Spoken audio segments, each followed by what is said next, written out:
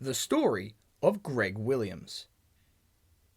Known as the Rebel, Greg Williams is 5 foot 10 inches tall and weighs around 220 pounds. Wearing traditional wrestling shorts, Greg combines this look with an untraditional dark blue hairstyle along with a spiked fringe. Greg hails from Cincinnati, Ohio, and has the signature moves of the Gordo Cutter, which is essentially a reverse suplex into a cutter, and later in his development acquires the Scruti-Knee, which is essentially a high knee to the face. Imagine, if you will, an undiscovered rebel of wrestling and a man who, despite his initial reputation, formed himself into a superior talent of Impetus. Greg Gordo became sick of his comedic use on Impetus and decided to vent his anger, causing dramatic shockwaves on the episodes. Embracing the controversial spotlight, Gordo became a nuisance to Sam Pullen, the president of the company.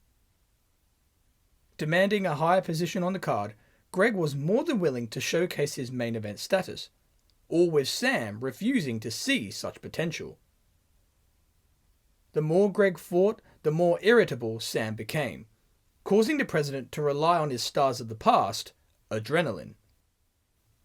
With Greg's journey to the top constantly being stopped by his bitter boss, he and the rest of Impetus must form an alliance in order to rid themselves of the cancer known as adrenaline. The originally identified Greg Gordo started Impetus as a resident punching bag, losing many matches in quick and decisive fashion, yet always appearing athletic and talented in defeat. During his early memories, Greg always seemed to engage in clownish humour, which inevitably led to his multiple losses. Although nowhere seen as the next top guy, you could always rely on Gordo for a fun, entertaining and comedic moment. Whether it be in the backstage segments or in ring segments, Gordo was always in your face and always over the top. Not that sort of Thong. Gordo solidifies his comedic charms during a rivalry with the laid-back Aussie known as Barry the Bogan, who uses his signature footwear of a thong as a lethal weapon. Establishing the thong as Barry's go-to finisher, it didn't take too long for the childish Greg Gordo to steal the dangerous flip-flop. Barry explains his attachment to the footwear, announcing that it was handed down to him by his great-great-great-great-great-great-uncle Derek's friend who knew Ned Kelly, the greatest hero of Australia. Damned to have the most iconic hero of all time and his legacy be spat on by the curious mind of Greg Gordo, Barry is out for vengeance and back to get his thong. As Barry hilariously shares his personality, Greg expands his own. Greg labels himself as a curious man, willing and wanting to find out the reason behind others' behaviours and gimmicks. From this, Greg adds to his win column in the process. You want to know how I got these scars?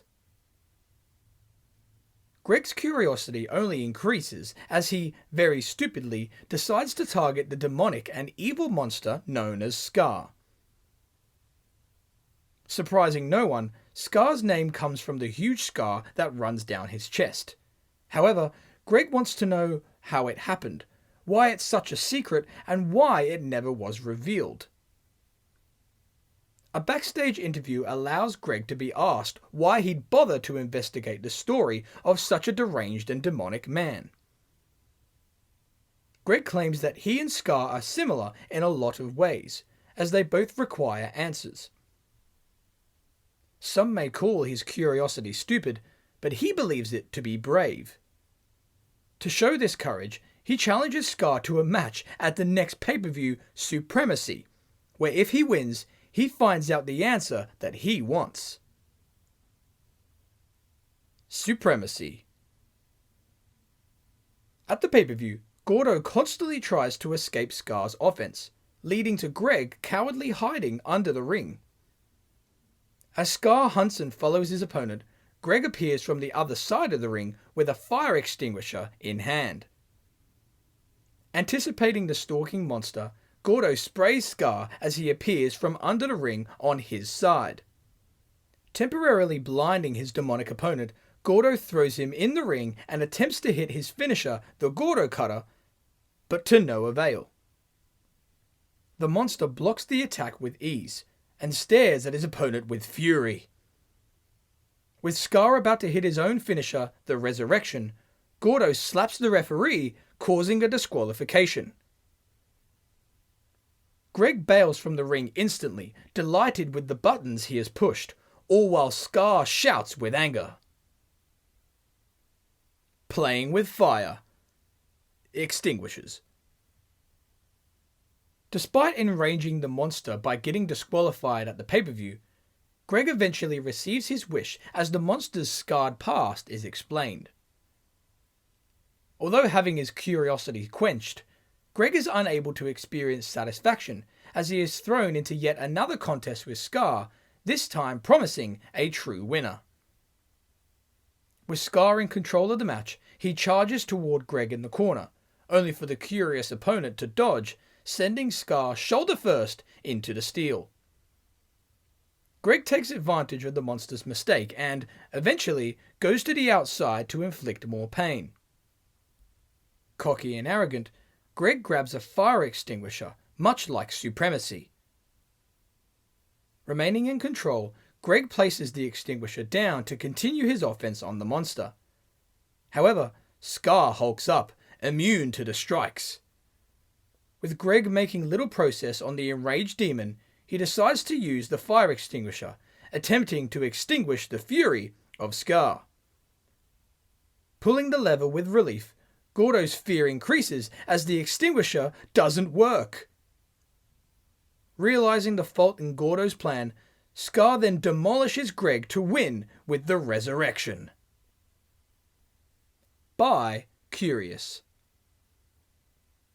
Gordo's momentum lowers over the next few weeks until the Impetus tag team titles are vacated. With the unoccupied gold up for grabs by way of a tournament, Greg finds himself placed in an odd couple tag team. Seen in his locker room, Greg is approached by Johnny Fabuloso, an overly tanned, oily, good-looking, flamboyant model who is more bow than arrow. In need of his back being tanned, the fabulous one flirtatiously asks for Greg's assistance, making him agree with little satisfaction. The two then engage in small talk until Johnny can no longer resist as he abruptly asks Greg to be his partner. With Greg now disturbed, Johnny backpedals and mentions the tag team championships. After all, that's what he really meant by partner. Gordo continues tanning Johnny and tries to understand his motives, asking why they should be a team. Johnny is passionate, believing that the two are so similar, not just due to their experiences with Skar, but due to their curious personalities. Gordo makes it obvious that he isn't that curious, but Johnny turns around, almost nose to nose with his hopeful partner. He tells Gordo that this could be his opportunity for a new beginning, and tells Gordo to take a chance on him. A little uncomfortable, Greg asks if he can think about it. Johnny agrees and exits with a wink, telling Greg that he can wait for a good thing. 1 week from competing in the tag team title tournament, Gordo defeats the debuting Jimmy Sparrow, only to have his hand raised by his soon-to-be partner, Johnny Fabuloso.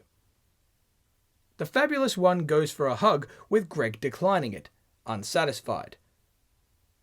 Greg exits with confusion as Johnny smirks in the ring. Truth Bomb. Officially placed in the tag team title picture, Johnny and Greg's first round tournament match is ready to take place the following week. The two are seen in the ring after a commercial break, highlighting the importance and value that they must have in the company. This is where everything changes for Gordo, as he stops the scheduled programming as soon as he realizes the show is back on air. Grabbing the microphone with fury, he vents his frustration with being placed in a comedy duo tag team with Johnny Fabuloso, and refuses to go through with it any longer. Live, in the ring, Greg explains that this whole angle between himself and Johnny is not what he ever had in mind for him and his career, and finds it to be a huge injustice that the company viewed him so low. He continues, expressing himself to be fed up with being used as a clown in the circus that is known as Impetus. He says he will no longer slip on a banana peel just to appease the audience and the boys at the back. He further announces that he wanted to be taken seriously as a supreme athlete, and not as some guy who gets wedgied and falls on his ass 24/7. He then questions the president of the company, Sam Pullen, claiming that if this is his idea of creativity and great use of a main event talent like himself, then it's no wonder why SPW, Adrenaline, and his whole career of wrestling failed. Firing some real-life shots, Greg finishes with further controversy as he states that if this is what the company has planned for him, then the man they know as Greg Gordo is dead. Gordo exits, slamming the microphone down with Johnny Fabuloso in shock and confusion. As the episode experiences a stunning shockwave, the commentators apologize for the disrespectful and unprofessional actions of Gordo, all with the confused Johnny Fabuloso to wait further instructions in the ring. With Johnny losing the scheduled tag team match by himself, the commentators apologize yet again for the events that have happened. They state that the unprofessional conduct by Greg Gordo will be approached and dealt with by Impetus management. Post-Detonation. After this shocking promo, many silences of the company were shouted out to the world. The Truth Bomb segment was the first time anyone had mentioned Sam Pullen's failures of the past. SPW, Samstar, and Adrenaline were all wrestling companies Sam previously controlled, which inevitably faded out. From this point on, Greg Gordo became the truth-talking, back-chatting, take-no-crap drama magnet who got rid of his ridiculous blue hair and became more of a cold-blooded truth-teller. Venting his anger toward the wrestling world and how the company has treated him over time, Greg now demands more. Refusing to be a fumbling buffoon, Greg attempts to change into a self-made badass, showing attitude to his employers. Not only did this change the perception of Gordo, but altered the reputation of Sam Pullen, as the calm and professional owner of the company slowly gave in to Greg's attitude, exposing his true feelings toward him and other stars of his company. Sticking it to the man. After the promo, Greg is barely acknowledged and taken off of the Impetus episodes for multiple weeks. This highlights Sam's attempts at ignoring and punishing Greg due to his harsh words. With Gordo seemingly in huge trouble behind the scenes, it only made the truth bomb more explosive. After weeks of being ignored, Greg returns to the ring, happy to rant yet again. He explains his absence, claiming that it wasn't too long ago that he stood in the middle of this ring and talked about his truth, his opinions, and his life. Last month, he stood in the ring with Johnny Fabuloso behind him and shook the tag tournament, shook the script, and shook the damn show by simply using his words. Despite the drama of the last few weeks, Sam Pullen agreed to bring Greg back to the company as long as he agreed to apologize. Aware of the offense he may have caused, Greg is aware that many people believe that his goal was to belittle Johnny Fabuloso, or perhaps even try to degrade the tag team division and spit in the face of the tag team tournament. However, this was the furthest thing from his mind. In fact, Greg explains that the only goal that he had in mind was to spit in the face of Impetus and its president. Happy to repeat himself, he claims to be sick of being a clown in the circus of Impetus and is sick of being this company's performing monkey. The irony is, Greg believes that he's not the one that should be apologizing, as the man who should apologize is Sam Pullen himself. Greg blames the president, stating that he has allowed his greatest talent and asset in his very own company to be reduced to a man who is curious. Reduced to a man who can't even spray a damn fire extinguisher. Reduced to a man who is going to be placed in a comedy duo tag team that was all about sexual innuendo and cheap, dirty satire that not even a 4-year-old would find funny. In Greg's mind, the reason he got suspended is because he came out here and vented 4 years of frustration.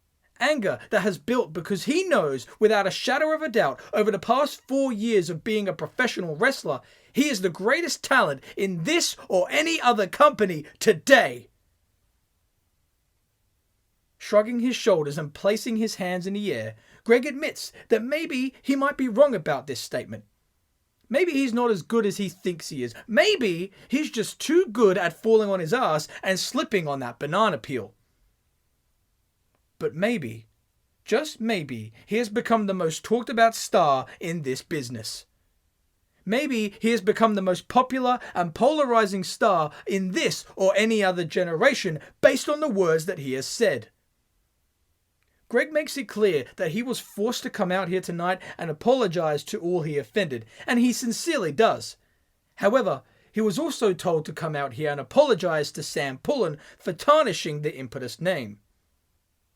Greg is happy to apologize, provided he gets what he wants. He wants a shot at the world title. After 4 years of being laughed at, 4 years of being mocked and being nothing more than Sam's little bitch, Greg demands his spotlight and Greg demands his respect.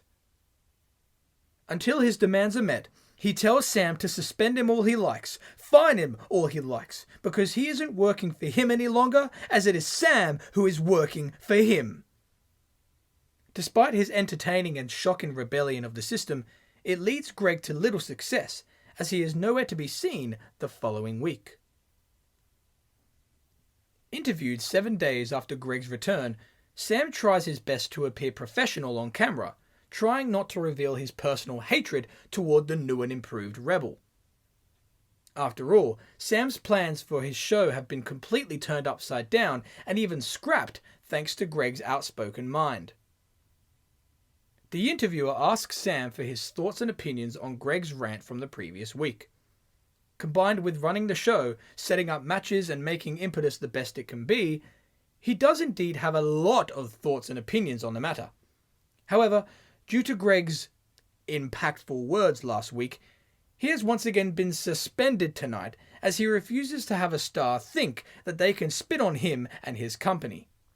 Sniggering, Sam states that Greg will be back next week and challenges the outspoken star to say it all again, only this time to his face. Sam and Greg will have their own confrontation in the middle of the ring next week in order for Sam to vent his own honest thoughts and opinions. Due to Greg's insistent need to make this issue public, Sam is happy to oblige.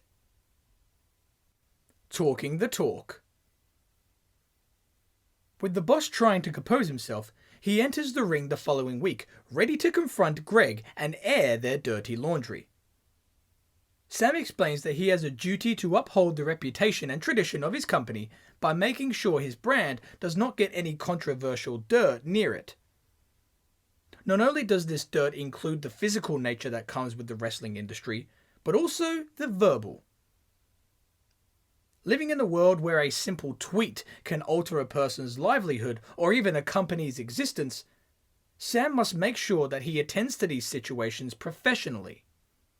However, there comes a time where certain things are said over the internet and they just go too far, far beyond the professional realm, and instead, they become personal.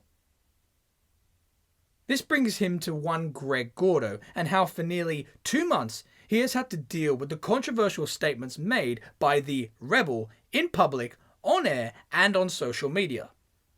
As a result, rather than ignore the situation, Sam has decided to allow Greg to come face to face with him tonight rather than vent through a screen. Allowing Greg the entrance, the Rebel enters the arena with a cocky grin, happy to irritate his boss. Sam lists the inconveniences Greg has caused for the company, not to mention the personal jabs along the way. Attempting to appear professional, Sam states that he tries his very best to create stars, and create a product that is interesting, and a product that provides a variety of content for everyone to enjoy. He believes Greg to have always provided that variety factor.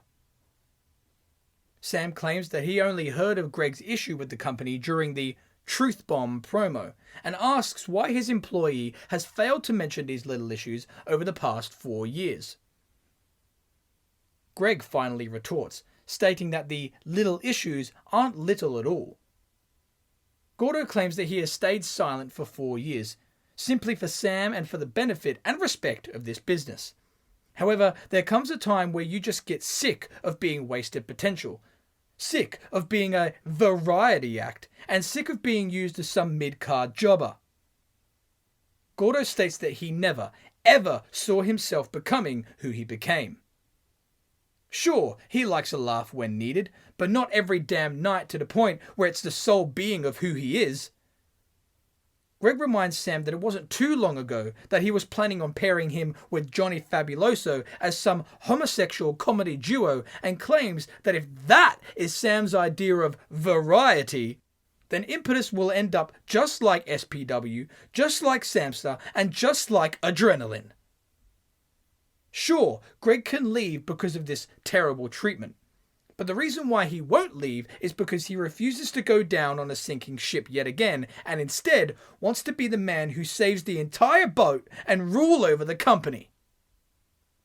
With Sam confused, asking what he wants, Greg claims that he wants to be the face of this business. He tells the boss that he has relied on the relics like Dave Falcon and Kevin Rain for far too long, and refuses to see the company fall because of that mentality yet again. He believes Impetus to be great, but it could be better.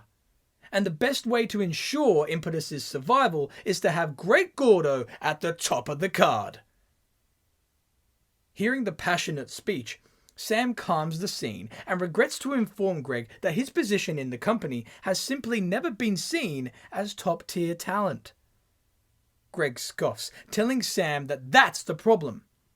Until he is placed in the main events, until he is given a chance, not a handout, but a chance to compete for the world title, just to show how great he truly is, Impetus will fall just like the past companies.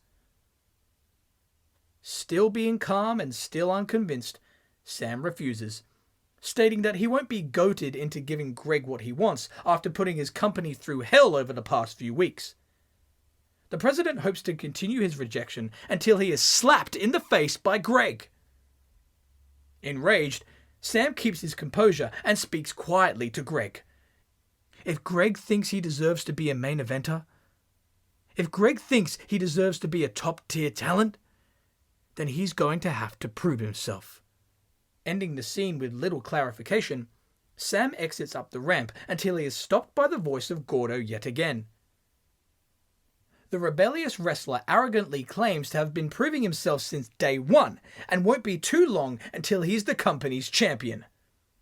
Sam stares down the cocky Greg, plotting for his next call of action. With Dave Falcon wanting to reclaim his previously lost world title, he speaks to the president backstage, hoping for redemption.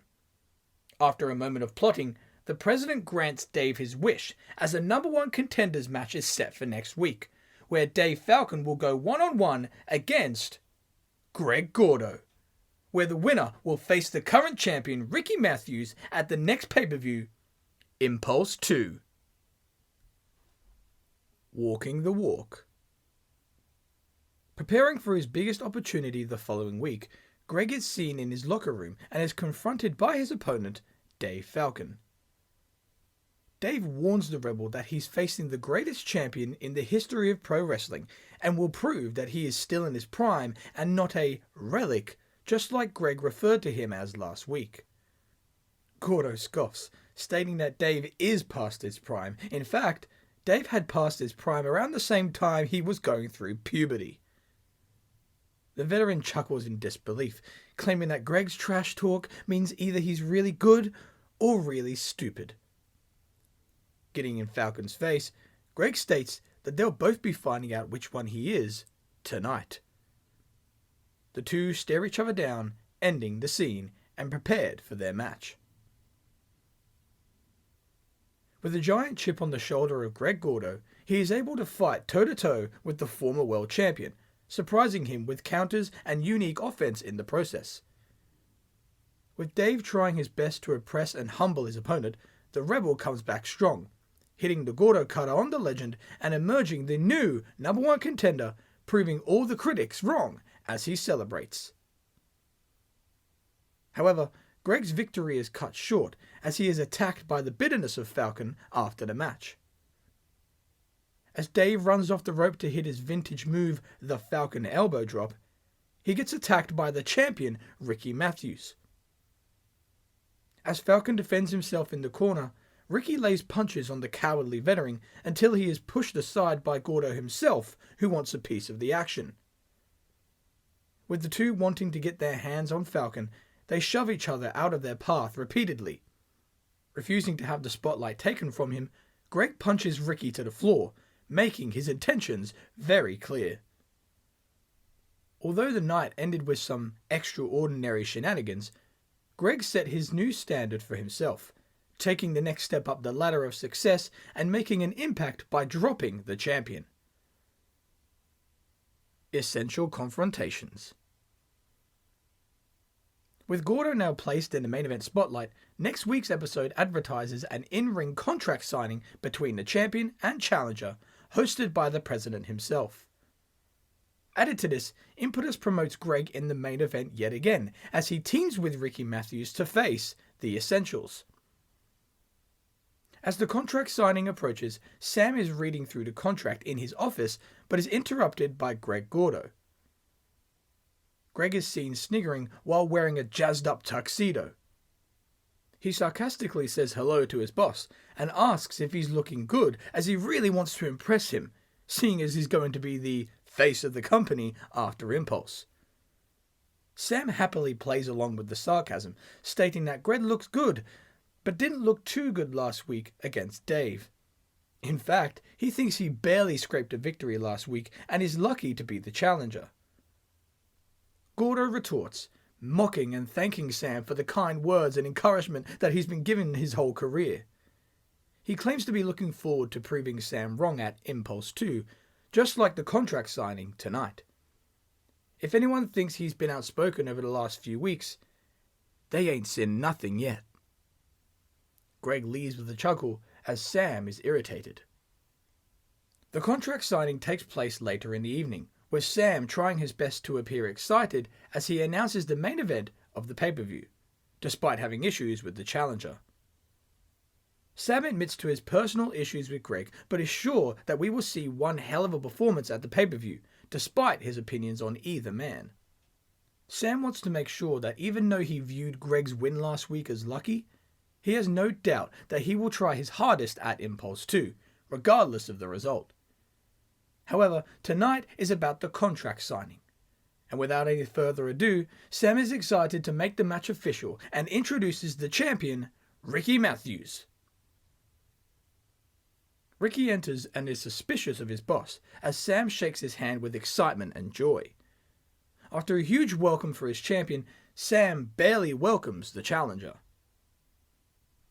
Gordo enters with a grin and struts around the ring, enjoying his new moment in the spotlight. He looks at the champion and speaks instantly, claiming how nothing seems to have changed since the last time Ricky was in a contract signing, as he is still Sam's golden boy. With the president trying to silence the rebel, Greg refuses and continues his rant of Ricky. He claims that the champion loves being placed as the top dog, all while the other puppies run around trying to fill his boots. Greg wants Ricky to understand that he is no puppy, but rather a hyena that is not only chasing down the top dog, but is going to hunt him down and rip him apart at Impulse 2. He may be walking around with a cheap $50 tux that he bought off Gumtree, but it is all to mock Sam Pullen and to symbolize the way he has been treated for the past 4 years. Despite his laid-back attitude and mockery of the entire contract signing, Greg is seriously aware of Sam's hatred for him and understands that this is his last chance to compete for the world title. Despite how much Ricky may have deserved the world title, Greg believes he deserves it more and vows to end Ricky's beautiful journey as champion. Ricky is calm after the intense speech and, rather than speaking, decides to offer his hand to be shaken, only for his opponent to refuse the sign of respect. Ricky then shrugs his shoulders as he puts his hand away. He confirms that this is the first one-on-one chat with Greg so far, and so far isn't happy with the way he's being spoken to, not to mention their physical encounter last week. Allowing him to talk all the crap he wants about Sam, Ricky warns Greg not to question his rightful place as the champion. Greg quickly attempts to rebuttal, only for Ricky to demand silence and to be heard. Aware of Greg's hatred for his own career thus far, he claims that he would rather go through 4 years of Greg Gordo than 1 year of Ricky Mathiams. While Greg's biggest war involved a fire extinguisher, Ricky's biggest war was inside the dark, soulless structure known as the Dome. Appreciating Greg's desire to prove himself to his critics, the champion warns his challenger to not let his desire turn into ego. Putting Greg in his place, he further states that the two of them have some unfinished business from last week, but is willing to put that to the side tonight as they face the Essentials. He only hopes Greg can do the same. Ricky then signs the contract while Greg remains smiling. The smile then turns to a chuckle, with Gordo telling Ricky that he can act as calm and as holier-than-thou as he wants. However, he believes that Ricky is terrified for the pay-per-view, just like the boss. He tells Ricky that he will gladly whoop the asses of the Essentials tonight alongside him, but assures the champion that as soon as that bell rings for the second time, he will drop Ricky just like he will drop him at Impulse 2. Greg vows that at the pay-per-view, all the sucking up, the biased booking and the bullshit comes to an end, as he will show the fans, Ricky and Sam who really deserves to hold the championship, and, after 4 years, that man will be Greg Gordo. Greg signs the contract and leaves instantly, shoving Sam out of the way, all while Ricky remains calm and seated. With the main event tag team match taking place later in the night, the champion and challenger team with consistency, working well despite their tension. Toward the end, Gordo is in trouble against Josh Alba, one half of the Essentials, only for Ricky to jump in the ring and hit the mat attack on the legal opponent. Saving his partner and attempting to leave the ring, Ricky gets booted in the face by his partner. Dropping the champion earlier than expected, Greg chucks Ricky out of the ring and pins Alba for the win, granting himself a more impressive but yet controversial victory. Elated with his succeeded tactic, Gordo cannot resist temptation as he throws Ricky back in the ring and hits his Gordo cutter on the champion. Greg's grin only expands as he grabs the world title and raises it high in the air. Now seen as an even bigger threat, he exits after dropping the gold on the champion. Getting even. A week after sucker punching the champion, Gordo enters with irritation. While Ricky Mathiams faces his old rival known as Dylan Dark in the main event tonight, Greg is competing against no one? Greg states that Sam is clearly trying so desperately to live in a world without him that he's resorted to rivalries that happened 6 months ago, a time where he didn't mean a damn thing to this company. He demands a challenge tonight in order to build more momentum towards Impulse 2. After all, that pay-per-view is the night where he walks in as challenger and exits after 4 years as champion. Greg calls out anyone from the back for a fight, only for Sam Pullen to enter the scene. Greg can't believe it. Is he finally going to get his hands on the president? Sam stands on stage and is happy to disappoint Greg, claiming to not be his opponent and instead explain why Greg doesn't have a match for the evening. Not that he deserves an explanation. The president reveals that Gordo was originally scheduled to compete tonight. Set to face the heavyweight gangster of dirty cash, corruption, Sam just found out a couple of hours ago that the giant has suffered a shoulder injury and is unable to compete this evening. Sarcastically apologizing to Greg, Sam states that he should have thought about him rather than looking after his longtime friend and, most importantly, employee. With Gordo not giving a damn about the excuses, Sam is irritated with the rebels' ignorance and states that he has just found a suitable replacement for later tonight. Greg's opponent later this evening is someone as close to corruption as possible, and seeing as Greg is so damn demanding, the match won't happen later tonight, as it will happen right here, right now. Introducing corruption's dirty cash partner, Wazzy D. With Gordo showing more arrogance, he defeats Wazzy D and celebrates, only to turn around and get dropped by the world champion, Greki Mathiams, returning the actions from last week. With Greg shocked and pained, Ricky tries to lock in the hyperlock submission move, only for Greg to exit the ring quickly and escape with fear. Ricky holds his title high, proud to gain redemption over his opponent. Later in the evening, a backstage interview of the adrenaline tag team known as The Infliction is interrupted as the camera catches up to Greg and Ricky arguing further down the hallway. Greg and Ricky are being separated by staff, yelling at one another for the cheap shots that they have taken. Sam arrives, trying to solve the issue. With Greg and Ricky raising their voices louder and louder, Sam silences them both, telling them that it seems as though that they have a lot to say to each other and will be able to vent their frustrations next week at the press conference before Impulse. The boss says that he doesn't want to hear the two say another word to each other until next week, and furthermore, wants to save the physicality for the pay-per-view.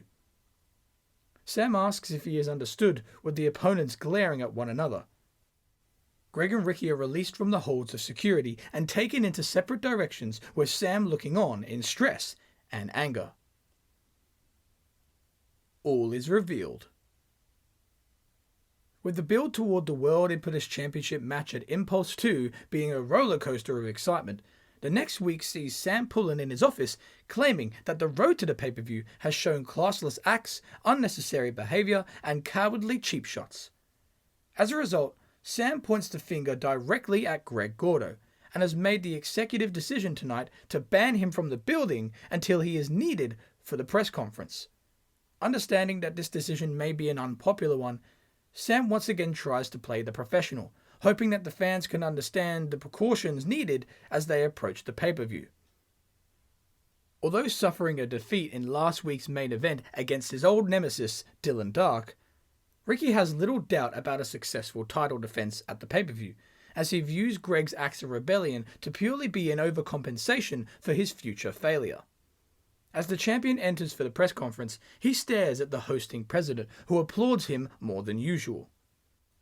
With Sam trying to so desperately be friendly with his champion, Ricky cuts the crap, asking if Greg has been allowed into the arena yet.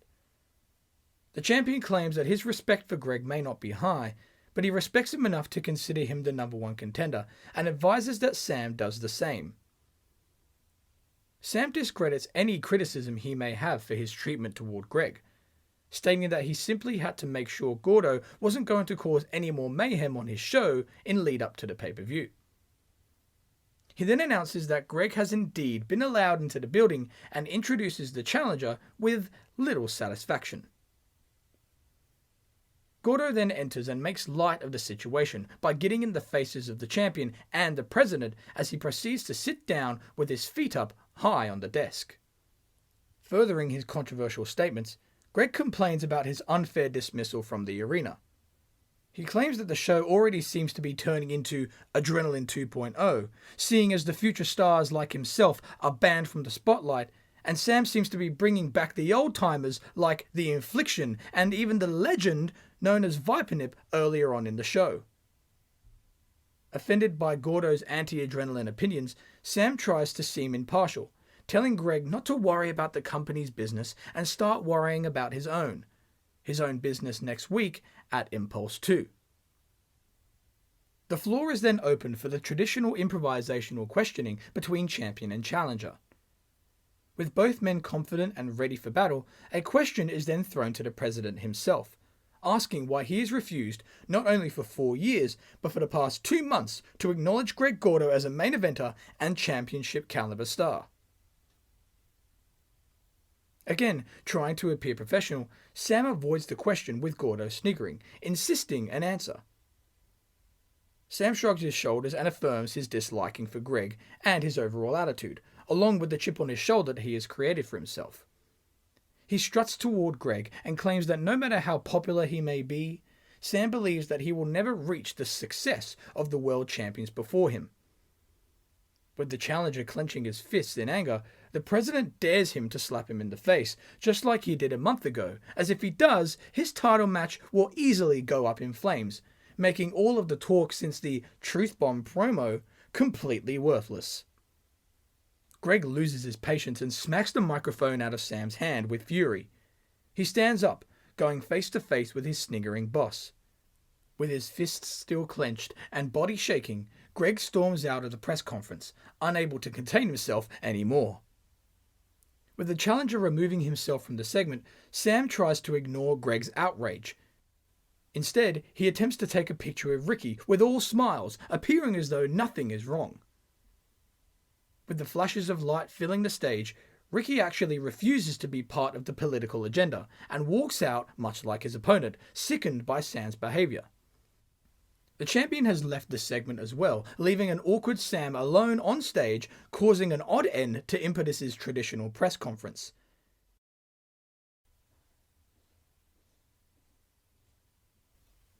Impulse. Gordo and Ricky battle hard in the main event, busting each other open and never giving up. With both men showing tenacity, Greg is angered to see his opponent's resiliency increase as Ricky kicks out of multiple hard-hitting moves. The challenger's fury only seems to double as, after hitting the Gordo cutter on the champion, Ricky kicks out yet again. Intimidated by Ricky's heart and desire, Gordo loses his patience and goes to the outside to grab a chair. Prepared to attack Ricky with the weapon, Greg is stopped by the official, who holds the weapon, forbidding him the use of the illegal tactic. Refusing to listen, Greg grips the chair tightly, sharing a tug of war with the official until winning, accidentally sending him out of the ring in the process.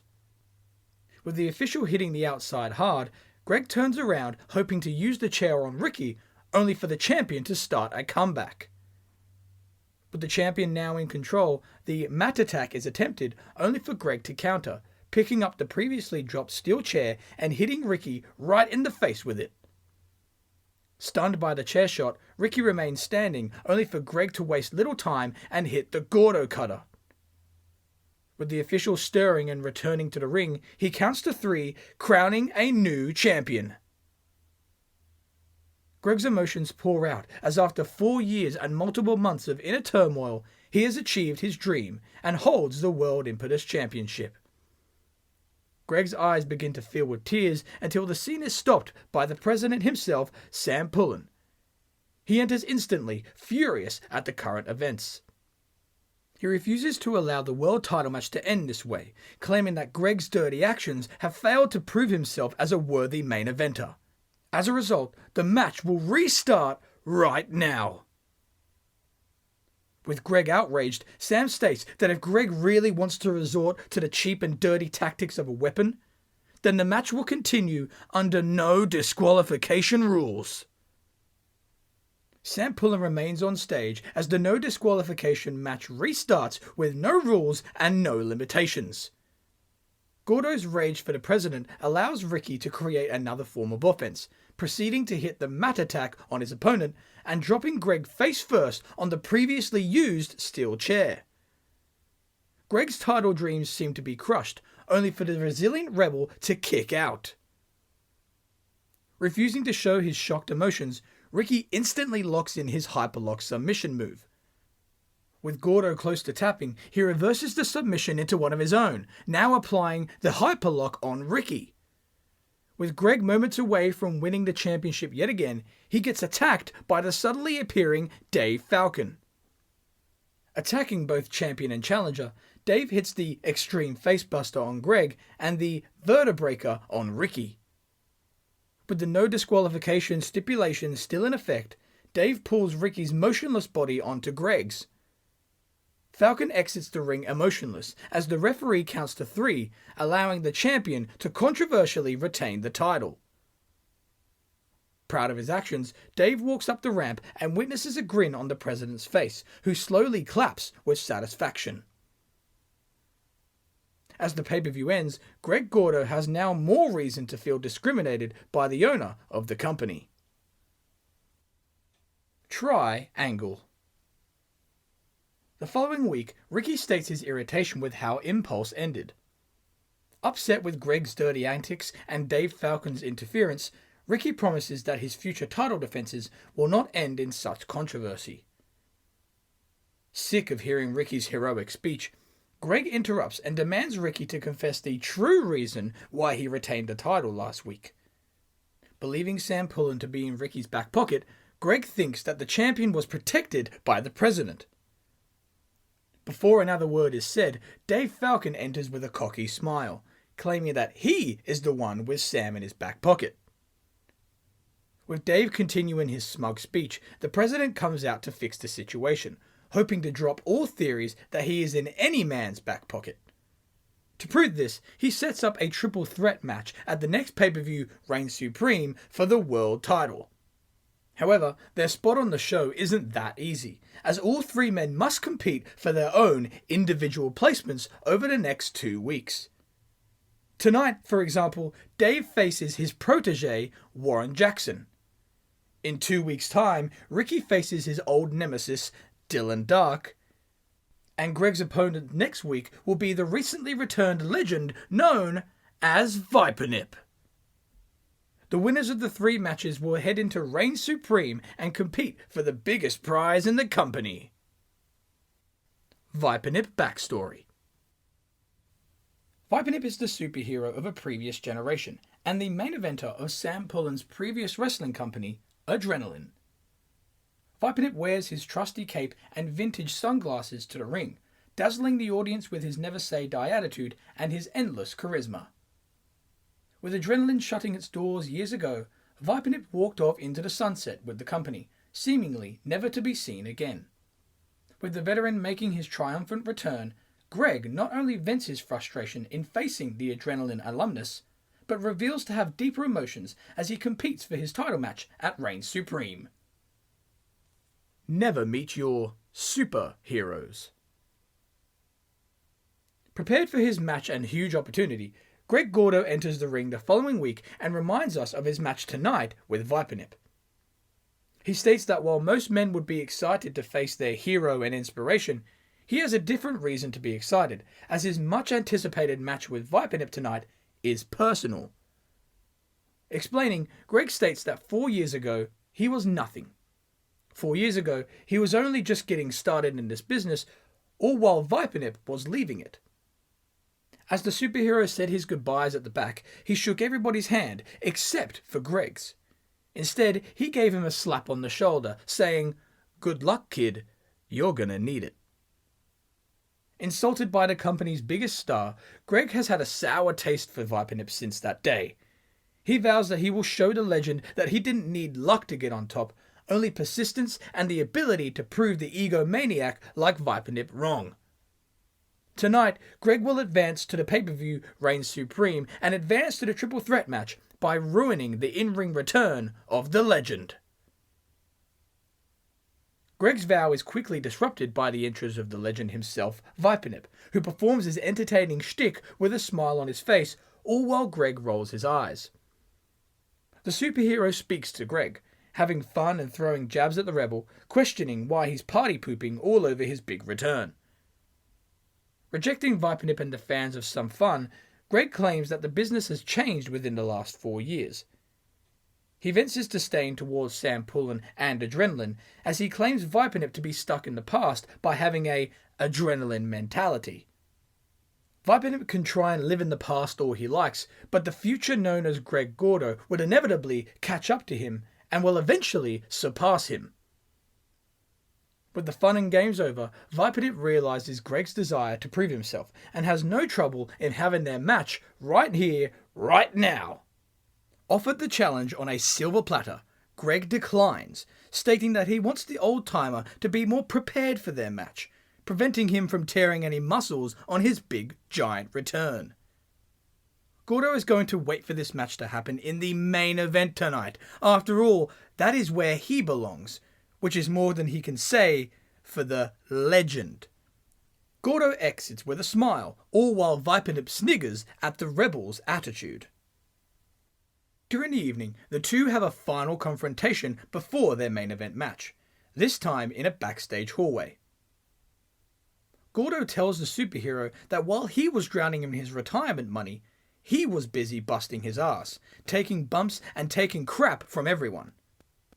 He believes Vipernip to be just like Greki Mathiams, the golden boy of the company and the knight in shining armour that is protected by the machine. As Vipernip hopes to respond, Greg continues with his rant, claiming that 4 years ago he was too worried about speaking up and getting in Vipernip's face. Tonight, however, Greg states that he will be all up in his face and beat him, all to get what he knows he deserves, the World Impetus title. Vipernip finally speaks and states that Greg seems a little too convinced that he's going to be crowned the champion at Reign Supreme.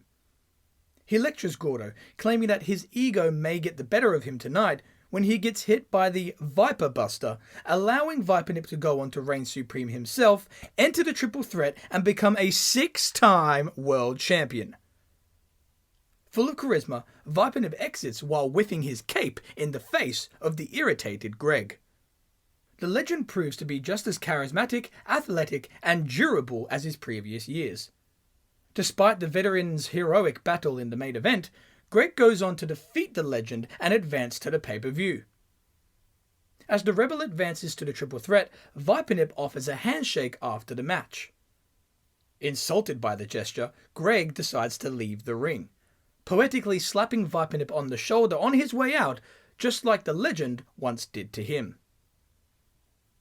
Using his personal anguish to fire himself up, Greg had defeated the legendary superhero that never loses, Vipernip. His excessive confidence and bratty behaviour may be intolerable to some, but it is his brash attitude that causes him to back up his expansive words. Not only did Greg's athleticism, grappling ability, and overall intensity improve, but it is the high bar that he set for himself that caused him to defeat the legend. Rattling Cages.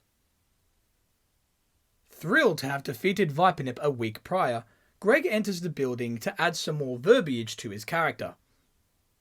Cocky after defeating a legend of the business, Greg claims that even after a tough battle last week, the attempt of respect offered from Vipernip meant nothing to him. In fact, Greg views the humble gesture as a way for Vipernip to take the heat off of his loss. If Vipernip really wants to show him some respect, then he'll come out here right now and do it in front of all these fans. Waiting for Vipernip, Greg continues until he's interrupted by another legend of the business, Dave Falcon. Dave tells Greg that his issues with Vipernip are irrelevant, reminding him of their official placement in the triple threat match at Reign Supreme. With Greki Mathiams and Dylan Dark yet to determine who will be the final competitor, Dave claims that he thought he'd come out here and convey a simple message to the rebel. Greg's controversial comments over the last few months may have granted him a higher fan base and more time in the spotlight, but what it has also done is piss Dave Falcon off. Greg sniggers and begins to rattle yet another adrenaline cage, wondering why the almighty Dave Falcon is pissed off at little old Greg Williams. Up until recently, he was under the impression that Dave had no idea who he was, and now, all of a sudden, he's done something to enrage him? If anything, Greg says that he should be pissed off at Dave after what he did at Impulse 2. He interrupted his title match and literally handed the win over to Ricky, and yet Dave is mad at him? Greg is curious, asking exactly what it is that pissed Dave Falcon off so much. Dave answers the rebel, claiming that it is Greg's current attitude that pisses him off. It's the blaming, the playing the victim, the self-entitlement. Dave is sick of all of it. He believes that Greg has only gotten where he is now, not by skill, not by athleticism, and not by paying his dues, but by simply bitching and complaining. Furthering his irritation, Dave is even more enraged that the incessant whining and complaining has actually worked, as it has gotten Greg attention, merchandise, and main event title matches.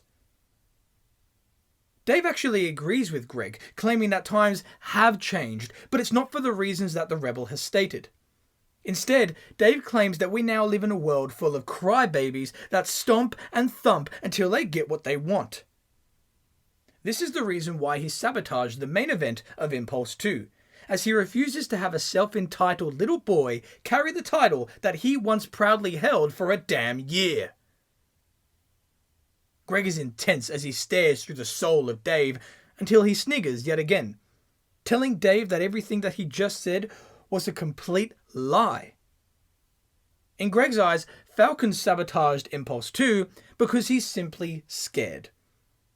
With Dave disputing, Greg continues, reminding him that his initial role in Impetus was to actually help the up-and-coming talent.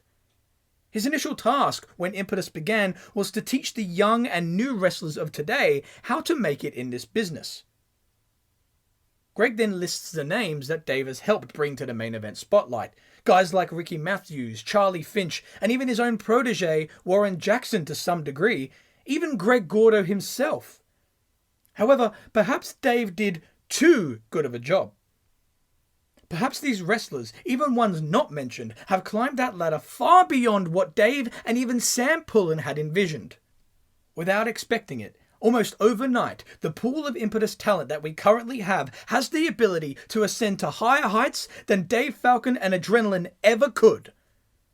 That is why Dave is upset. That is why Dave is pissed off. And that is why Dave intervened at Impulse 2, causing him to sabotage Greg's title reign before it even began. Greg goes nose to nose with Dave and raises his voice with passion, stating that just like Vipernip and Adrenaline, the time for Dave Falcon has come and gone, and now the time for Greg Gordo to become the next world champion has arrived. Greg slaps Dave and then tackles him down, eventually setting up for the Gordo cutter. However, Dave escapes the move and the ring, bailing from the disastrous embarrassment. As Dave exits with slight humiliation, Greg wants more of a fight. With Ricky defeating his bitter rival, Dylan Dark, in the main event, it is official. At Reign Supreme, the triple threat world title match will consist of the salty veteran Dave Falcon, the highly prideful Greki Mathiams, and the ever-defiant Greg Gordo. Official announcement. Combining Greg's history with Ricky and his tension with Dave, this leads to the traditional press conference just 1 week before the pay-per-view, hosted by the president himself. Placing 3 competitors on podiums for the first time ever, Sam introduces the history-making opponents. Sam welcomes his Adrenaline alumnus first, greeting Dave Falcon on stage as he is followed by his extraordinary backup. Then, with little pleasure, the boss introduces Greg, who enters with little care for his employer and opponent. With the champion announced to the stage, Ricky enters, fully aware of the dangers that both his opponents provide. During the press conference, Dave claims that he hopes to make Adrenaline proud once again, as he becomes a 2-time world champion. Then, Ricky states that he will continue to make Impetus proud, as he hopes to retain his title. Greg paces around the set and vents his disdain for his opponent's lame acts of professionalism, believing it to be pathetic that Ricky and Dave both have the president in their back pocket. He claims that he won't be sucking up to Sam Pullen, unlike his opponents. In fact, the only person he wants to make proud is himself, and will finally achieve his goal at the pay-per-view when he becomes the world champion. Getting in Ricky's face, Greg gets shoved by the champion, leading to Dave wanting a piece of the physical action. With Sam squeezing in between the 3 of them, he tries to separate the trio, only for physicality to heighten once again as Greg raises his fist for a punch. In doing so, Greg throws the hand only to hit Sam Pullen in the mouth. The boss falls down in pain, with the scene suddenly stopping. Realizing he has just punched his boss in the face, Greg's shock turns to pleasure as he realizes he just punched his boss in the face. After a moment of silence, Greg shrugs his shoulders and continues the physicality, brawling with Dave on stage. With Ricky getting involved, a war between the three men commences, with security keeping them all away from each other. The press conference has turned to chaos.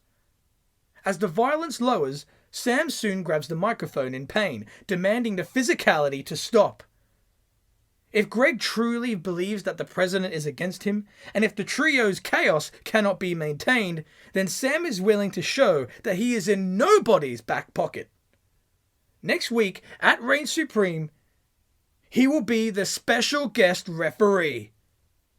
The go-home edition of Impetus ends with all three opponents in shock as they get pulled off stage, ready for the pay-per-view. Reign Supreme. Adding one hell of a spanner in the works, Sam Pullen waltzes into the main event of the pay-per-view, vowing to call the match right down the middle. Greg's personal issues with Sam are shown throughout the match, as the president tries his best to control the rebels' cockiness and intensity. With Dave Falcon attempting to align himself with his boss, Sam seems to reject any biased actions, still trying his best to call the match right down the middle. The president seems to be surprisingly fair and balanced towards Greg Gordo, perhaps a little too generous. With Gordo gaining momentum from this, he is able to send Ricky out of the ring, landing on his already targeted shoulder. Greg gains huge momentum, eventually locking in the triangle choke submission hold on Dave Falcon, making him tap out. However, a new champion is yet to be crowned, as Sam Pullen is seen on the outside attending to the hurt champion. With Sam unable to enter the ring and ring the bell, Greg confronts his boss on the outside, pleading for the title to change hands. Sam begins to explain his inability to ring the bell, only for Ricky to take advantage and fight Greg on the outside. Bringing the fight back into the ring, Ricky tries to hit the mat attack on his opponent, only for Greg to reverse, hitting the Gordo cutter. With another chance to win, Greg covers the champion. With Gordo moments away from capturing the world title, Sam slides back in the ring and counts slowly. 1, 2... Dave Falcon pulls the president out of the ring in the nick of time. With Dave dropping to the floor in fatigue, Sam hits hard on the outside as well, awkwardly landing on his ankle. Further convinced that Sam is against him, Greg confronts the hurt president on the outside, unconvinced of his injuries. Distracted by his personal issue with the president, Greg then gets knocked down by the reappearing Falcon.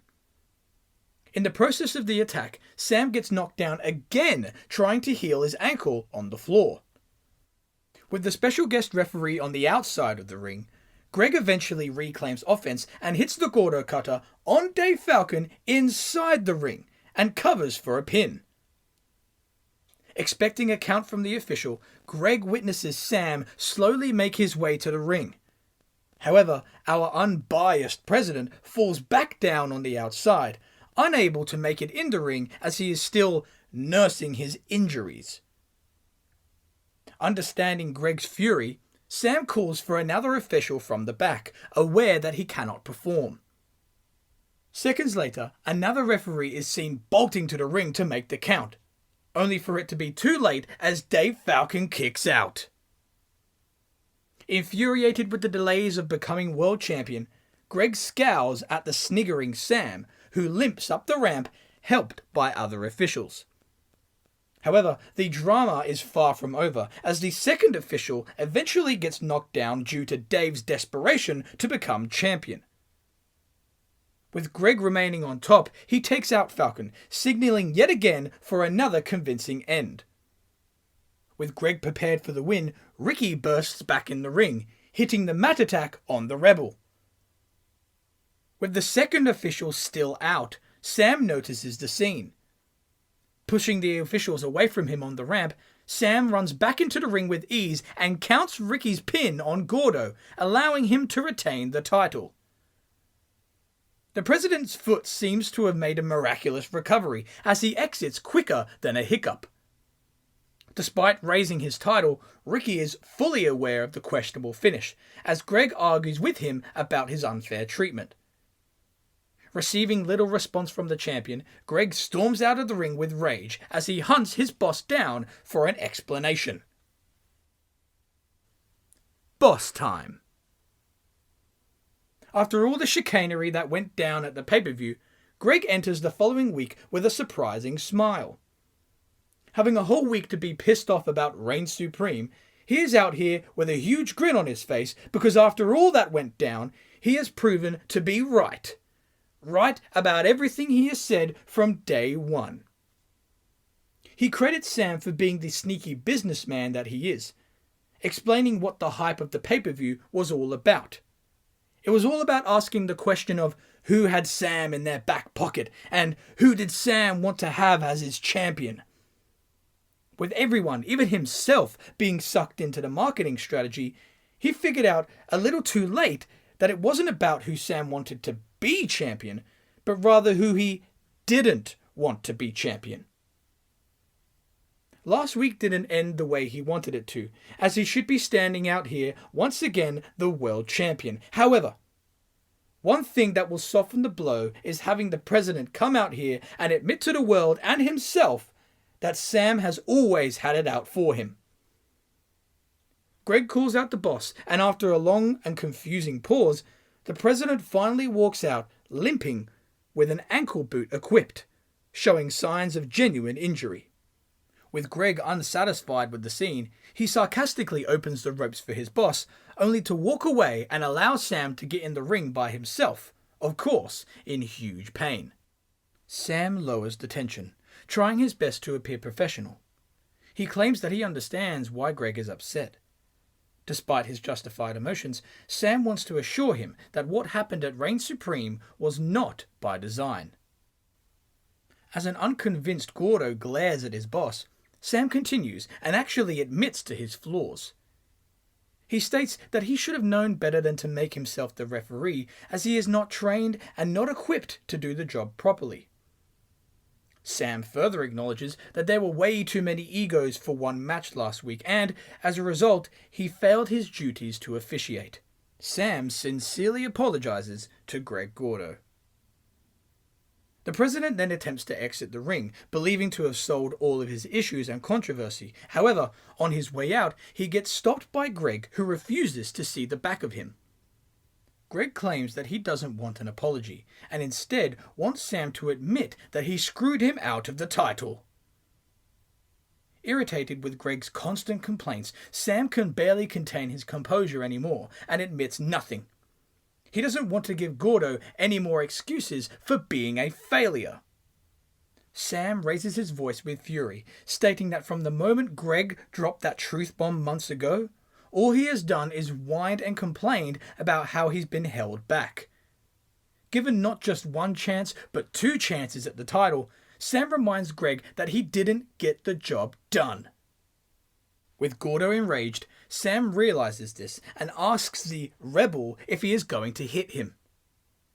As Greg grits his teeth with intensity, the boss dares him to hit the handicapped man. Hit the boss. Hit the innocent man who has all the power to pay him every week. Hit him! Sam threatens Greg, claiming that if the rebel really wants to get rebellious and get violent, then he'll be able to use another excuse as to why he can't compete for the title. The excuse of being suspended. Threatened with a suspension, Gordo's enraged emotions cool down as he exhales.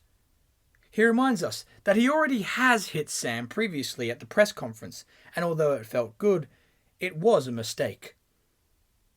Gordo calmly states that he planned on delivering a few truth bombs tonight, but now only has 1 bomb to lay on Sam. However, this time, it is completely intentional. Greg punches Sam, sending him to the floor. The president bails out of the ring instantly in shock, avoiding any extra punishment.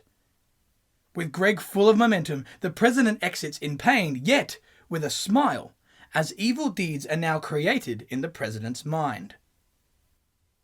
Suspension, Week 1. With the blood boiling between employee and employer, Sam speaks from his office the following week.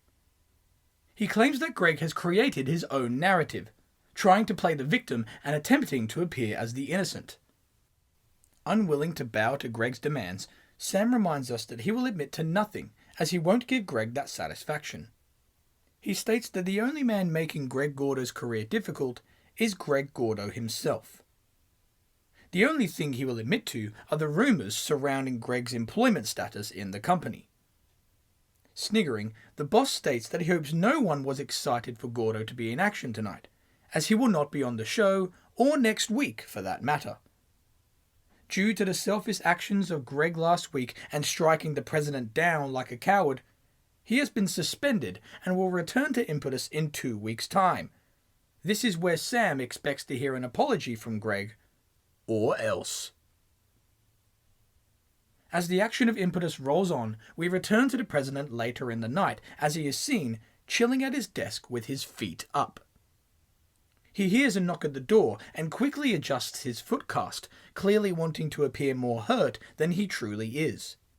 He panics, only to see Devon and Travis, the Infliction, enter. With Sam lowering his guard, the three shake hands, with the president telling them that he's a busy man and tells them to make their meeting quick. Previously attached to the Adrenaline roster, Travis states that he and his partner returned to professional wrestling to kick ass and show why they were, and still are, the best team in the industry. As a result, the Infliction demand better competition to finally prove it. Respecting his alumnus' feelings, Sam states that there really isn't too much room on the card for them tonight. Insulted, Devon scoffs and states that he guesses Greg Gordo was right. As Devon scowls and Travis hangs his head in sadness, the team are about to leave, only for Sam to take issue, asking what Devon meant by this remark. Travis explains, stating that perhaps Greg was right about Adrenaline being in the past and not being as good as the Impetus youth. Perhaps the Infliction just don't have what it takes anymore. Sam stands up and passionately disagrees. Refusing to prove Greg's statements to be true, he gives the team what they want and assigns them a match for later tonight. He tells them to show that Impetus may be great, but Adrenaline was better. The Infliction exit with happiness as they've gotten what they wanted, all while Sam's issue with Greg radiates through the screen. The Infliction relive their former glory as they experience victory later in the night. As Devon and Travis celebrate, they lock eyes with their opponents and nod with approval, about to show their opponents some much-deserved respect. Unknowing what intentions the Infliction may have, we are unable to find out due to the sudden appearance from Greg Gordo. Gordo appears from out the crowd and ambushes everyone. He takes down both teams involved in the previous match with an evil smile and bails from the ring to run away from the oncoming security, only to get caught by them. With Sam entering on stage in anger, he approaches the commotion and orders the security to eject Greg from the arena. Gordo laughs as he is arrested and forced out of the building, claiming himself to be right the whole time, and orders Sam to admit everything. Shocked with what they have just seen, the commentators try their best to move on from the chaos, even though Greg left quite a mark on the proceedings of the show. Suspension, Week 2. Greg's rebellious acts during his suspension are addressed by Sam Pullen the following week via a backstage interview. Updating us on Greg's suspension, Sam states that he does not stand for Greg's actions, affirming that he has been heavily fined and will not give in to his rebellious ways. Sam discusses how Gordo's main goal since Reign Supreme has been to test him, to make him tick and to piss him off. Although it's working, Sam smiles and claims that Greg will never get what he truly wants, as he will never get the world title and will never hear his boss admit that he was wrong. As a result, Sam is willing to overlook an extension to the suspension, as he is certain that Gordo will apologize to him next week when he returns. Why is he so certain? Sam grins and puffs his chest as proudly as he can, claiming that he's a very, very good businessman and has a way of convincing even the most stubborn of minds. Viewing this decision to be unnecessarily generous, Sam warns his rival with a cocky grin, stating that if Gordo pulls the same stunt as last week, tonight, he will be fired. The president exits with more swagger than usual, feeling empowered and strutting off screen. Following Sam's interview, the rookie allies of Jarvis Banks and Jimmy Sparrow oppose one another rather than teaming together. After an equal and entertaining opening match between the two partners, their talents are interrupted by the loud and angry voice of Greg Gordo. The cameras search high and low for the voice's location and find Greg in the rafters being chased by security, microphone in hand. During the chase, Gordo spits truth on Sam and the company, claiming that the boss is nothing more than a selfish, manipulative bastard who consistently fails at everything he attempts. From failing at wrestling companies to failing at relationships, Greg states that under Sam's cheap suit is a scared, fragile, and insecure man who thrives on seeing others fail as it makes him feel more superior. Gordo's rant is halted closer toward the ring as he is floored by security yet again. With the microphone being taken away from him, Gordo tries his best to yell for all to hear, demanding Sam to admit he was wrong. With Sam storming toward the scene once again, Gordo tries to kick the president, demanding he admit his faults. From this, the president orders the security to send the rebel out of the arena yet again. Taking through the backstage area, Gordo gets forced into a police car and is driven out of the arena. Greg's 2 weeks of suspension seems to have caused more drama than if he were actually placed on the shows. The question is, will Sam follow through with his threats? Apology accepted. 7 days after Gordo's chaos, Sam talks to the audience in his office. He reminds us of his promise to fire Greg if he repeated the same aggressive interruptions of his show. However, he understands Greg's annoying yet clever way of preventing to be fired, as he didn't perform the exact same actions he did 2 weeks ago, not actually attacking anybody and rather just causing a ruckus. Sarcastically applauding Greg for his plan, Sam is happy after all the chaos, as at the end of the night, one of 3 things will happen. Either Gordo apologizes and falls in line, or if he refuses to do so, Greg Gordo will be fired. Sam grins with excitement. As the show prepares us for a Greg Gordo apology, the rebel is seen walking in the parking lot and toward the arena, only to be stopped by a group of security guards. He rolls his eyes as one guard tells him that he is not allowed in the arena tonight unless he is accompanied by the unit in handcuffs. Gordo laughs, as he will not be seen wearing handcuffs again after last week. Being threatened yet again, Gordo asks the guard if they actually understand how pro wrestling works.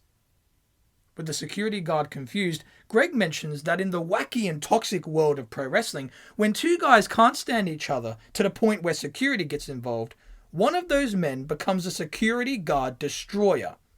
Which means if any of them get in his way, he will kick their teeth down their throat one by one.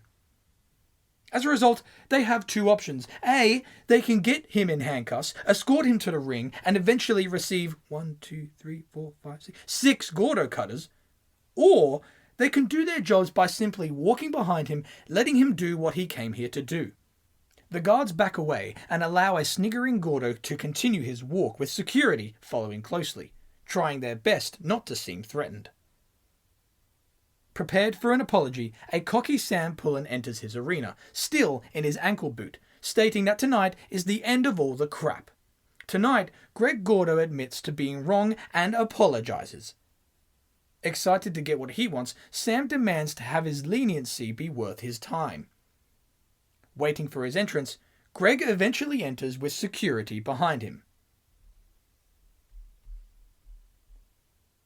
Forced to hire security, Sam states that all Greg had to do is apologize.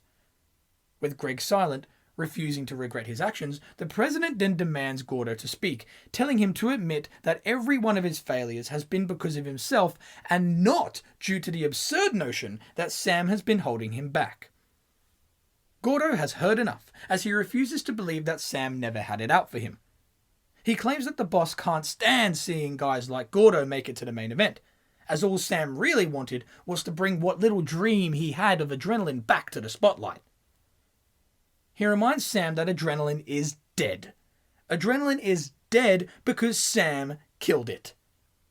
It died because Sam's ego couldn't stand being wrong. It couldn't handle the change and didn't want to accept responsibility for his mistakes. Sam grimaces with emotional pain as he hates hearing the words spoken by his rival. Gordo continues his speech and references how Sam is a terrible president, believing him to be acting the same way, the exact same way with Impetus as he did with Adrenaline. He went out of his way to bury young talent in order to keep guys like Dave Falcon and Vipernip in the main event spotlight, which is exactly what's happening now. Unable to compose himself any longer, Sam finally admits it. He admits to holding Greg back from success, as he'll be damned if someone like him is going to ruin his business. Sam spills everything, saying that Impetus is his last hope of achieving his dream and will be damned if he's going to let a brat like Greg screw it all up. He admits it again, but claims that tonight is not about what Sam says, it's about what Greg says. Sam gets in the face of Greg and demands him to apologize for what he's done. Apologize for giving this company a bad reputation, for lying and playing the victim. Apologize for all the things he said about Adrenaline, but most importantly, he tells Greg to apologize for being a self-made failure. Gordo hits the microphone out of Sam's hand, refusing to accept the harsh words expressed by the boss. With the scene getting physical, the security tackle Greg down and cuff him. With the rebel resisting the arrest, Sam yells at his rival and slaps him in the face, all while handcuffed and held back by security. As Gordo is contained, the deranged president uses this time to grab a steel chair from the outside in hopes to silence Greg forever. He raises the weapon for usage, only for it to be kicked out of his hand by his enemy. The boss is stunned, allowing Greg to headbutt Sam and fight off all the security, eventually using the turnbuckle to break the cuffs. With Sam recovering, he sees Gordo standing alone, free from any restrictions in the ring.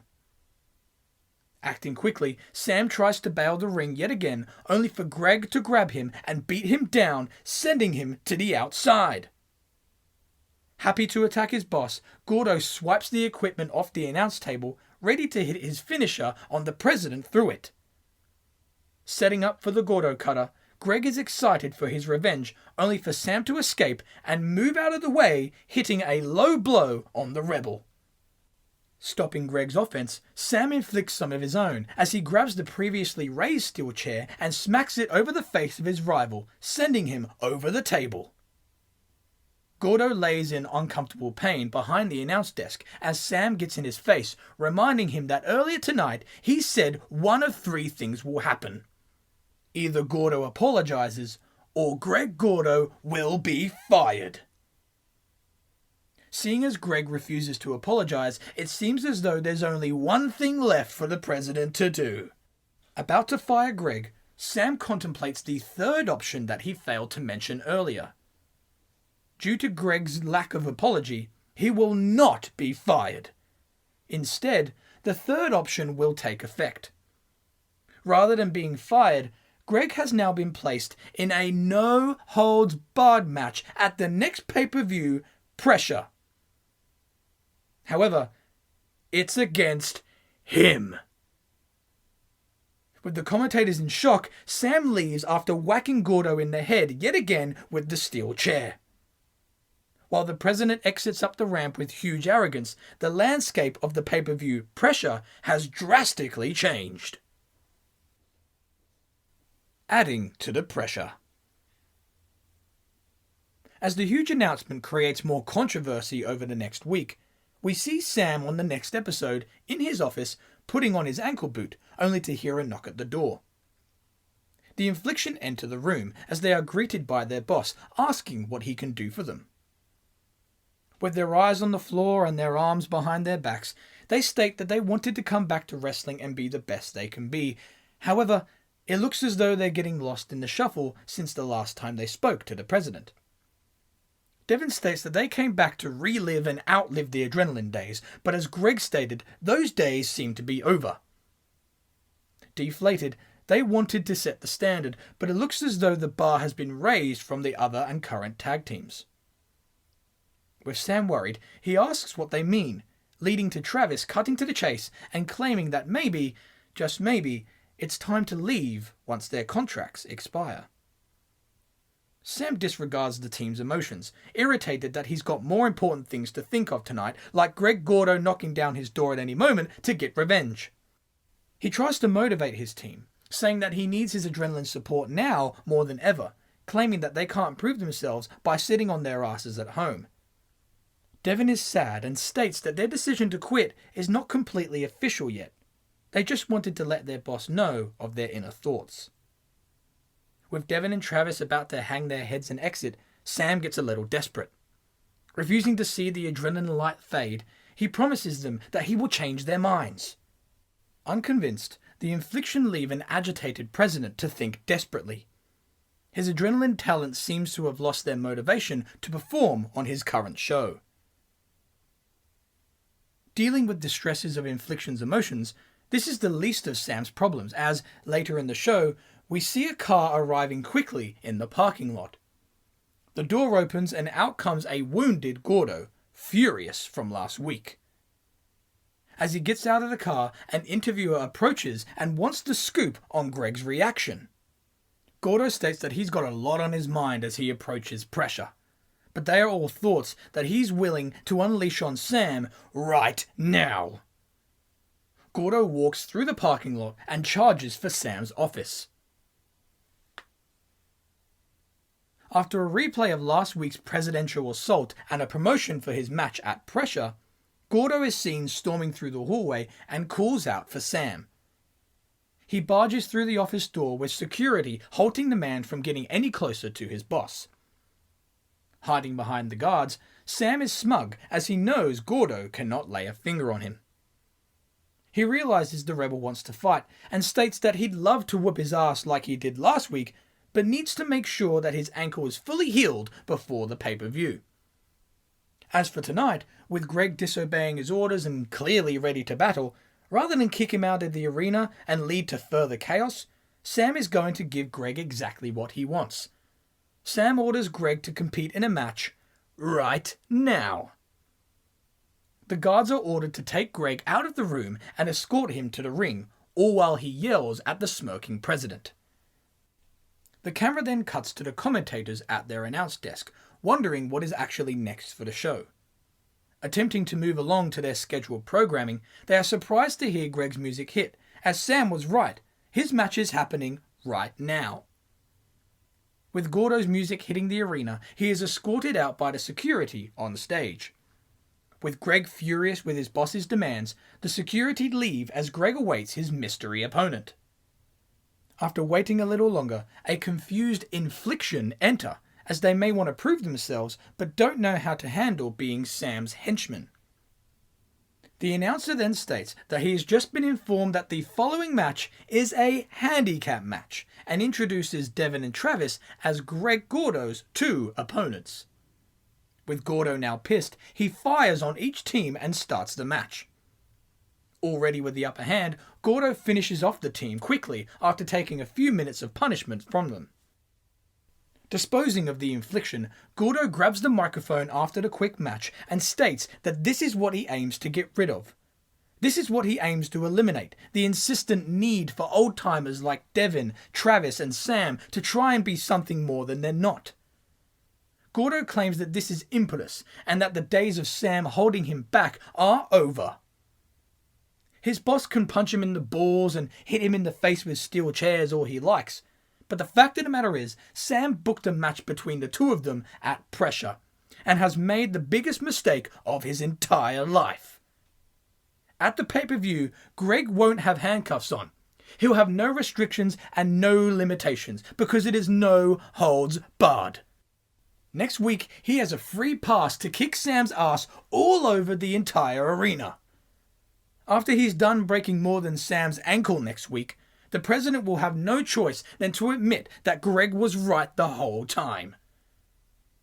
Attempting to exit with his head up high, Greg is stopped from having the final word as the president enters on stage with cockiness and security in front of him. Complimenting himself, Sam says that he is a warrior of the business, not just out of the ring, but in it. Not only does he own a business, not only did he beat Greg down last week, but has done all of this with a broken ankle. With that in mind, he asks Greg what a fully healed president will be able to do to him next week. Next week, the pressure really is on, as Gordo is stepping into the ring with the most lethal son of a bitch the world has ever seen. Gordo scoffs, almost out of embarrassment, but Sam responds quickly, claiming that he is a warrior because he is a fighter. Every time he gets put down, every time he gets questioned, Sam always gets back up and gives an answer. He never quits and never accepts the word no. In fact, Sam is so confident in his abilities that he creates a further stipulation for their no-holds-barred match. If he loses, he agrees to apologize for being wrong. That's right, Sam will admit to everything. However, he has a stipulation for Greg, claiming that if he loses his third straight pay-per-view match next week, he will be fired. Sam sniggers as he exits, with Gordo irritated yet worried about next week. After Greg's roller coaster of a week, an interviewer asks the Rebel for his emotions later in the evening. Greg complains, stating that this is just typical of Sam Pullen, trying to eliminate the people from his life that he doesn't want to deal with. As soon as one little problem, one little voice of reality creeps into his head, he attempts to get rid of it. Greg promises that he is going nowhere, as after he's done kicking Sam's ass at pressure, he's going to hear Sam repent all of his actions toward him, and then go on to become the new World Impetus Champion. About to elaborate on his plans for the world title, he gets stopped by security, who claim that he needs to leave the arena by order of the president himself. Asking why, Greg is told that the boss doesn't want him to ruin the world title press conference which happens later tonight.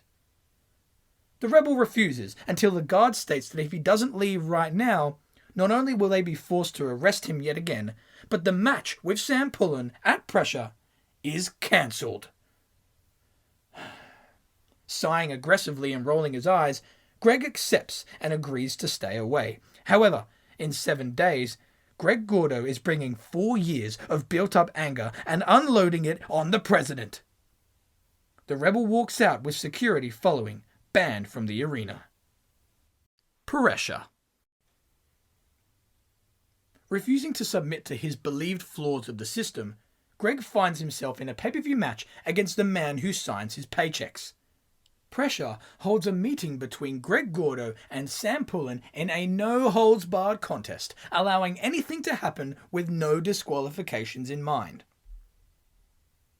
Prepared for the employee versus employer contest, Sam's music plays first, entering the arena for the first one-on-one match in his career and in Impetus.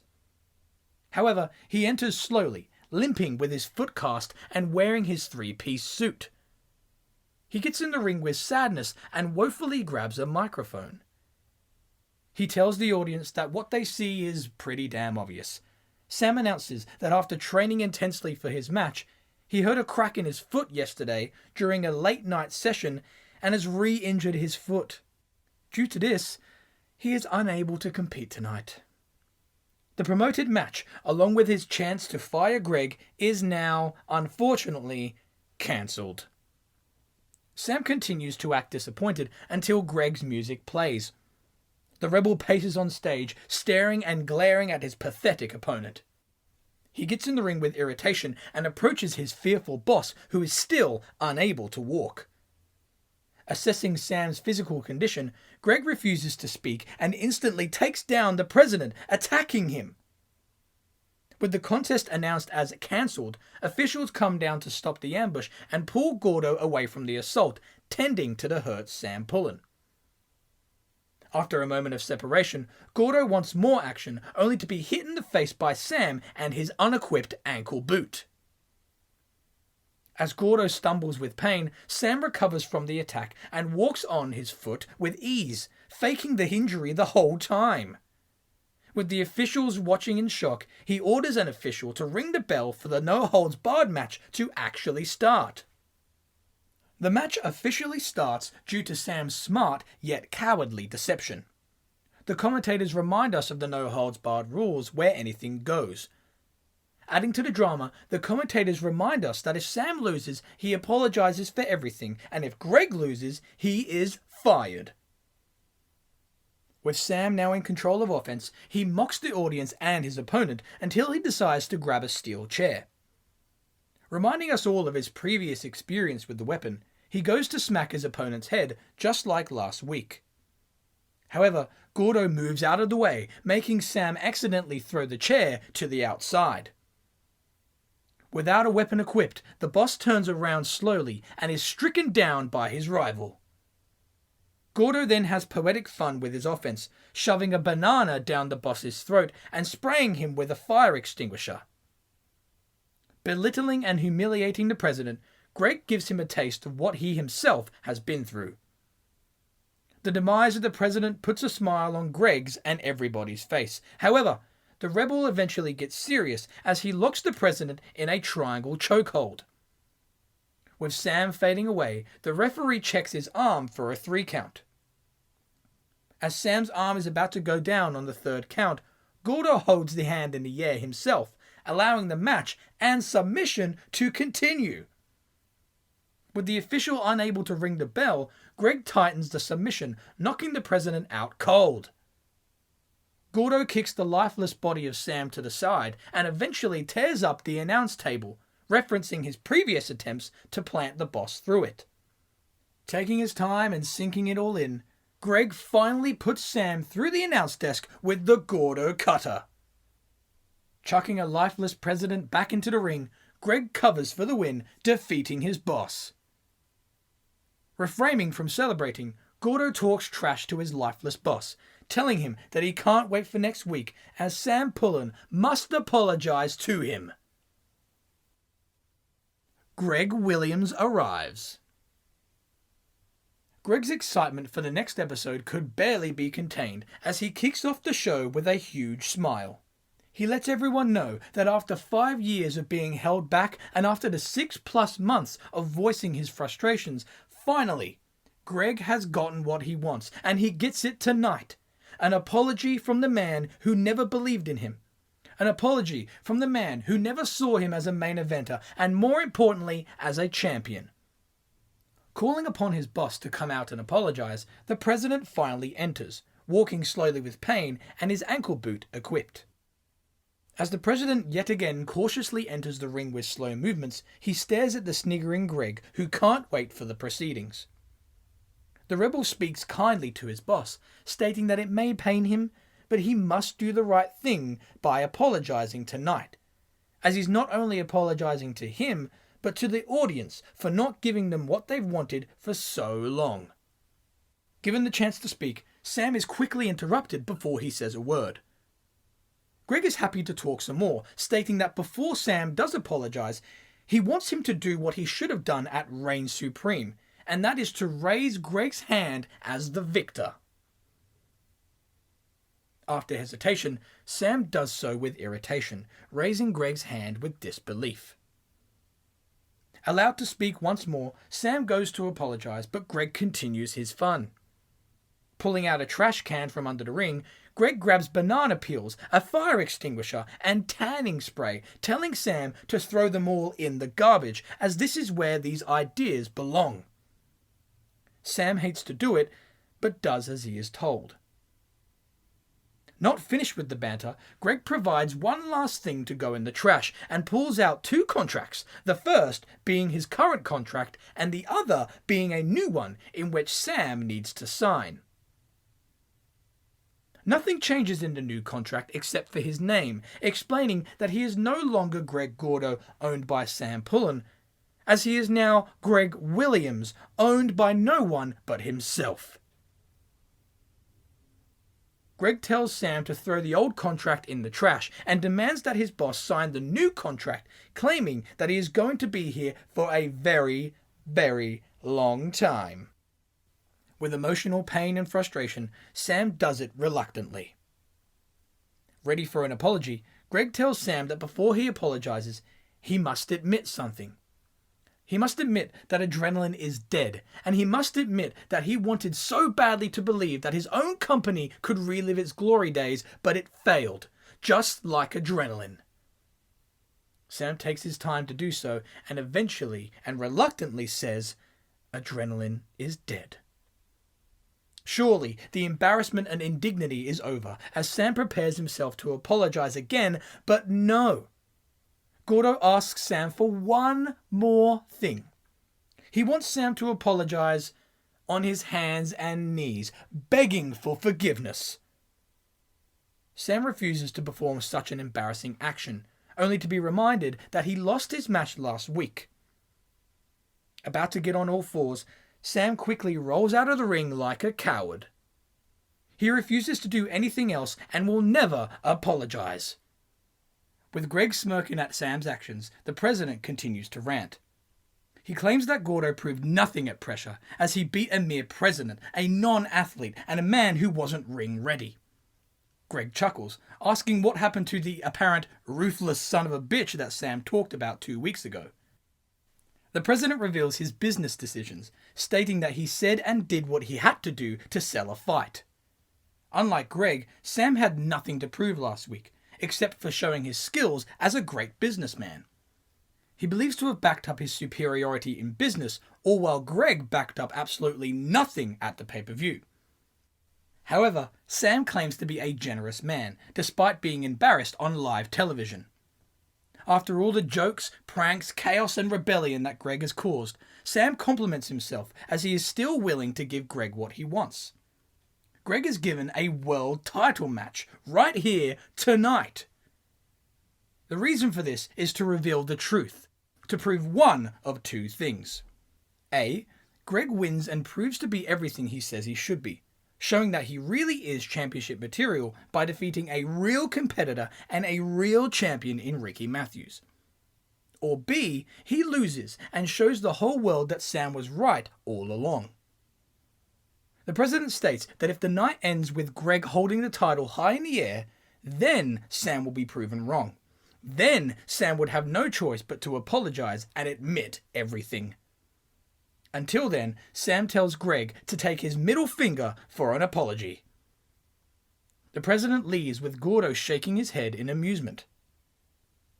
The back and forth between employee and employer may have been a roller coaster of events. However, one thing that remained a constant was Greki Mathiams' performance and title reign. Defending his title with higher pride and respect, the criticism of his ability to hold the title faded due to his solidified wins and less tainted outcomes. However, as soon as Greki was rid of the negative reputation, in came Greg Williams to return to the title scene. With the world title match being scheduled for later in the evening, Greg has a backstage interview to talk about his final chance of becoming champion. He claims that he may have beaten down the most hated man in this business last week, but that doesn't make him a hero. He's Greg Williams, truth teller. And the truth is, Greki Mathiams has only remained champion because he has faced Greg Gordo, but hasn't dealt with the very best of Greg Williams. Tonight, everything changes as he proves not only a lot of people wrong, but himself to be right. Reki's heart, athleticism and skill is shown in the main event, but is not enough to defeat the motivated and driven attributes of Greg Williams. For the first time ever, the world title changes hands on an episode of Impetus, as Greg Williams is your new champion. After respectfully handing over the gold to the current champion, Greki leaves with honor. Looking at the title, Greg begins to raise the gold in celebration, only to grab the microphone instead. He tells everyone that the night is far from over. He refuses to raise his title until Sam does what he should have done earlier tonight, last week, last month, and even last year. Greg doesn't end this night until Sam Pullen comes out here right now and does what he promised. Apologize. With the show far from over, Sam enters the arena once again to meet with Greg, only this time with acceptance. Shrugging his shoulders and nodding his head, Sam realizes that he must stick to his word. Told to apologize by his adversary, Sam is open and accepting as he tells the world that Greg Williams is a true main eventer and is the new world champion. With Greg unamused, he orders Sam to raise his hand like earlier, only now with the title in the other. With the boss tightening his lips with anger, he does as he's told. He begins to raise Greg's hand, only for the new champion to swipe the arm away, telling Sam that there's only one thing left that he wants. The night does not end until Greg gets what he wants from Sam, and that is an apology for holding him back. Sam understands what is wanted and, just like earlier, tries to escape the ring. However, Greg grabs him by the underwear and pulls him right in for a Gordo cutter. While in position, Sam begs and says that he'll do it. He'll do it. He'll apologize. In fear and pain, Sam is released from Greg's clutches and slowly gets on his knees, showing mercy. The president finally apologizes and says sorry. Sorry for keeping Greg down and sorry for the way he's treated him over the last few years. With the champion now pleased, he holds out his hand and orders his boss to raise it once more. However, Sam stands up slowly and ignores the champion's hand. He scowls at his rival with intensity and claims that he may have apologized for the past, but is not apologizing for what is about to happen. With Greg confused, he turns around to see the gigantic Corruption appear out of nowhere and boot him in the face. Corruption picks the new champion up, chokeslams him in the middle of the ring, and ends the episode standing over Greg with Sam applauding by his side. Corruption. As noted, Corruption is the heavier of the two members of Dirty Cash, the upbeat gangsters from Da Hood, always willing to have fun and whoop ass in the process. The former tag team champions experienced many successes in their journey. However, as stated, several months ago, Corruption suffered a shoulder injury, taking him out of action far longer than expected. With the Dirty Cash momentum temporarily derailed, the Giants' return shows high hopes for the tag team, as Corruption destroys multiple opponents throughout Dirty Cash's awesome return. However, Corruption's tag team partner, Wazzy D, has some backstage words that eventually upset the Giant.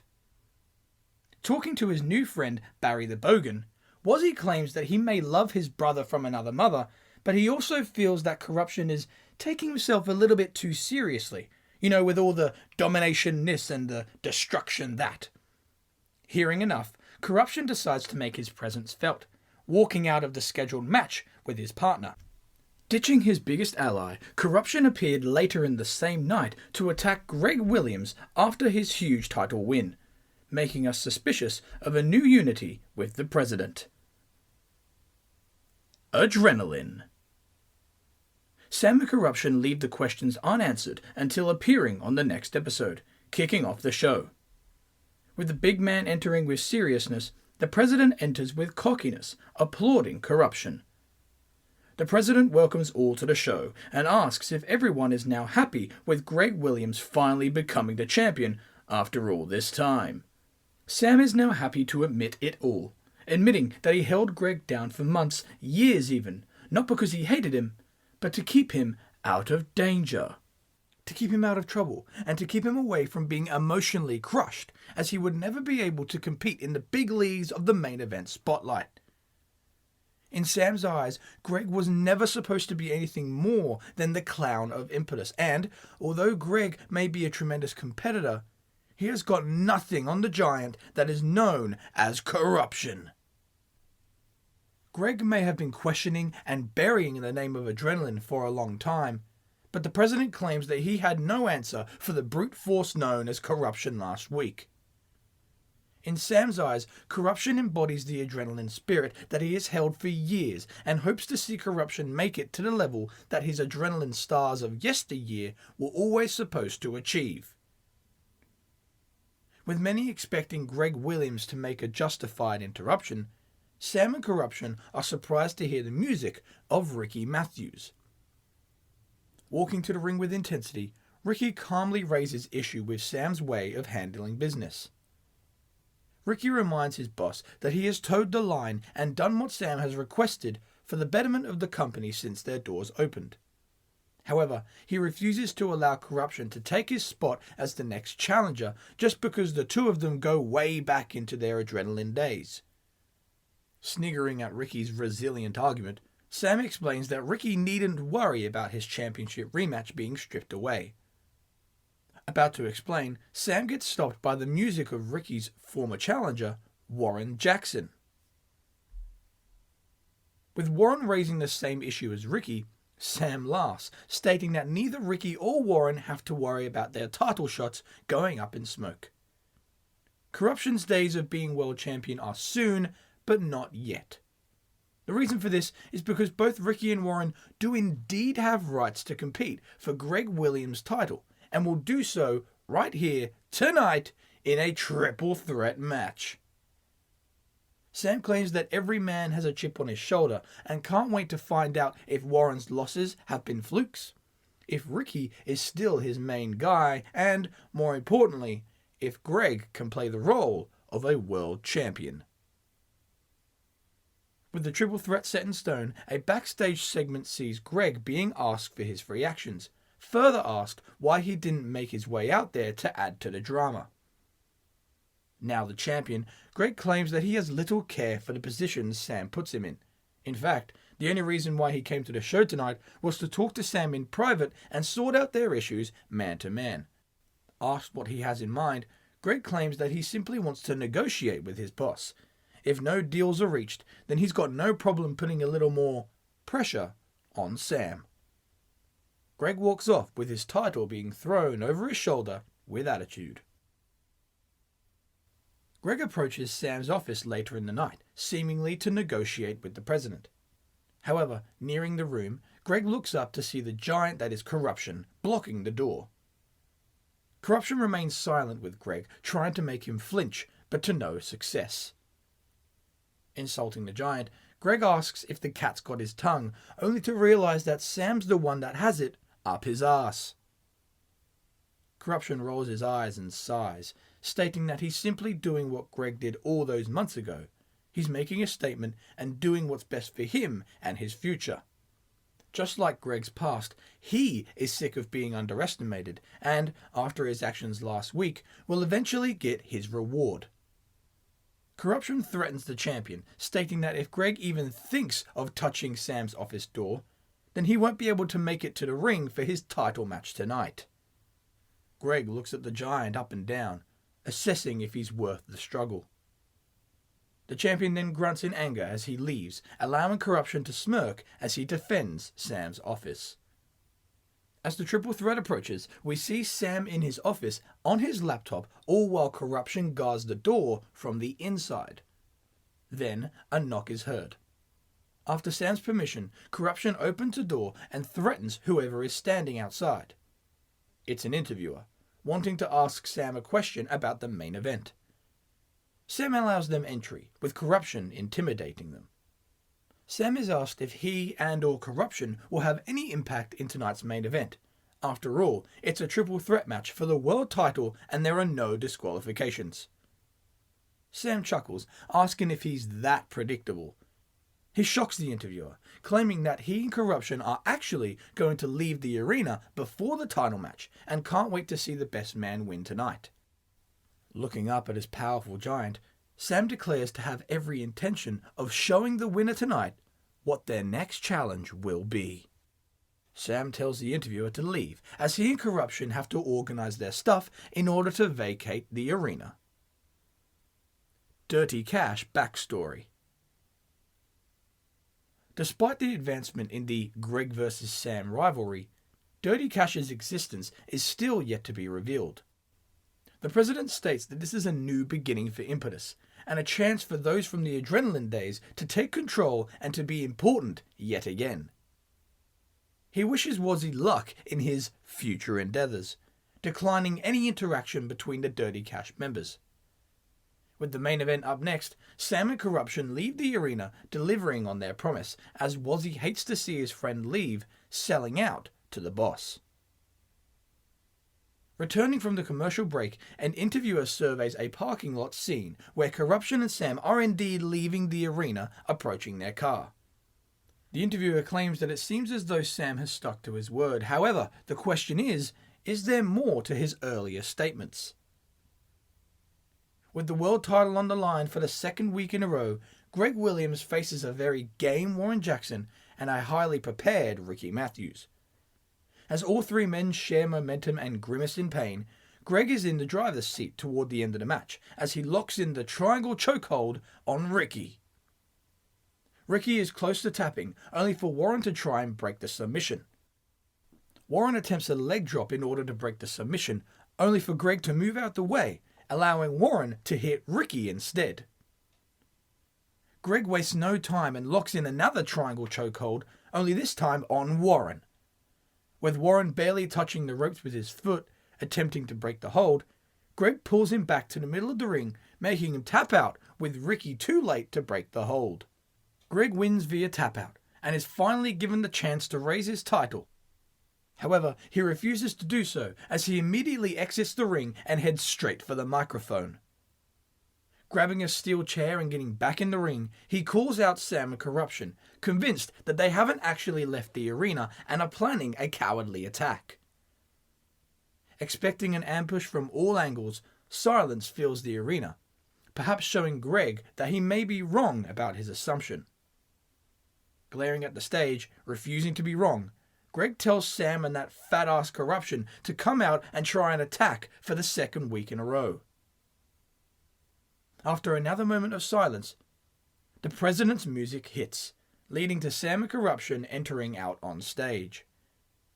Sam pretends to be upset that Greg saw through their little plan and is bummed out that their strategy was unveiled. Admitting that Corruption was indeed going to come down and destroy Greg just like he did last week, Sam admits that Greg is just too smart for them, asking how on earth he will end his show tonight with his plans being revealed. Greg speaks, telling Sam that he's doing a lot of talking, but not a lot of walking, and demands that the president and his 7-foot caveman come and fight. Williams drops a truth bomb on Corruption, saying that Sam doesn't care if he's the next champion, as all he wants is for Greg to be the former champion, just using him as a little puppet. Sam is barely affected by the harsh words and claims that Greg has been dropping truth bombs for a while. After all this talk, it is now time for Sam to drop a bomb of his own. With the boss pulling out a baseball bat, he approaches the ring with his giant ally, preparing for an assault. However, Sam and Corruption stop at the bottom of the ramp. As all three men stand with tension, Greg refuses to back down and attempts to charge after his enemies, only to get attacked by the Infliction in the ring. Previously pondering their retirement, Travis and Devin hit their finisher, the Deep Cut, on the champion, followed by Sam and Corruption standing by their side in the ring. Sam stands tall with his adrenaline stars over the pained Greg Williams. Sam's obsession and fixation toward his previous success has finally been exposed.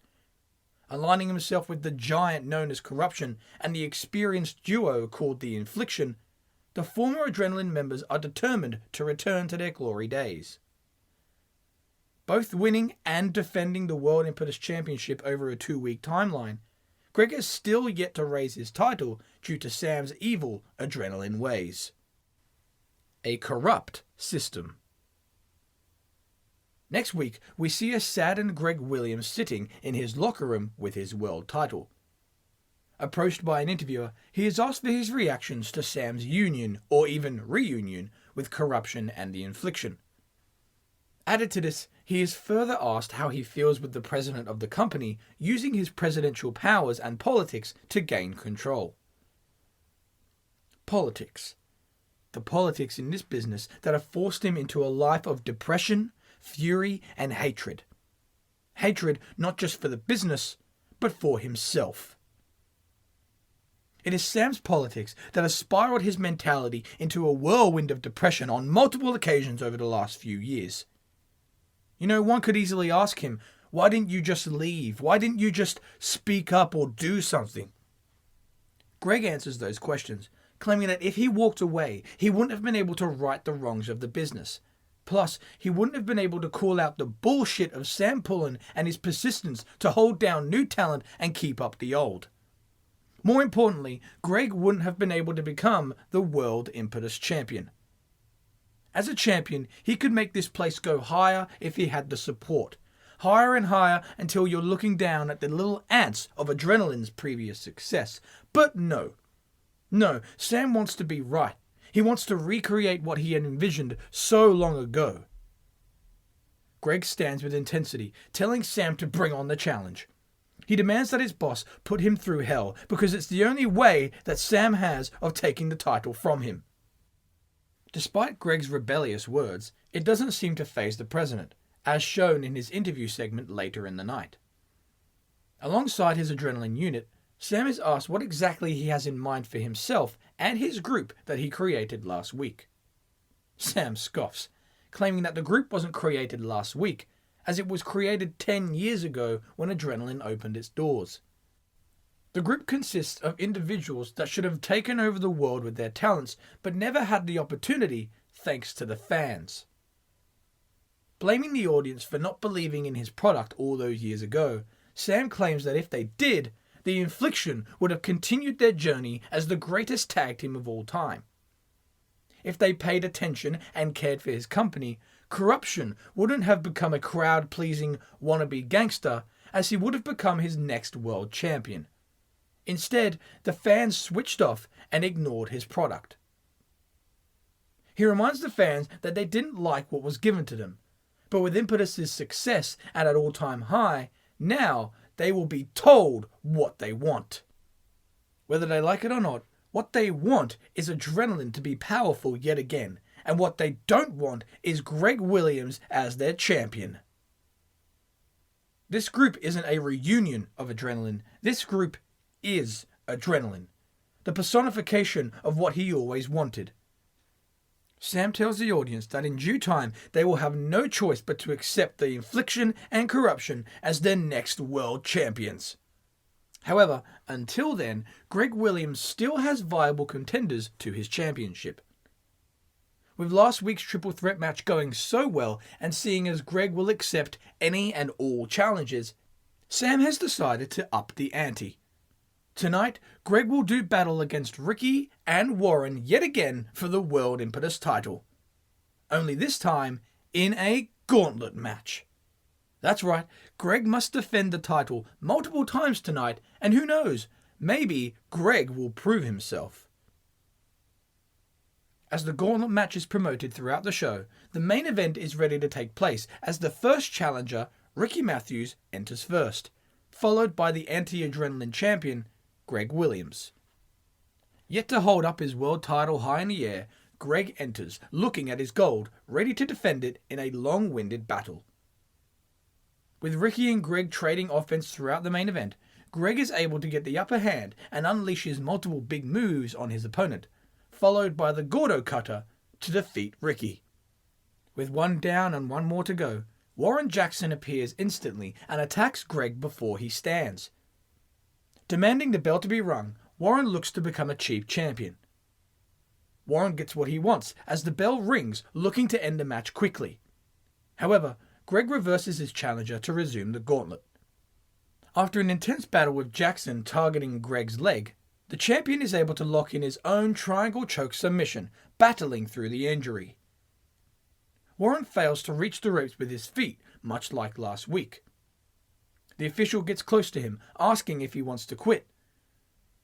With Warren refraining from tapping, his allies of Empire run down to the ring and intervene, only to be attacked by the recovered Greki Mathiams. As Ricky and Empire lay on the outside in pain, Greg reverses Warren's counterattack and hits the Gordo Cutter to retain his title once again. 2 weeks as champion, 3 successful defenses. Greg Williams has defeated 2 of the best in the company twice. As he recovers in pain, he gets handed his title and looks at it with fatigue. Holding it with passion, he is able to celebrate and finally raise the gold until Sam Pullen's music halts the victory. Sam and his adrenaline stable appear on stage and proceed to lay out everyone involved in the match. Warren, Ricky, and Empire are beaten on the outside, with Greg being attacked in the ring by the Infliction. The ring is then ripped apart by Adrenaline, ordered by a crazed president. Sam talks to a recovering Greg, who is the only victim left in the ring, claiming that the Gauntlet is far from over, as there is still one more challenger in the match, none other than Corruption.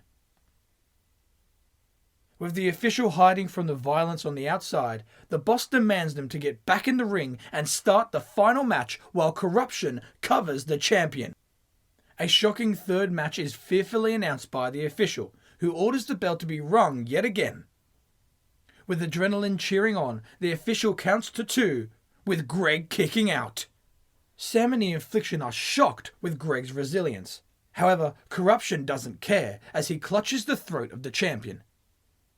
About to hit the chokeslam, Greg somehow finds some energy and breaks Corruption's grapple, only to throw a terrible punch, completely missing Corruption and falling to the mat in fatigue.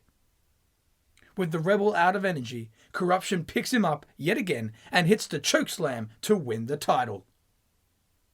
With the fatigue and pain clearly too much for Greg to overcome, he lays motionless as Adrenaline celebrate with Corruption and chaos all around them. A new champion may be crowned, but the commentators are disgusted with Sam's inability to forget about the past. The Reign of Titan. The next show opens with silence as multiple cameras view the damage done to the ring last week. Entering alongside the Infliction, Sam Pullen welcomes all to the show and announces the new world champion, Corruption. Corruption enters on stage with his allies, who celebrate and applaud him. The team walk to the ring with confetti falling in the arena, with Sam demanding that more pyro explodes in order to celebrate the title win properly. Sparks fall from above the ring, with Adrenaline all in smiles. Devin orders us to welcome the new champion, with Travis claiming to no longer be dealing with tiny little cruiserweights with heart and soul. After Infliction praise their ally, Sam takes over, stating that he has now got a champion to be proud of. A new champion known to all of the Impetus fans as Corruption, but known to real wrestling fans as Titanic. He assures that his new champion's reign will be just that, Titanic. Sam understands that there has been a lot of controversy surrounding the title, and knows that a lot of people might want to come out here and voice their opinion. However, due to some unfortunate and unpredictable car troubles, those with voices have yet to make it to the arena. As the president sniggers at the unfortunate delays, it allows him to explain a few things without being interrupted. Now and forever referring to Corruption as his old Adrenaline name, Titanic, Sam knows that his win last week is seen as tainted. The boss smiles, gladly saying that whoever thinks low of the giant clearly hasn't been seeing what he has done, not just over the last 2 weeks, not just over the last 2 months, but for his entire career. There is no disputing that Titanic has earned his place in the main event, which is more than he can say for others. The president continues, saying that if anyone questions the path of rage that Titanic can create as a champion, he tells those people to look no further than the evidence of this ring right now. After a review of ringside, the boss claims that tonight all scheduled matches will take place with the ring area looking this way, creating the statement that Adrenaline are here to take over Impetus and recreate it into their own image. Sam claims that Titanic, unlike others, will be a fighting champion, as tonight he competes against none other than the legendary Vipernip. That's right, the adrenaline spirit lives on as two of the very best adrenaline stars compete where they belong in the main event.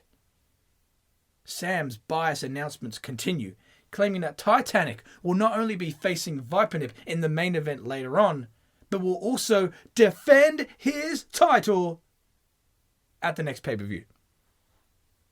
Disappointing all those who expected the title to be on the line tonight, Sam claims that the fans have gotten far more than what they deserve, having 3 weeks of world title matches. Instead, Titanic will defend his newly won title at the next pay-per-view, Relentless, against a man that, admittedly, deserves a rematch for the title. A man that has been ignored, and a man that hasn't been able to show his full potential. A man who has yet to convince everyone of his talents due to the president's own actions. Titanic will defend his title at Relentless against Warren Jackson.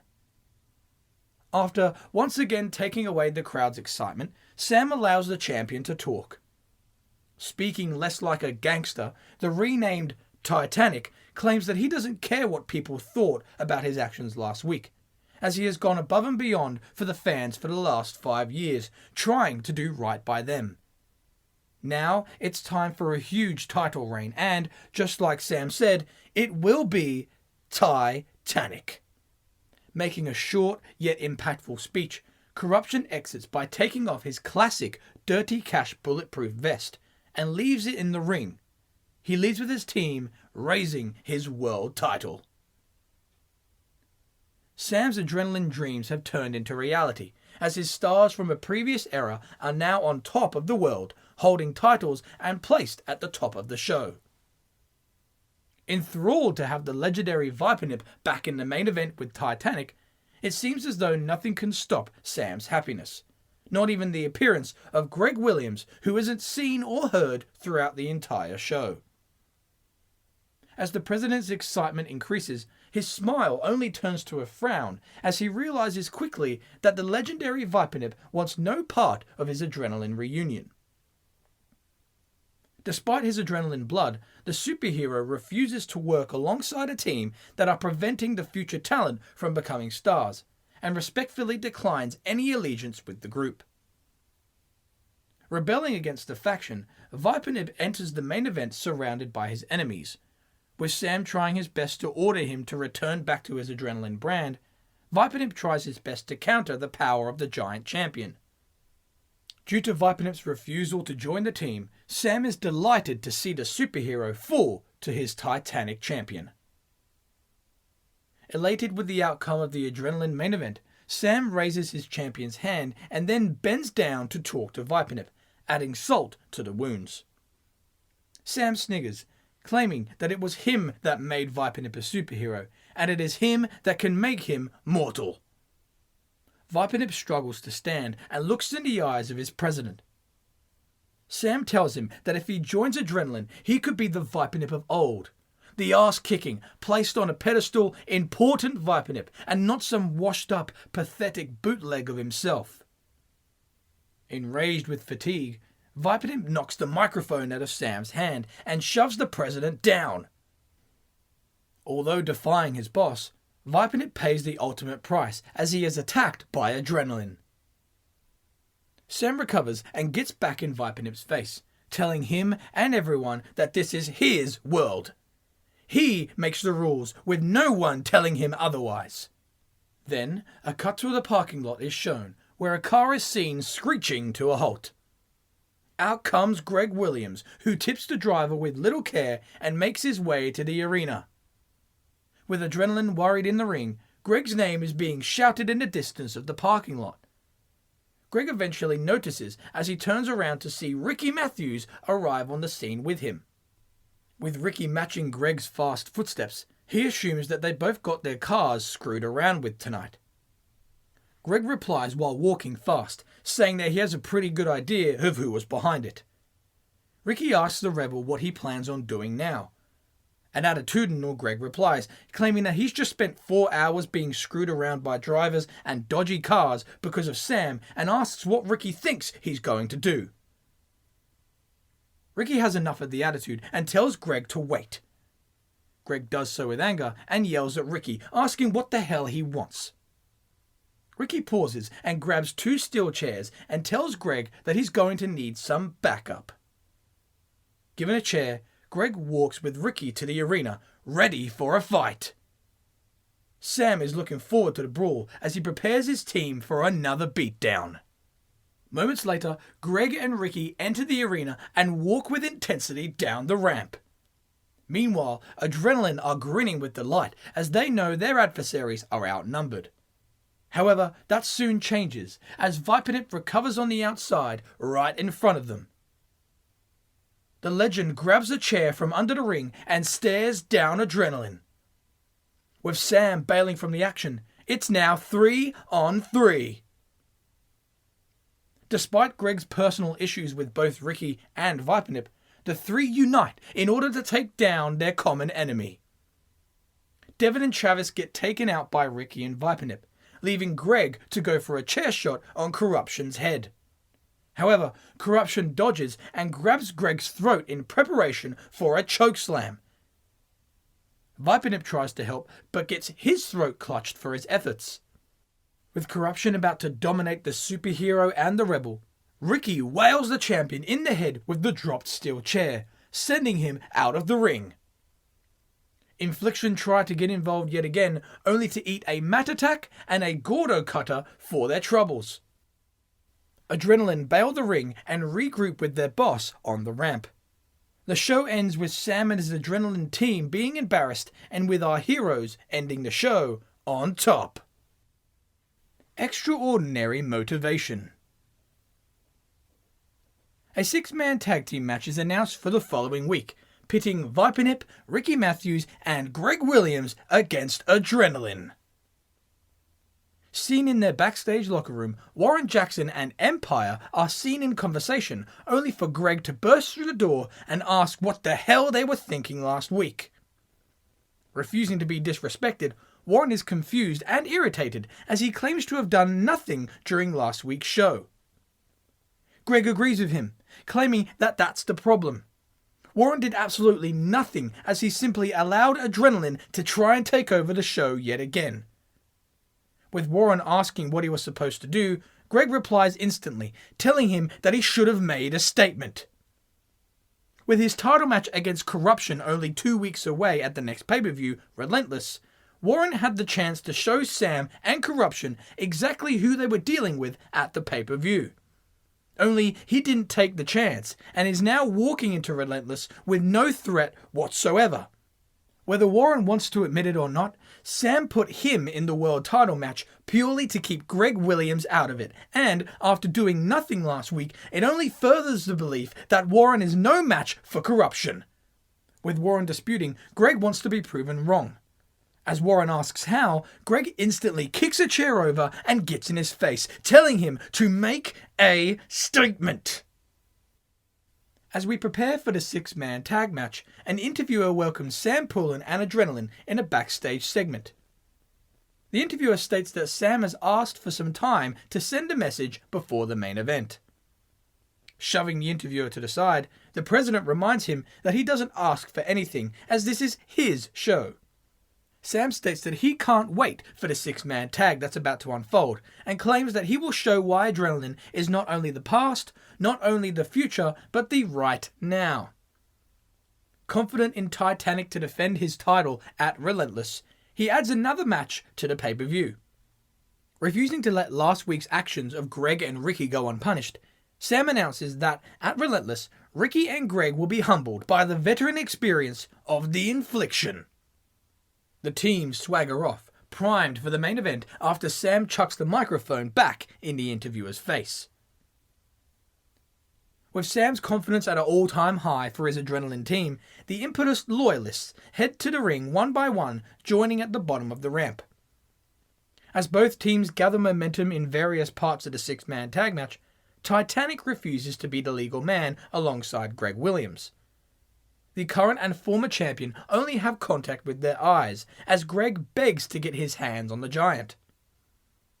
The villains and heroes reach dangerous levels of aggression as all men enter and are eliminated from the ring one by one, leaving Greg and Corruption inside of it, staring each other down. Before Greg can get his hands on the champion, the Infliction jump back in the ring to ambush the Rebel. Refusing to see their partner be outnumbered, Vipernip and Ricky storm back in the ring, making the fight equal yet again. However, the intensity gets too much for both teams as it leads to a disqualification as all 6 men continue brawling in the ring. With the match reaching a disappointing end, the battle continues as our heroes are in control. However, this doesn't last too long as Corruption pushes Ricky into Greg, creating more tension between the two. As Greg stares down Ricky, feeling disrespected, Adrenaline used this moment to capitalize and gain control. Hit with huge moves, the heroes are then thrown to the outside. Corruption and the Infliction look down upon them in the ring, changing roles from last week. As the heroes regroup in pain on the outside and at the bottom of the ramp, Sam joins in on the trash talk towards his enemies, insulting them while encouraging his team. The boss is happy with the ending of his show.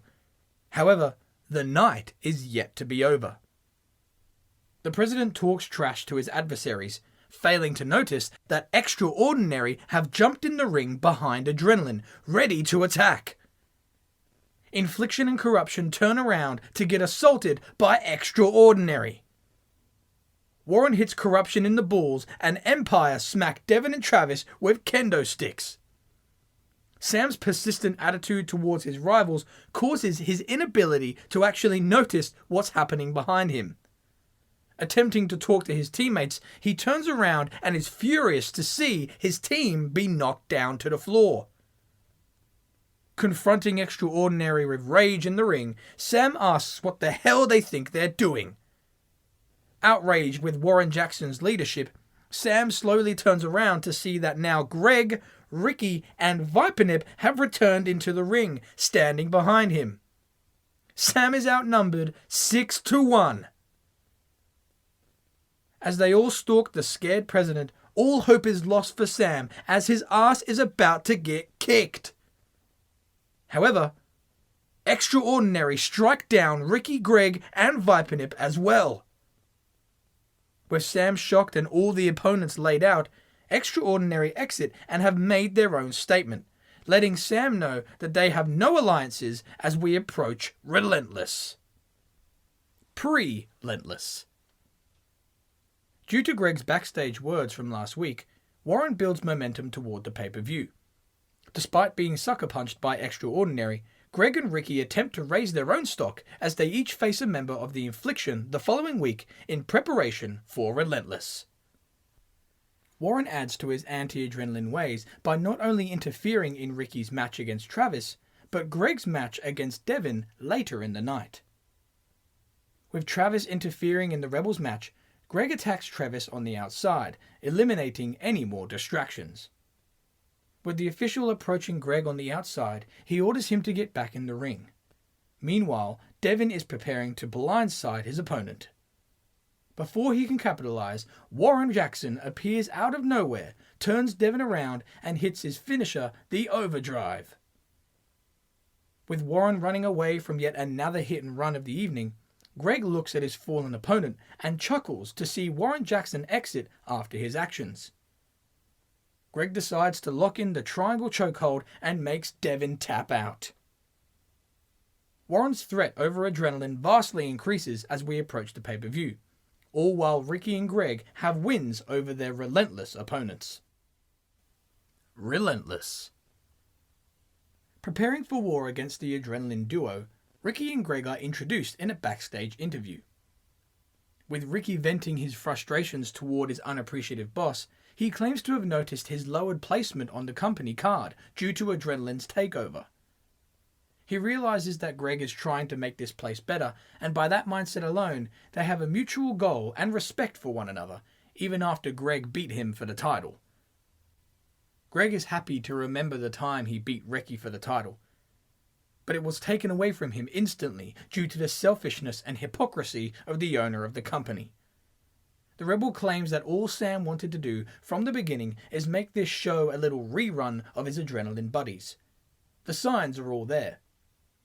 He promises that despite what Sam, Adrenaline, or even Ricky says, he will get back his World Impetus Championship and will do so by taking every one of the Adrenaline arseholes down in the process. And it begins tonight, as he takes down Devin and Travis. But he can't do it alone. He hates to say this, but he needs Ricky's help to do it. So far, Greg claims that Impetus have been injected with some adrenaline, but now Impetus fights back. The faces leave, ready for a fight. With their anti-adrenaline attitude being vented during the match, the rebellion isn't enough, as Greg and Ricky find it hard to team up, letting their egos get the better of them. Greki Mathiams receives most of the punishment by the strategic opponents, but his resilient ways lead him to a comeback.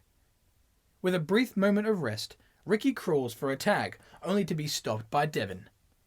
With so much build up for a hot tag, Ricky gets drastically close to Greg's hand, but doesn't make it, leading to the Infliction picking up a victory and showing their tag team superiority. As Greg and Ricky remain in the ring with disappointment, the Infliction leave with smirks on their faces. However, the scene is not over, as Sam Pullen's arrogant head appears on the screen. The president is located in his office, sniggering at the result of the match. He applauds his team, telling Ricky and Greg that they can try their best to rebel against the system all they want, but in the end, adrenaline will always get the better of them. Sam states that it's time that he takes his team to the next level, and that starts tonight. Then, Corruption enters the frame with his title. Sam tells Greg and Ricky that they can fight all they want, but sooner or later they will just have to accept the fact that Titanic is not only the champion, but his champion. This will be proven later this evening as Warren Jackson, the challenger to the title, falls to the dominant giant. The screen returns to normal, with Ricky and Greg seen in frustration. Relentless was Adrenaline's night, as not only did the Infliction gain victory, but so too did the Titanic World Champion, destroying the challenger of Warren Jackson in mere minutes. However, the temptation of reliving the glory days seemed to have attracted more than just male talent, as the veteran women's wrestlers known as Emerald, Tanti and Vixen assigned themselves to the faction as well. Assaulting all members of the fatal four-way match for the women's title, Adrenaline doubled their number of warriors, making the war with Impetus that much more deadly. Greki Mathiams. With Adrenaline dominating the pay-per-view just 1 week ago, tensions between Ricky and Greg are raised in the locker room. The two get approached by an interviewer during their hostility, being asked how they are feeling, failing to defeat the Infliction last week at Relentless. Greg reacts badly to the question, saying that his reaction is simple: pissed off. He's pissed off that he should be the champion right now, and is pissed off that Sam and his obsession for Adrenaline has been keeping him down.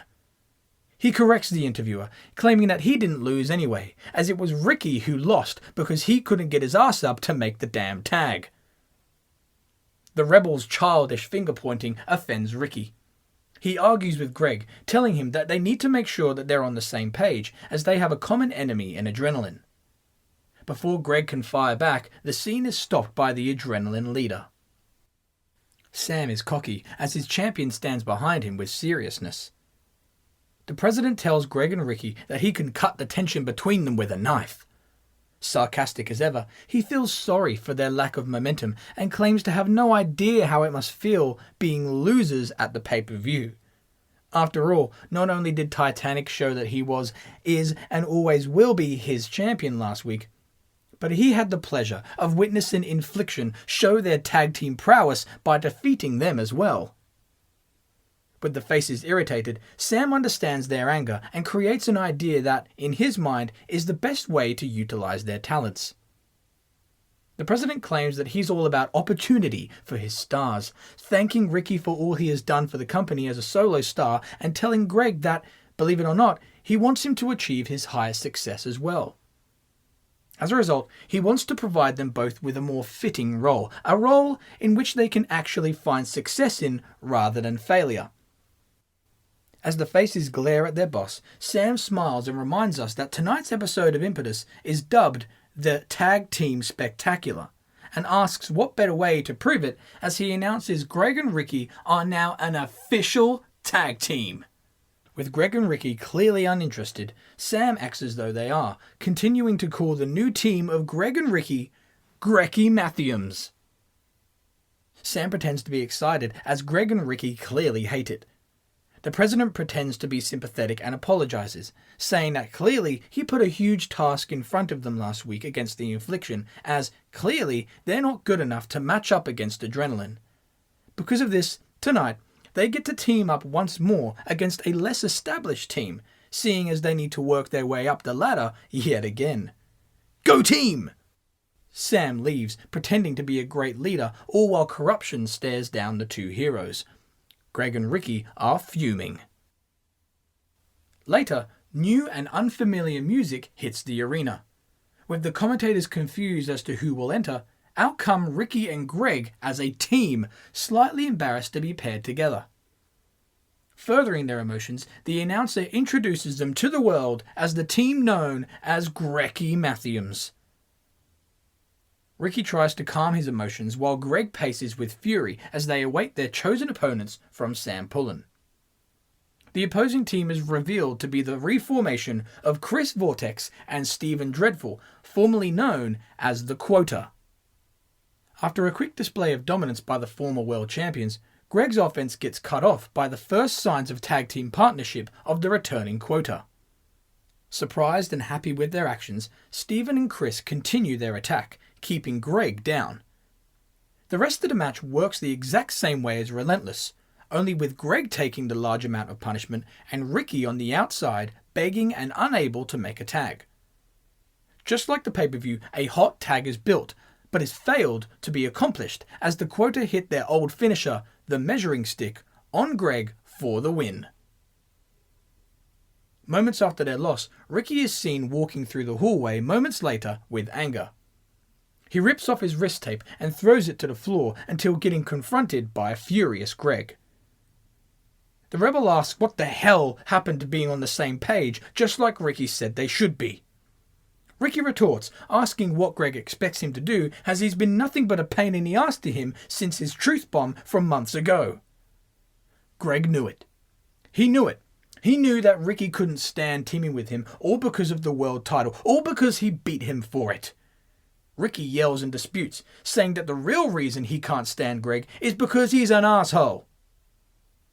Smiling, Greg silences the scene and agrees that he is indeed an asshole, claiming that he's also the former world champion and refuses to play along with Sam's stupid games any further. He rejects tagging with Ricky anymore in hopes to become the next world champion. With Greg breaking the short-lived unity, Ricky hangs his head in shame as he approaches a new story with Stephen Dreadful. Banana Feel. The next week, Sam applauds his team for their previous wins and hails his champion. As Adrenaline stand in the ring, Sam reintroduces his team with loudness and excitement. After a huge build-up, he points to the roof, awaiting similar fireworks to the other week. However, he gets upset to realize that the pyro isn't working. Obviously enraged, Sam tries his best to stay calm and ignore the mistake, blaming a worthless and useless new guy on the job, much like the Impetus locker room. After a terrible joke, Sam wants this segment to be remembered as not just a celebration of Adrenaline, but a celebration of civilization, as he wants to make peace to those he's affected recently. The boss announces that he has, in fact, approached these individuals earlier tonight and has asked them to join him in the ring to provide a peace offering.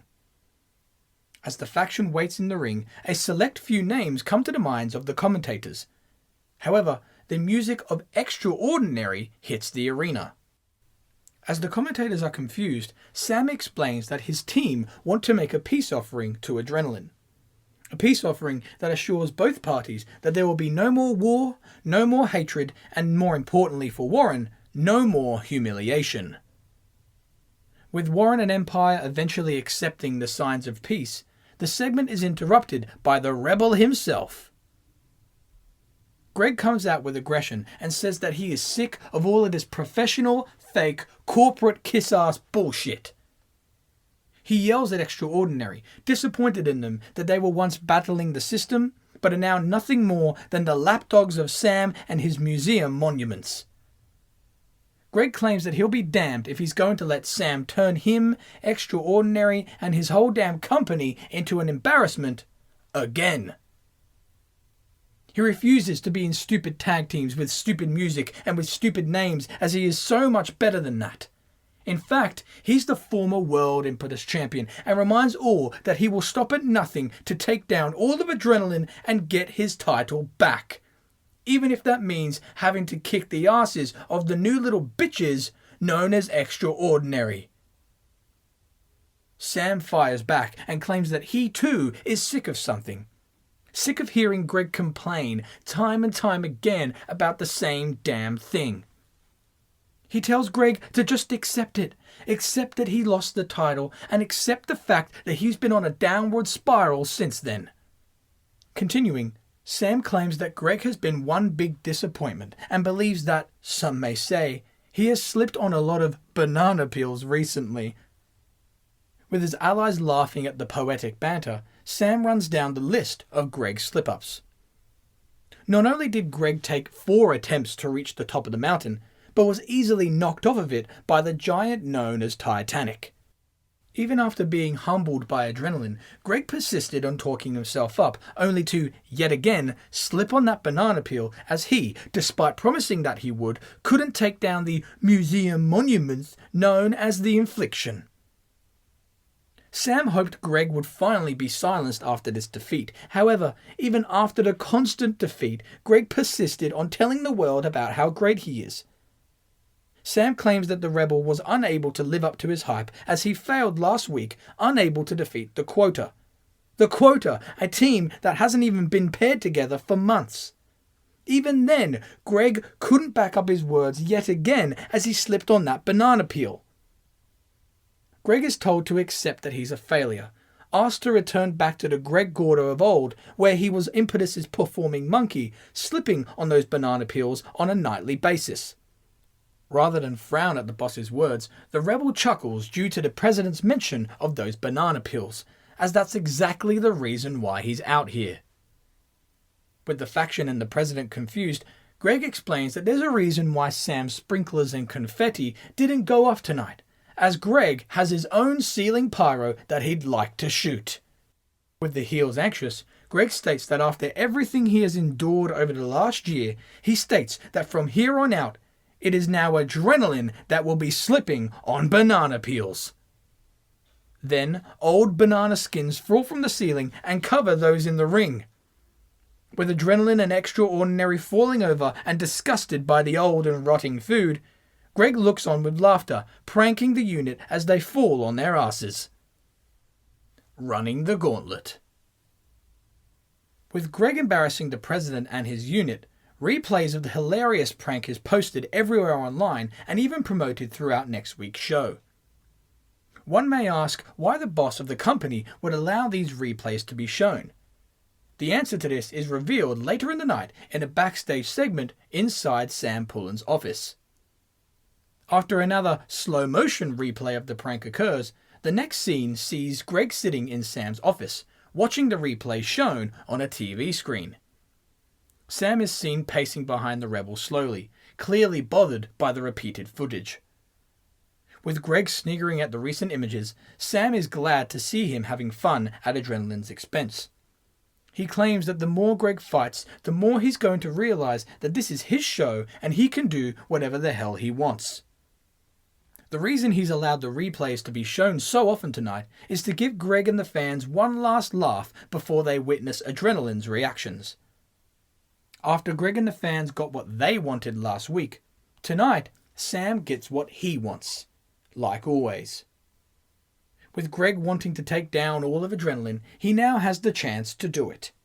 Tonight, Greg will face all members of Adrenaline. Greg laughs at the unfair position he's in and gladly accepts, claiming that he's been meaning to pop into his grandfather's retirement home for a visit. He may as well get used to the atmosphere. Sam sniggers sarcastically and mocks Greg's attitude. The president is clearly irritated but controls himself. Still claiming to be a fair and balanced president, Sam announces that if Greg wins his matches tonight, he can face corruption for the world title. Like always, there's a catch. If Greg is victorious, he gets his one and only remaining title match. Tonight. Greg once again laughs at the mountain that he has to climb, furious with the pettiness that the boss possesses. Sam retorts, claiming that he has given Greg the chance to do as he's promised, to take out all of Adrenaline and in the process become the world champion. It's 2 birds with 1 stone. Shrugging his shoulders, Greg gladly accepts the awful position that he's in and claims that he'll get the job done. He tells Sam that he will stop at nothing to take Adrenaline down and says that he'll enjoy all of the new replays for next week. Replays of Greg Williams whooping all of the Adrenaline's ass and becoming the new, real, and first ever 2-time world champion. Greg leaves with confidence, all while Sam is angry. However, with Greg out of sight, the boss's frown turns into a snigger. Prepared to endure multiple matches throughout the night, Greg must go through the first member of Team Adrenaline, Travis. With the Infliction member flaunting his adrenaline power throughout the match, he gets too cocky and falls to the triangle choke applied by the rebel. 1 down, 2 more to go. After this, the Adrenaline women of Tanti, Emerald and Vixen are seen backstage. The hybrids are seen gloating about their previous successes and domination over the women's division. However, irritated with Greg's recent victory, Sam confronts his female allies, claiming that their attacks mean nothing if they cannot back it up. The boss says that this is a cold, filthy, take-no-prisoners war and tells the girls that if they want to represent Adrenaline, then they have to show what kind of army they truly are. They need to take away everything from the Impetus stars. He asks if they understand, with the females nodding. They do. Sam leaves with the girls motivated, enhancing his Adrenaline army. Despite the rise of tension between Adrenaline and Impetus, Greg doesn't seem to be taking his enemies too seriously, proven by the next scene. Later in the night, we see Travis being cared by a doctor due to his previous match with Greg. With Devin in support of his partner, Greg rocks up with happiness, asking how Travis is, smacking him hard on his bad shoulder. Devin raises his voice to the rebel, offended by his ignorance toward him. He threatens Greg for a huge beating tonight in his second match against Adrenaline. Humbled by his future opponent, Greg takes him seriously and wants to ask one question before their intense war. He asks Devin why he shaved his mohawk off, as it was so damn awesome. Devin is irritated with Greg's carefree attitude and asks if he was even listening to him. The rebel replies, saying that he's a little hard of hearing due to his age. In fact, he's considering getting adult diapers and asks Devin if he recommends any specific brands. With Devin angry, Travis struggles to get up and tries to support his partner. Before he can say much, Greg pretends to care and tells Travis not to raise his blood pressure. Devin is furious and demands respect, only for Greg to interrupt, stating that the 2 men have lost all of their senses. Literally, all of their senses. Their sight, their smell, their hearing. However, getting close to Devin, Greg claims that there's no doubt that Devin will be able to feel his jaw getting cracked tonight after their match coming up. Greg leaves with Devin and Travis irritated with the rebels' momentum. A little pained by his former match, Greg enters for his second match of the evening. Although understanding the punishment that he must endure in order to get his hands on corruption, he equally enjoys knowing that he is pushing the buttons of his rivals in the process. Devin enters an equal battle with the slightly fatigued Greg, reversing the Gordo Cutter attempt multiple times. Greg clearly needs another way to end his match and, after getting a comeback of offense, he sets up for the Gordo Cutter again, only for Devin to reverse once more. However, Devon gets no room to breathe as Greg counters the counter with a huge step-up knee right to Devon's jaw. Knocking the Infliction member out cold, Greg wins and advances to face the champion, delivering on his promise on cracking Devon's jaw.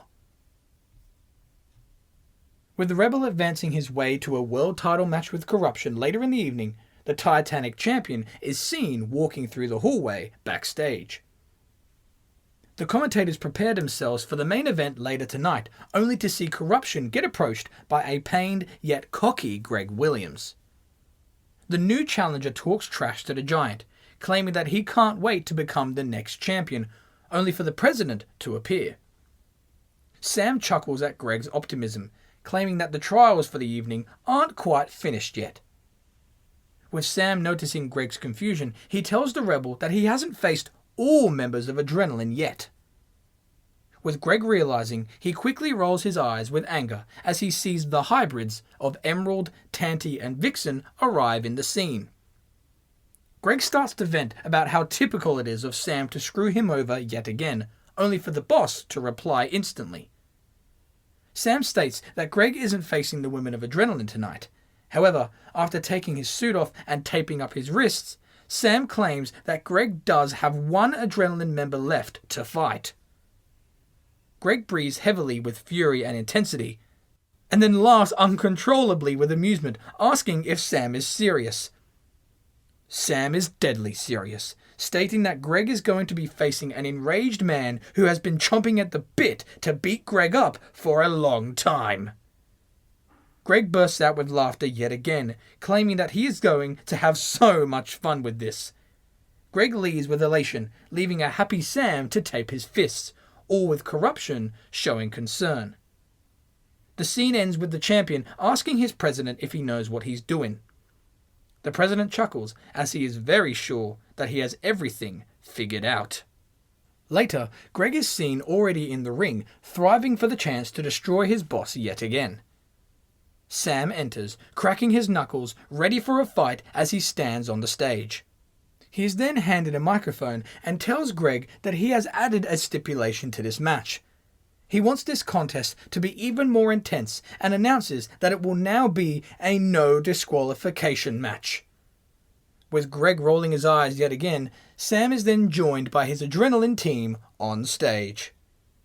With Greg realizing that this is all a setup, he grabs the microphone and wants Sam to fight him one-on-one like a man. The president chuckles with confusion and asks why he would do such a thing, as he isn't Greg's opponent for the evening. With Greg confused, Sam says that Greg will be competing in a no disqualification match, but not against him. With Greg dumbfounded, the boss reveals that Greg must compete tonight against yet another Adrenaline member. Greg's screams of confusion are stopped by the music of Dave Falcon.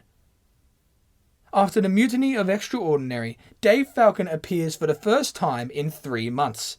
However, Dave is not seen until he attacks Greg from behind, starting the no disqualification match. Falcon makes full use of the no DQ rules, all while Adrenaline applaud his return on stage. With Greg having a quick comeback, Dave counters it and delivers more damage, certifying himself to be the newest member of Adrenaline. With Greg down, Dave takes a moment to sink in his return and reunion with Adrenaline as he hits the Vertebreaker for the win. As Greg lays in pain, Adrenaline join Dave in the ring and raise his hands, viewing their fallen rival.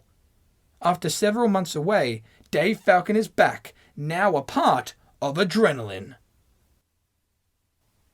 Scruti-Knee. Next week's show barely begins as Greg enters straight away, storming to the ring, obviously with something to say about last week.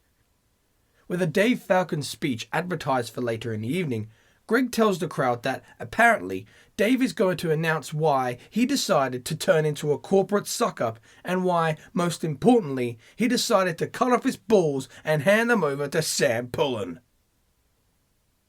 Refusing to wait for Dave's little speech, he is ordering Dave Falcon to come out here right now and tell the world why he decided to go from the world champion all the way to a crippled old veteran, all the way to yet another adrenaline sellout punk bitch. Greg demands answers, only to hear the music of Jarvis Banks. The cocky upstart mocks the rebel. Entering the ring, Jarvis tells Greg to calm himself, as his focus shouldn't be on Dave Falcon and adrenaline, but rather on his opponent right now, him. With Greg clearly not in the mood, Jarvis irritates him further, claiming that he may have outsmarted adrenaline 2 weeks ago by creatively dropping fruit on them. However, last week's receipt by adrenaline made him look foolish, dumb, silly, and most importantly, stupid. Jarvis's cocky mouth finally gets punched as he finally gets dropped by Greg and battered with punches. With officials running to the ring, they separate the two, allowing the match to take place. Refusing to accept his opponent's scrutiny, Greg takes his frustrations out on the loudmouth Jarvis, ending it with the huge step-up knee that he performed last week on Devin, poetically calling it the Scruti-Knee.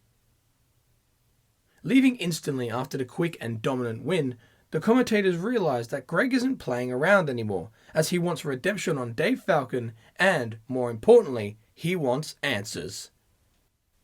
The promotion of Dave Falcon's speech is finally delivered as the former world champion heads down to the ring to explain his actions from last week. Dave allows the audience to voice their opinion and understands their pain. Realizing their frustration with the business, he asks how he is supposed to feel, as, during his time away, he's had the whole world of pro wrestling be changed. From the beginning of Impetus, he tried his best to raise up talent and smear just a little bit of success on the new and upcoming stars of tomorrow. However, since his time away, and even since his loss of the world title, he realized that these boys, these kids, they don't get it. They just don't get it. When he lost the title, he promised to make the world a better place, not just for himself, but for Impetus. After trying so hard, he's figured out that he could never make the world a better place, as those who live in it, the so-called stars at the back, they just don't get it. They haven't had to fight through the tough times like he did. He had to scratch and claw his way up the mountain with adrenaline, just like the Infliction did, just like Corruption did, and even Sam Pullen himself. This is why he's now a part of adrenaline, to go back to his roots, refusing to put his hand out anymore as no one was willing to take a hold of it. The Impetus stars, they have it easy. They are privileged. Guys like Greki Mathiams, trying to be the fan favourite, won't ever get it. Guys like Warren Jackson, trying to jump the line by taking his mentor out of the spotlight, won't ever get it. Guys like Greg Williams, thinking he deserves something because his t-shirts fly off the walls, he will never get it. Dave has always bled adrenaline colours and hates seeing these kids thinking that they own the place. He previously held the world title for a year, but nothing gave him greater pleasure than taking out the supposed voice of Impetus, Greg Williams. As Dave continues his statement of pleasure, Greg Williams interrupts the speech and casually returns to the ring in order to confront Dave. About to talk, Greg decides to fight and simply strikes Dave down, brawling with him. Shocking the adrenaline member with offense, Greg sets up for the Gordo Cutter, only for Dave to eject the ring and bail over the barricade. With the rebel demanding a fight, he grabs the microphone to talk to Dave, only for Sam to interrupt the scene, entering the stage with rage. Demanding Greg not lay his hands on the legend known as Dave Falcon, it seems as though Greg won't comply with his rules until he gets revenge on adrenaline and once again becomes the champion. Sniggering with a plan in mind, Sam asks why Greg can't have the opportunity for both. With Greg confused, Sam claims that Greg will have an opportunity for the world title, along with the entire roster. After Corruption's recent showcase of dominance, we need a new challenger for the title at the pay-per-view Graze Hell. If the Impetus kids really do get it, Then next week, to celebrate Dave Falcon's return, Impetus will bring back the match that Dave Falcon originated. It's called the Vitality Match. Sam explains the rules to this concept, claiming that there will be multiple groups of battle royals. The winner of each one will advance to the next, turmoil style. The last man remaining standing after all of the battle royal matches will be the new #1 contender for Corruption's world title. Sam claims that if Greg thinks he's gone through hell trying to get to the world title now, he ain't seen nothing yet. As Sam leaves, Dave sniggers in the audience while Greg scowls in the ring. A vital moment. With the Vitality match set for next week's episode's main event, Greg is walking backstage with focus until getting stopped by Adrenaline's peacemakers known as Extraordinary. Warren Jackson smiles as he wishes Greg good luck tonight, as not only is he competing against 15 others to be the next challenger at Graze Hell, but 3 of those possible challengers just so happen to be Extraordinary. Greg mocks the trio, asking when he last saw the 3 of them. Oh yes, he remembers with delight, claiming that the last time he saw them was when he embarrassed all of them by dropping skanky old banana skins on them. With Extraordinary not seen on last week's episode, Greg asked for their location last week. Perhaps Empire were at the mall, trying on some cute little bikinis.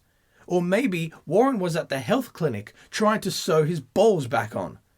Or maybe they were all so far up Sam Pullen's ass that they got lost. Warren is insulted, saying that the peace offering they made with Adrenaline was to benefit and rebuild Extraordinary. Greg scoffs and asks how that's worked out for them so far.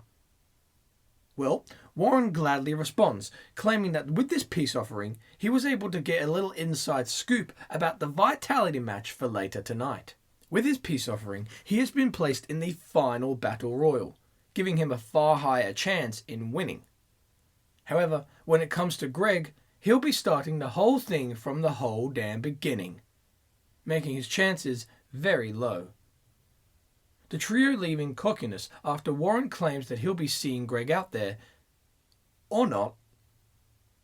Greg is left with irritation as Sam's biased views toward him have yet to be settled.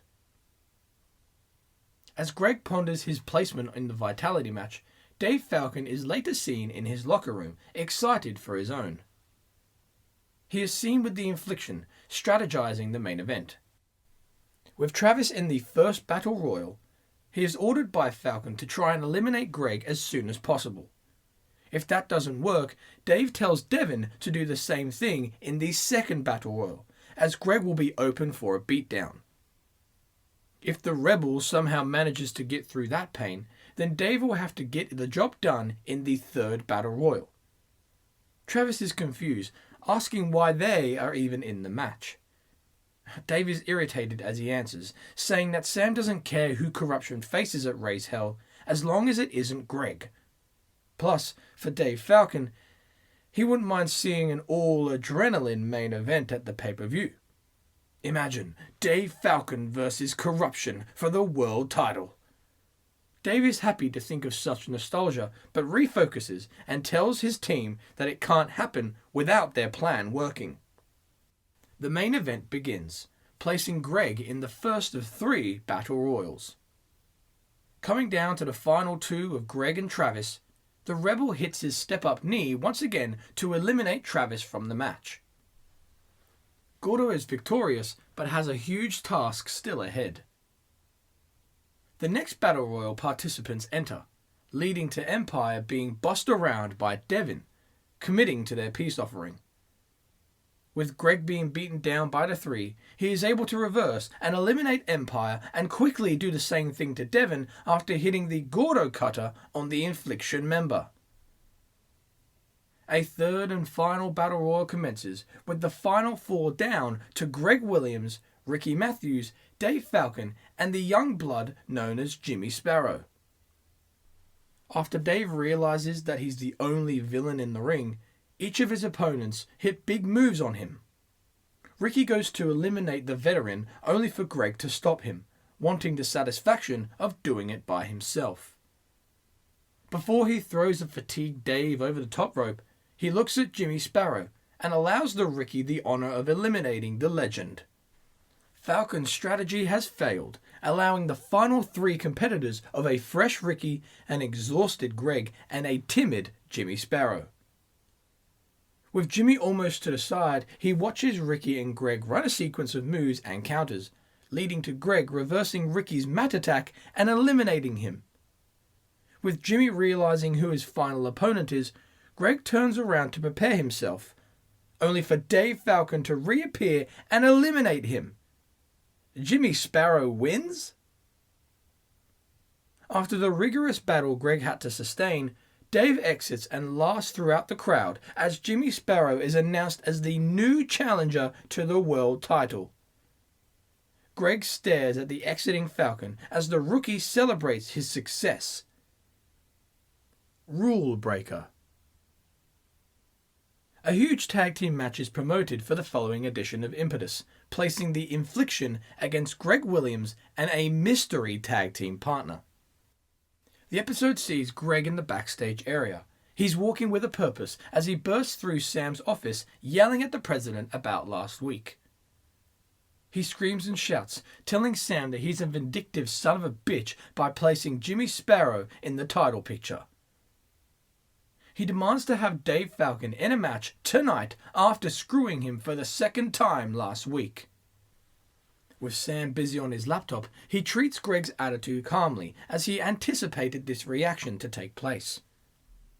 He knows Greg is angry about what happened last week and reminds him that he and Dave both have separate matches tonight. However, Greg Williams versus Dave Falcon would make one hell of a match. It would make an amazing match at, say, Graze Hell? With Greg now annoyed, he tells Sam that he may want to promote that match a little sooner than the pay-per-view, as he isn't going to resist beating the crap out of Dave and all of Adrenaline before then. Sam disputes, claiming that if Greg is so desperate to get his revenge, then he will wait and will refrain from beating the crap out of Adrenaline.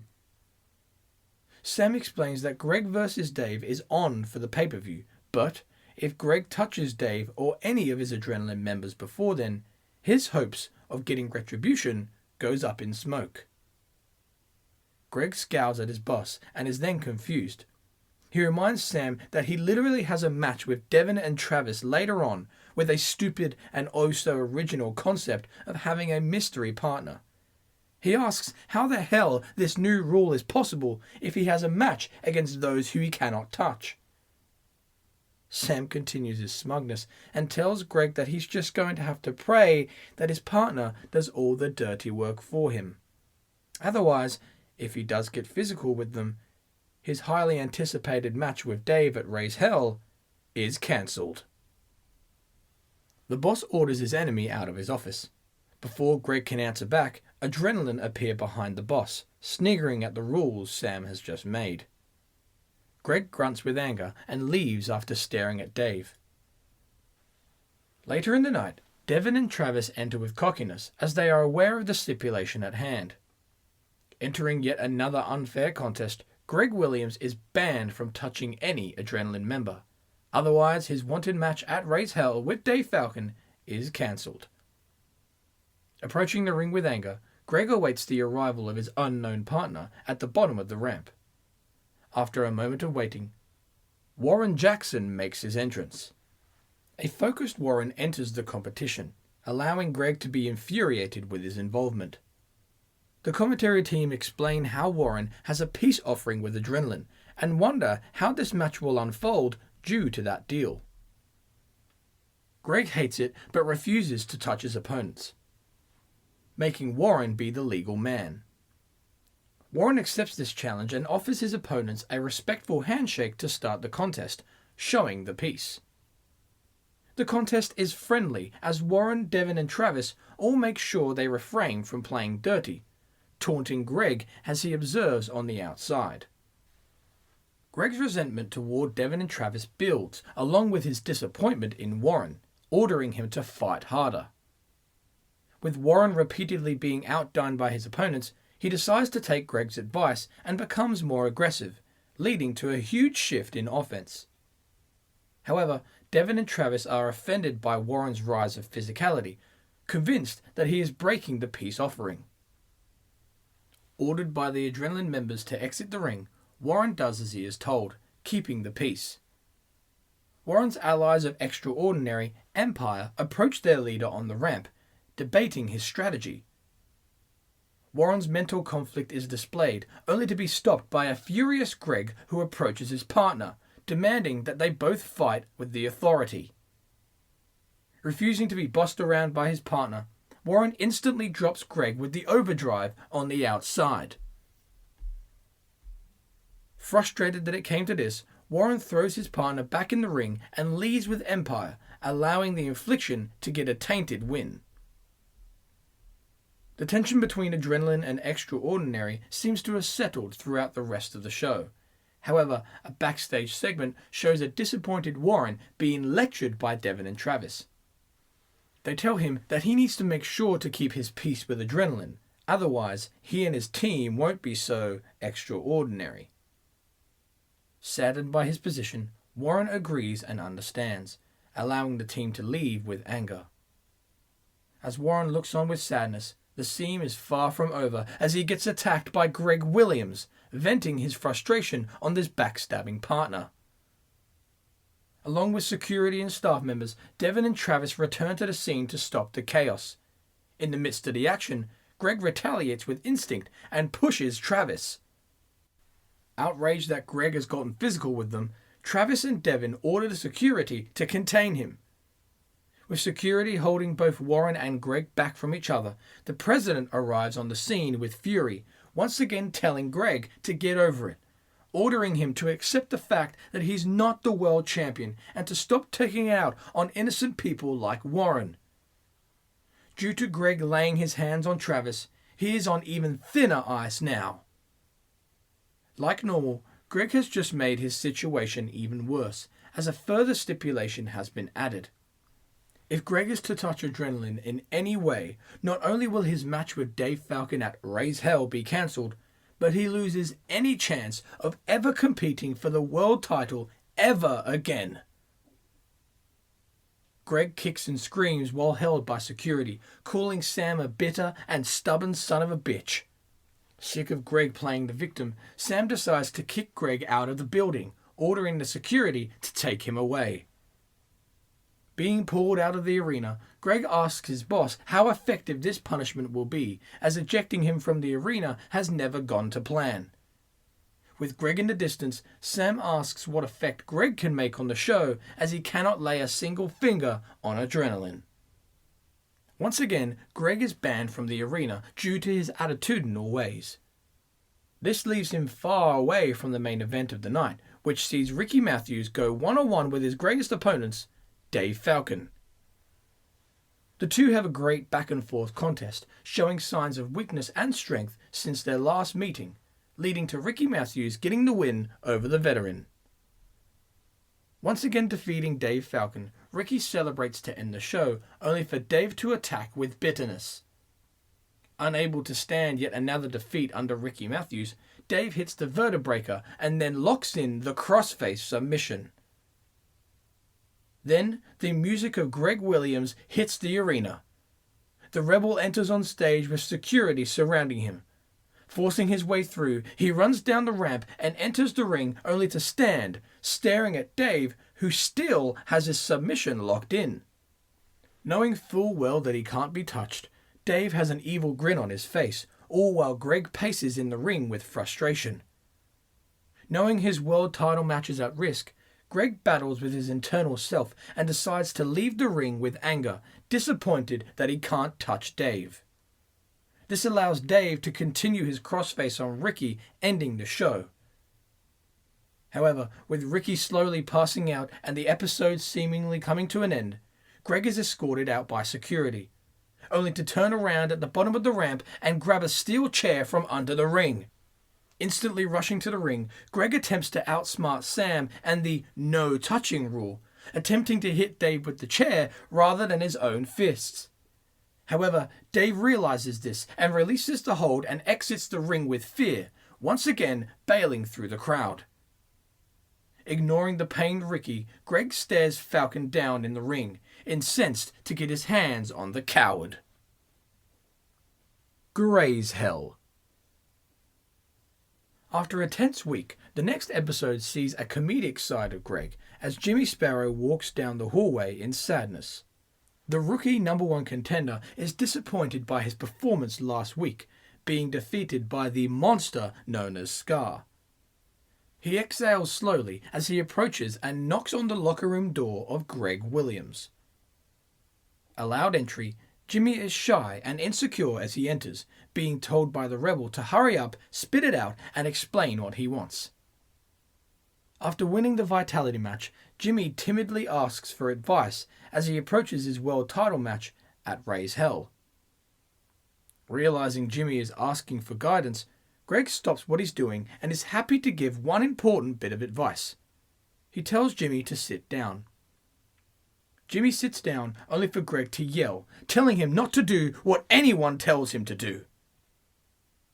Greg explains to the rookie that if he wants any shot at defeating corruption, he's going to have to break a few rules and spit on Sam's face in the process. Jimmy is still timid, with Greg rattling him, saying that he must get mean, he must get ruthless. Shaken intensely, Jimmy thinks he understands and slowly gets pumped up, saying that he's going to whoop corruption's ass.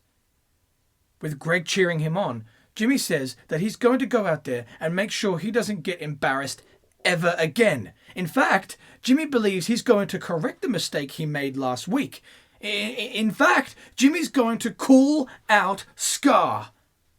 With Greg now confused, the rookie gets a little too motivated, stating that he's going to go out there and kill that evil demon bastard. While he's at it, he's going to go out there and make out with his hot dead sister.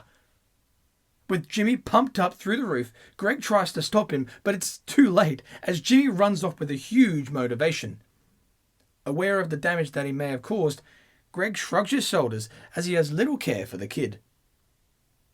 Throughout the night, a face-to-face confrontation is promoted between Dave Falcon and Greg Williams in preparation for their Graze Hell match, which is sure to get very physical. The commentators are excited to see Greg get his redemption after being screwed out of 2 opportunities for the world title. However, they question if Greg will make it to the pay-per-view, hoping he can refrain from keeping his hands off of his rival tonight. The face-to-face segment begins as Dave enters the ring with cockiness, fully aware of the rules at play. Sniggering at Greg's position, Dave claims that he can't wait to take the so-called voice of Impetus and Rebel down at the pay-per-view. After his arrogant speech, Dave gladly welcomes his opponent out for a face-to-face chat in order to get their feelings out in the open. As soon as Greg gets in the ring, Dave speaks, reminding him that the two cannot touch before Graze Hell. Due to this, it gives him a chance to ask a question. He asks why Greg is so upset with Adrenaline and why he has such an issue with how Sam runs his business. Dave then buffs up the president, complimenting his integrity and selflessness to keep Greg a part of the Impetus roster, despite his attitude. Greg should be grateful to still have a job, and even more grateful that he got a job here in the first place. Claiming to have been dropping truth bombs and pushing the envelope way before Greg did, Dave repeats the question, asking what Greg's problem really is. However, before Greg goes to answer, Dave answers for him, stating that he's been around long enough to realize what the real issue is. He claims that Greg is simply jealous. Jealous of the confidence and faith that Sam has in him. He's been around long enough to look into Greg's eyes and see an insecure, envious, and bitter little boy who just wants to make his daddy proud. He's been around long enough to see that Greg is jealous of the legacy Dave has carved for himself. Perhaps the most evident example of all of this is that Dave had a year-long title reign with the Impetus Championship, unlike Greg, who couldn't even hold it for the length of a sneeze. Greg is clearly offended but decides to smirk, actually agreeing with what Dave said. Even though he's wrong about 99% of his speech, there was one thing he was right about. Greg agrees that Dave has indeed been around for long enough. Too long, just like the infliction, just like corruption, and just like Sam Pullen. Greg claims that he has been around this crap long enough to realise when things suck. He may not have the lengthy career that Dave has, but he didn't need to be around for long to see that things need to change. The rebel yells, saying that Sam can't keep relying on the ancient pillars of wrestling as they're getting weaker by the second, and sooner or later they will crumble. Greg claims that he may have held the title for 2 weeks, and, with adrenaline screwing him out of the title, it has made him more hungry, more determined, and more pissed off than ever before. He further states that at Graze Hell, the demise and downfall of adrenaline will begin as Greg puts Dave back on the shelf for good, finishing the job Warren Jackson started. Furious with the harsh words, Dave speaks, telling Greg that the fans are just going to have to wait to find out if Greg is telling the truth. However, tonight is different.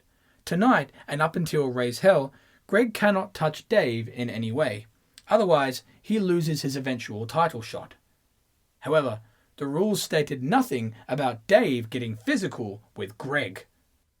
After staring down a growling Greg, Dave slaps him in the face.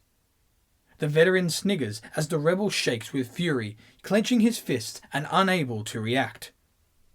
Greg raises his fist slightly and is ready to attack and blow the pay-per-view match to pieces until Sam Pullen enters. The president halts the tension, demanding hell to be raised at the pay-per-view and not tonight. Understanding that Greg seeks physicality, he assigns an impromptu match right here, right now to vent his frustration. Out comes an excited Warren Jackson, who has just been told that he will earn a coast-to-coast championship match at Graze Hell if he is to win his next match. Realizing his opportunity, Warren gets in the ring and glares at Falcon as the two remember their history and peace offering. However, Dave remains at ringside, watching the action. As the impromptu match takes place, Warren targets Greg's knee, referencing his past with Dave. With Dave making interferences during the match, Greg is unable to react due to his stipulation. From this, Warren takes advantage as he locks in the Indian Deathlock. Happy to see his rival in pain, Dave notices Greg attempt to reach the ropes, hoping to break the hold. However, without the official realizing, Dave pulls them back, screwing the rebel yet again. However, Dave's unfinished business with Warren Jackson comes into play as he now decides to screw his former protege, pushing the ropes toward Greg. With Greg shocked to reach the ropes, Warren is forced to release the hold. He stares at his former mentor with anger, knowing that their past may come back to haunt him. As Warren tries to refocus and deliver more offense, the distraction allows Greg to come back and hit the Scruti-Knee, leading to a victory. Warren recovers while glaring at a sniggering Dave at ringside. With Greg also recovering, he grabs Dave's attention, telling him to be focused on him rather than his former protege. Dave scoffs and casually gets on the apron to offer Greg a free shot to the face, taunting him of Sam's rule. Greg wants so badly to hit his rival, but instead decides to take his aggression out on Warren Jackson. He sets Jackson up for the Gordo Cutter, only for Dave to blindside his rival. Knocking the rebel down, Dave hits the Extreme Facebuster finisher to finish the attack. With Greg laid out, Dave looks at his former protege and future opponent, and exits the ring with a grin. Graze Hell and High Water. Due to the tension between the former partners of Dave Falcon and Warren Jackson, the two are placed in next week's main event in hopes to show their peace offering, hoping to compete in a friendly contest. Warren's heightened aggression throughout the match causes Sam Pullen to get involved, causing a disqualification finish and protecting his adrenaline ally.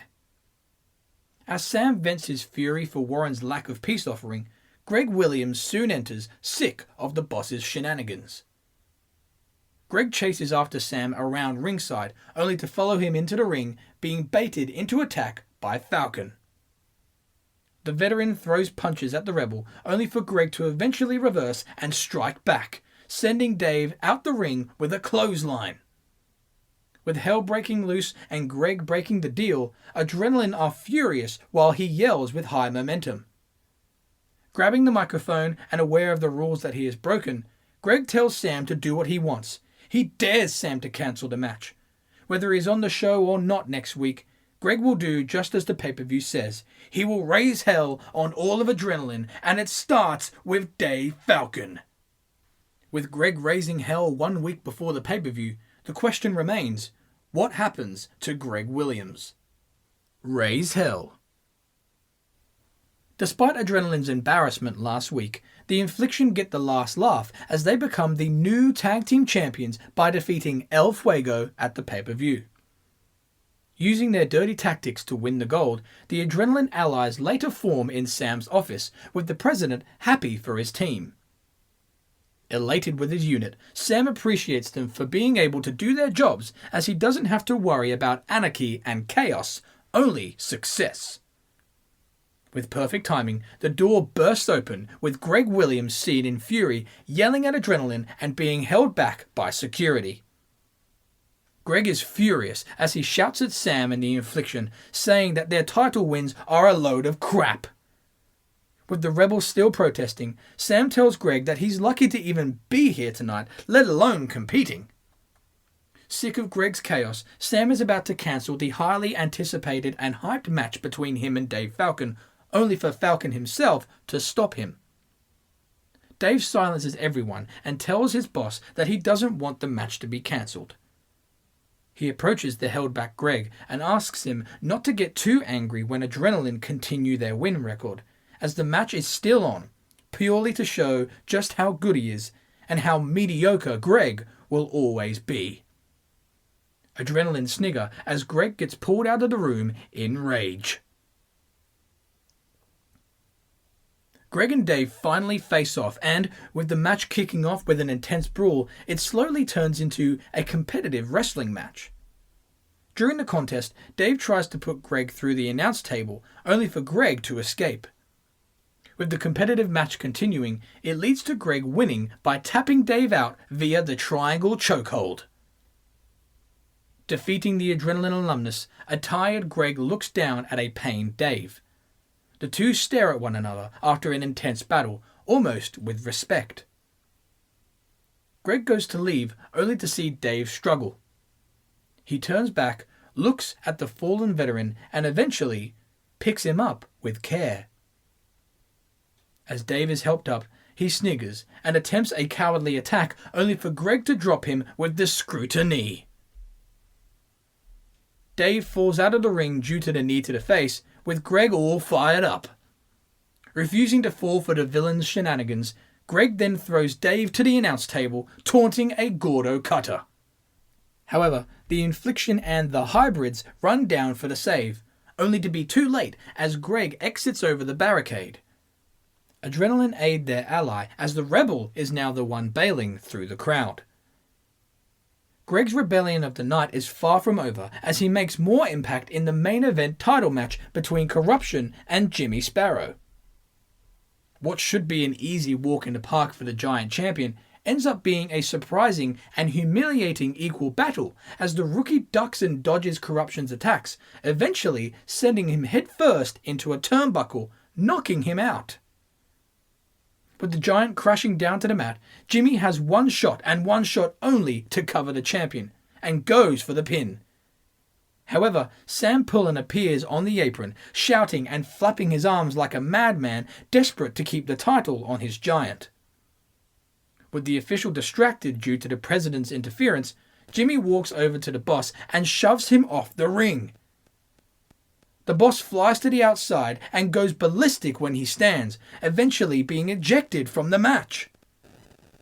Sam is furious to be sent out by his own employee. Everything seems to be going Jimmy's way, surely leading him to a shocking world title win. While the shocked and outraged Sam debates with the official, Jimmy turns around to get a spear by the suddenly appearing Dylan Dark, the man who suffered a shocking loss to Jimmy last week. Dylan exits instantly through the crowd, changing Sam's attitude as he is now happy to exit with no questions asked. Due to Sam's participation, the ring is without an official. However, this allows Greg Williams to return from where he exited last. He jumps through the crowd and in the ring and gives Corruption a Scruti-Knee, evening the playing field. With Sam now back to being furious with Greg's involvement, he orders the official to get back in the ring and grab the rebel. However, Greg bails yet again, leaving the official in the ring. Realizing he cannot catch Greg, the official changes his focus as he witnesses a pin attempt in the ring. Throughout Greg's chaos, Jimmy Sparrow has covered the champion, allowing a pin to take effect.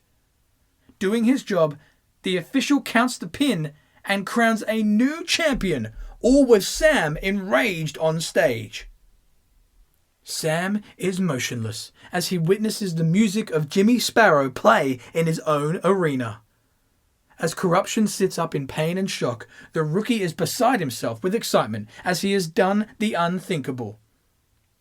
While Greg Williams exits through the crowd with delight, he witnesses the title being handed over to a confused rookie of the business.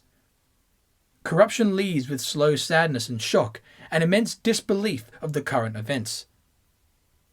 Jimmy eventually raises the title in shock, while Sam and Corruption look on with the same emotion. We have a new world champion, and it's all thanks to Greg Williams. Adrenaline vs. Impetus begins. The stunning events continue as the next episode opens with Jimmy Sparrow celebrating his newly won world title. Grinning from ear to ear, Jimmy is elated to be the new champion. The rookie is allowed some time to speak, fully aware that he's the last person anyone would expect to be in this position, but he is the new world champion. Jimmy begins his heroic and humbled speech until it is cut off by the president himself and the former champion, Corruption. Sam, along with Titanic, stares down the rookie, asking him if he really thinks he is the champion. Sam claims that after the way Jimmy performed last week, he didn't win a thing at Graze Hell.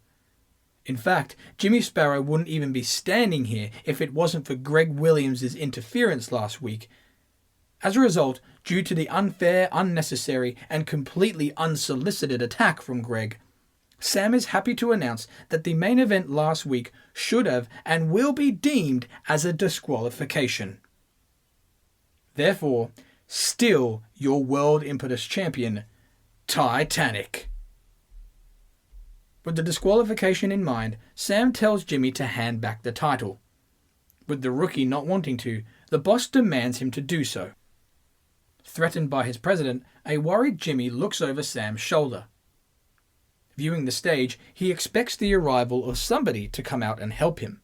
However, no music is played. Realizing Jimmy's need of a superhero, Sam refuses to waste any more time and orders to be given back the title, otherwise Jimmy is fired. Jimmy thinks for a moment, saddened by the position he's in.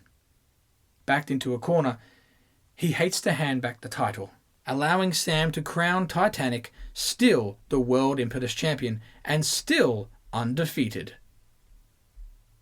After raising his champion's hand with delight, Sam begins to exit the ring with his satisfied giant, leaving a disappointed Jimmy inside of it with nothing. However, the music of Greg Williams holds the scene. Sam and Corruption remain in the ring, scowling at the rebel for interfering yet again. Greg walks quickly to the ring, claiming that he shouldn't be surprised about what has just happened. After all, Sam has gone above and beyond to keep down the up-and-coming talent for months now. Despite those who question Greg's conspiracy theory, there is no doubt whatsoever that last week Jimmy Sparrow pinned Corruption in the middle of the ring and should be the World Impetus Champion. Another man who should be the world champion is himself.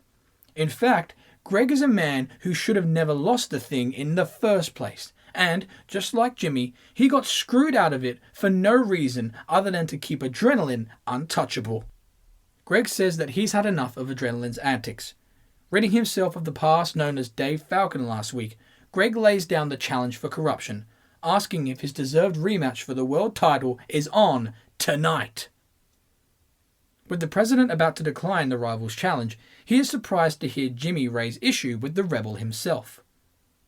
Although appreciating Greg's actions last week and words tonight, Jimmy believes that he should be the one making the challenge. After all, he was stripped of the title literally 2 minutes ago. Rather than debating like little schoolgirls, he offers Greg a one-on-one match tonight to determine the new challenger. Jimmy's brave attitude makes Greg snigger and leads him to accepting the challenge for tonight.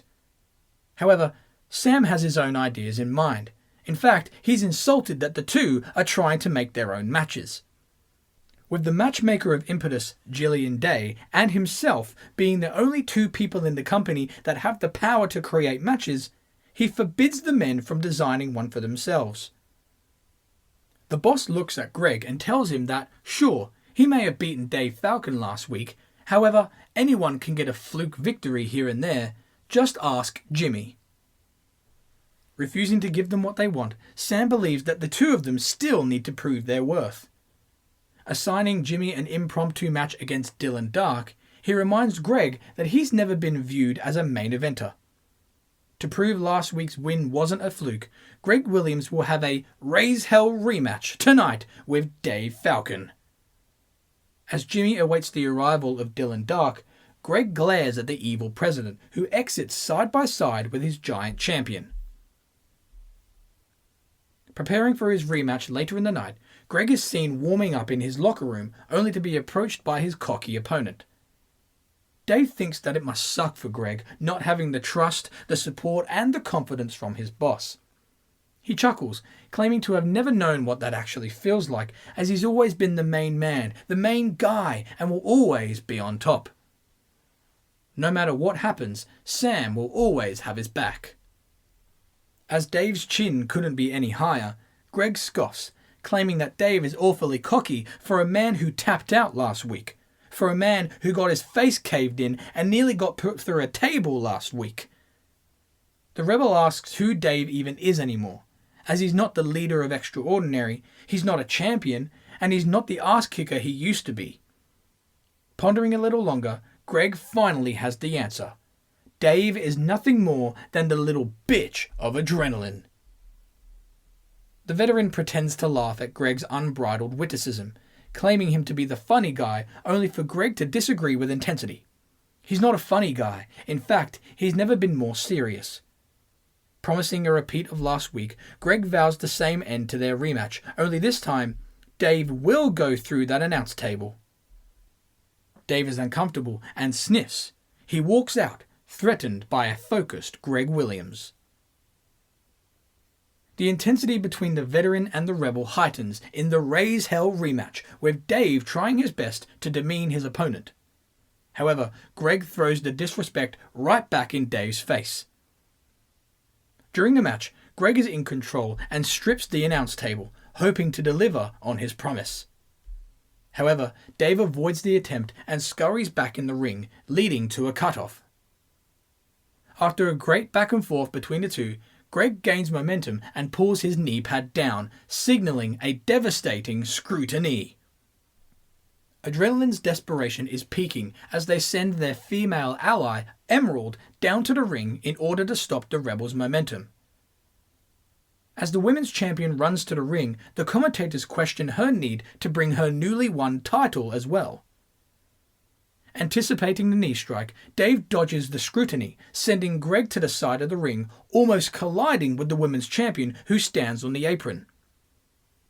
Greg's momentum is stopped as the hybrid taunts him, trying to distract him with her womanly ways. Deciding to walk away from any physicality, Greg tries to refocus on his opponent. However, he can't help himself as he changes his mind, looks at Emerald, and then kicks her feet out from underneath her, sending her face first into the apron and dropping her to the floor. Talking trash to the pained Emerald, Greg turns around to get caught in Dave's crossface. Trapped in the lethal submission move, Greg suffers for a while but finally grabs the ropes, breaking the hold. Being forced to unlock the submission, Dave hopes to immediately hit his extreme facebuster, only to be thrown into the official. What would normally be a ref bump, rather than taking the hit, the referee actually catches the veteran with a sigh of relief. Suddenly, Dave's priorities change as he is determined to care for the official's health, checking if there are any scratches and bruises on them. With the official being nursed by Falcon, Emerald jumps back in the ring and smacks Greg right in the face with her newly won title, answering the commentator's question from earlier. With Greg out cold, the women's champion ejects herself from the ring. Dave's care for the official is quickly vacated as he instantly locks the crossface back on Greg's now motionless body. With Greg unconscious, the official rings the bell, awarding Falcon the victory by submission. This episode of Impetus not only highlights Sam's disdain for the Impetus roster, but Adrenaline's satisfaction with placing them in unfair positions. El Fuego's rematch for the tag team titles is cancelled and replaced with a monstrous challenge involving the demonic Susan and Skar. Daria's attempt on regaining her own gold is not only denied, but given to her sworn enemy, Jacinta. Plus, the Dirty Cash partnership explodes in the night's main event, as Wazzy D must compete against the man now known as Titanic. As the president raises his champion's hand with pleasure at the end of the night, Sam ends the show with a big announcement. Due to the Impetus stars seeming to have an issue with how Sam and Adrenaline are running things, he states that everyone will get a chance to speak their mind, as he holds a State of Impetus event next week. If anyone disagrees with Adrenaline's ways, they will have the ability to speak up and make their statement. For those who are loyal to him, they will work together peacefully. For those who oppose, well, Sam lets the actions of his champion do the talking. He allows Corruption to take his former partner, along with Wazzy's current partner, Barry the Bogan, and chokeslam them both through the announce table that was previously exposed by Greg earlier in the night. With Sam sniggering and Corruption raising his title, one can only imagine who will step up in the next week's State of Impetus segment. State of Impetus. The next episode begins with all members of the roster gathered around the ring. Already inside of it is Sam and his Adrenaline unit, along with Jillian Day and Extraordinary, who all look down at those around them. Before Sam promises to make a huge announcement, he looks back at the last few months and how Adrenaline have reformed to be the most dominant team in all of pro wrestling. He talks about his Adrenaline team and how they deserve the world, and now he is finally giving it to them. He says that those outside the bubble like Empire, Warren Jackson and Jillian Day have also learnt that the Adrenaline way is the way to move forward. However, there are some people out there who have issues with these actions. Hence, why he has called his entire roster to come out here and state their claims of disagreement. Originally, Sam was going to allow those people who wished to complain a chance to speak. However, rather than provide them the gift of a verbal dispute, the boss has a better and more impactful idea. He refuses to hear their opinions and instead believes that their actions will speak much louder than words. He wants those that disagree with Adrenaline's ways not to speak up and instead walk out if they believe that they know what's good for them. Greg Williams fails to hesitate and leaves instantly. Then a handful of Impetus talent follow, such as Daria, Akira, Jade, and El Fuego. However, despite many others' desires to leave, the boss manipulates them to stay, claiming that they are nothing without him and need Adrenaline to survive. As the boss continues to belittle and discredit the Impetus talent, the music of Vipernip stops the scene. The returning superhero walks through the sea of talent and heads into the ring to confront the boss. He lets the president know that everyone here is sick of adrenaline and that the only reason why the roster still stands out here is because of the fear of losing their jobs.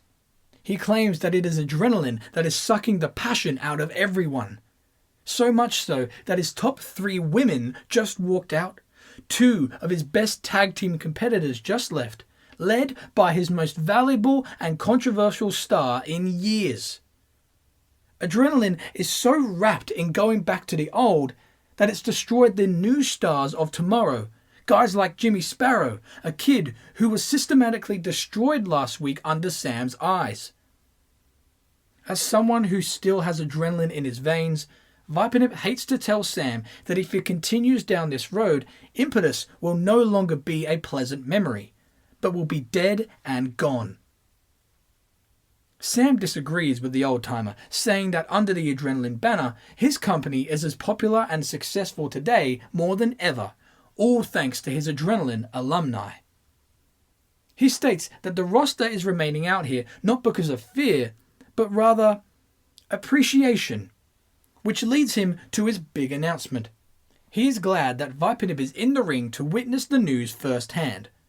Next week's episode of Impetus will host the Adrenaline Hall of Fame, a night where his loyal and dedicated family will be rewarded and appreciated. Sam's biased view of the unit doesn't stop there, as he announces even further adulation for his team, claiming that tonight is known as the Adrenaline Appreciation Night. This means all of his adrenaline stars will be in action, for the fans, of course. With that in mind, Dave Falcon will be in the main event tonight against Vipernip. That's right, the rivalry of ages will be reborn tonight in the main event. As Sam obliviously cheers for his team, adrenaline exit after Dave grins at his old foe. With many emotions and changes to the show, Greg is seen in his locker room, packing his bags with frustration after walking out of the State of Impetus segment. Grabbing his belongings, he goes to leave until Sam blocks his path with a smile. The president sarcastically claims that Greg was quite a little hero out there and asks where he thinks he's going. Being told to consider himself an enemy by the boss himself, Greg sees no reason why he should be a part of the stupid appreciation night, as he's deciding to walk out just like the girls have already done. Sam interrupts, wondering where Daria, Akira and Jade are. Greg sniggers, claiming that they have just left, just like he is doing right now, making it real easy for him to understand that there are employees that work here that disagree with Sam's adrenaline reunion. Trying not to show his fear, Sam claims that he is happy to see the back of Greg, but needs him to understand that if he walks out, not only will he be walking out tonight, but will be walking out for good, letting Greg finish out his contract at home with no sign of a world title match and no voice of Impetus to be heard. Sam challenges Greg and asks him what's more important, a moral victory tonight or a title victory down the road. Greg wonders what Sam is referencing, but decides to leave with anger. As Greg leaves, the boss then smiles with cockiness, clearly up to something. The Adrenaline Appreciation Night showcases Sam's allies and their talents, as not only do they perform, but are victorious in a variety of ways. The main event sees the old rivals, Vipernip and Dave Falcon, endure a great contest, reminiscent of their history after many years away from each other. After a 25-minute battle, the final bell rings for a Dave Falcon victory, allowing him to slowly recover and lift up his greatest rival with respect. The Adrenaline alumni hug in the ring, happy to add to their match collection. Dave raises Vipernip's hand, only to pull him in for a clothesline. However, Vipernip ducks the cowardly act and tackles Dave to the ground. Abusing his old foe, Vipernip looks to hit the Viper Buster, only to get knocked down by the appearing Corruption. Corruption chokeslams Vipernip with anger and stands over him alongside Dave. With adrenaline standing strong, all hope seems lost until the music of Greg Williams is heard. Apparently, the rebel never left the arena and storms to the ring, ducking a clothesline from Corruption and striking Dave down and out of the ring. Greg dodges an oncoming attack from Corruption with speed, striking the champion into a dizzy state and leaning him against the ropes. As Greg prepares for the Scruti-Knee on the Giant, Falcon comes back and kicks Greg in the gut, attempting the extreme facebuster. As Dave goes for the move, he gets caught by Vipernip, ready to hit the Viper Buster. However, Dave escapes the move and bails the ring with Corruption, avoiding the damage. With Greg and Vipernip witnessing Adrenaline exit the arena, they both end the show wanting a fight with their enemies. Adrenaline Hall of Fame. Along with the Adrenaline Hall of Fame segment, a tag team battle is promoted for the following week, placing Vipernip and Greg Williams against Dave Falcon and Corruption. Despite the appreciation night last week not ending as planned, Sam is seen in his office the following week with a surprising smile, claiming that nothing can upset him tonight. Why? Because tonight is the Adrenaline Hall of Fame. Accompanied by his team, Sam hypes them up for their inductions later this evening.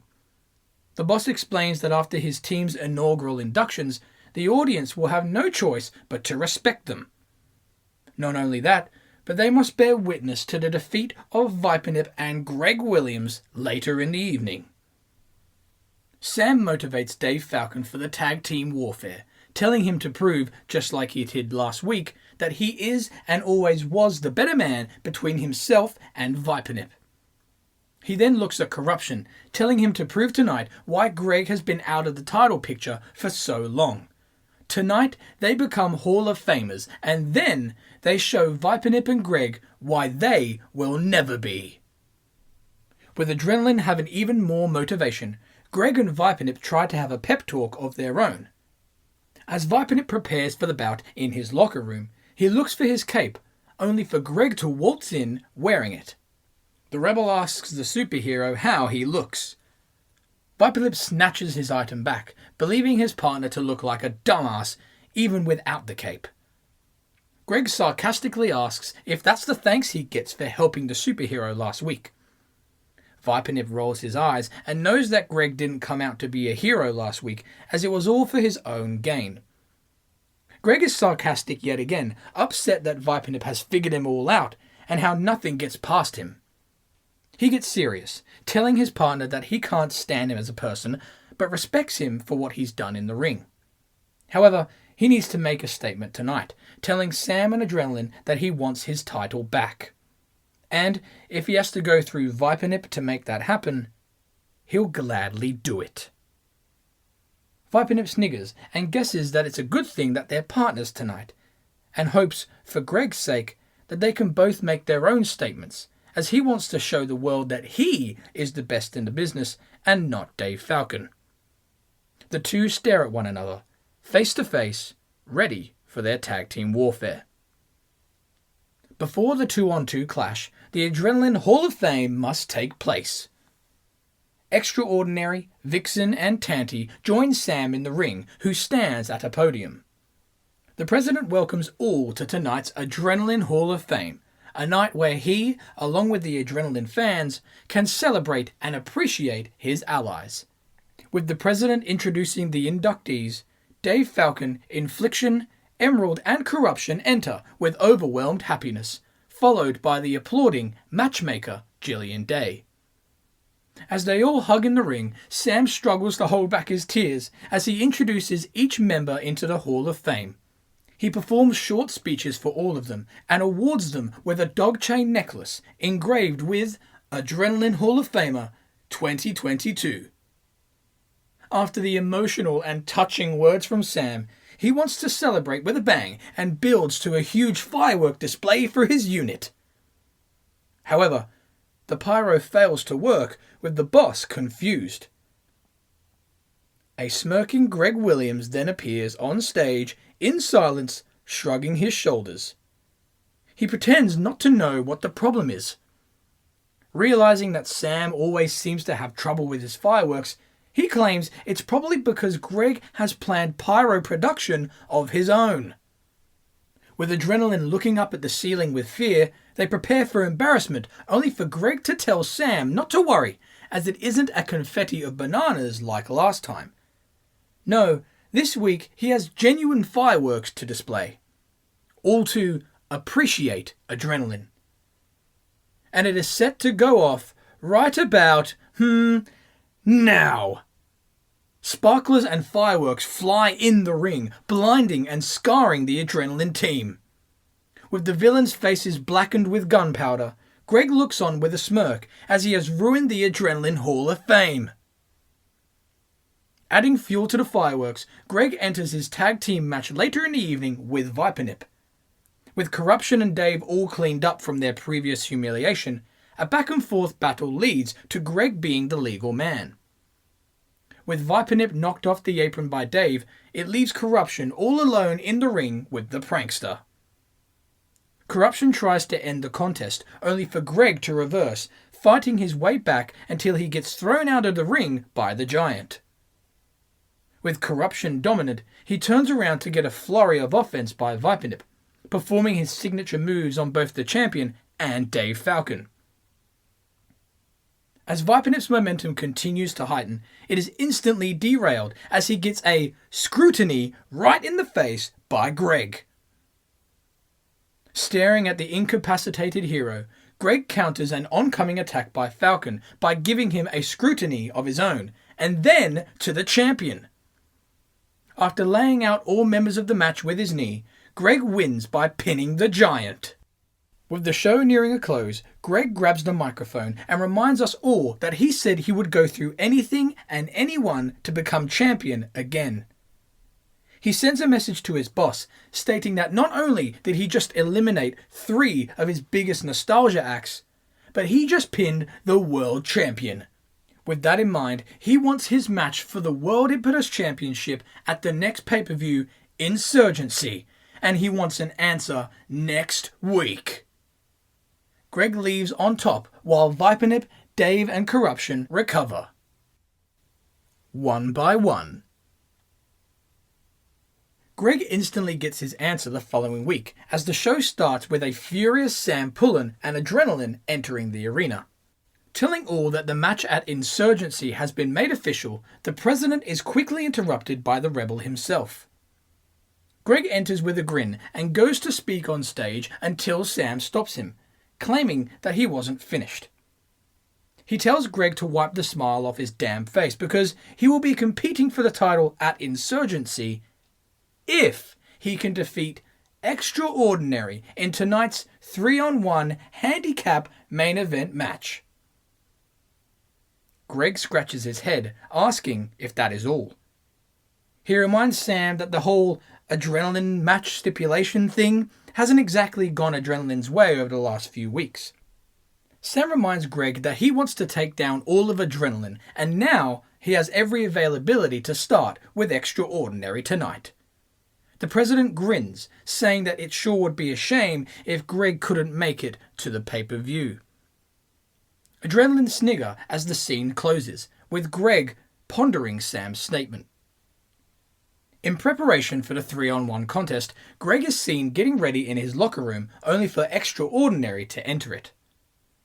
Believing the rebel to be worried about his handicap match, the trio try to ease the tension, letting him know that they'll take it easy on him tonight. Greg acts scared, thanking them for their charity. He gets serious, letting them know that they can pretend all they want to be happy being Adrenaline's henchmen.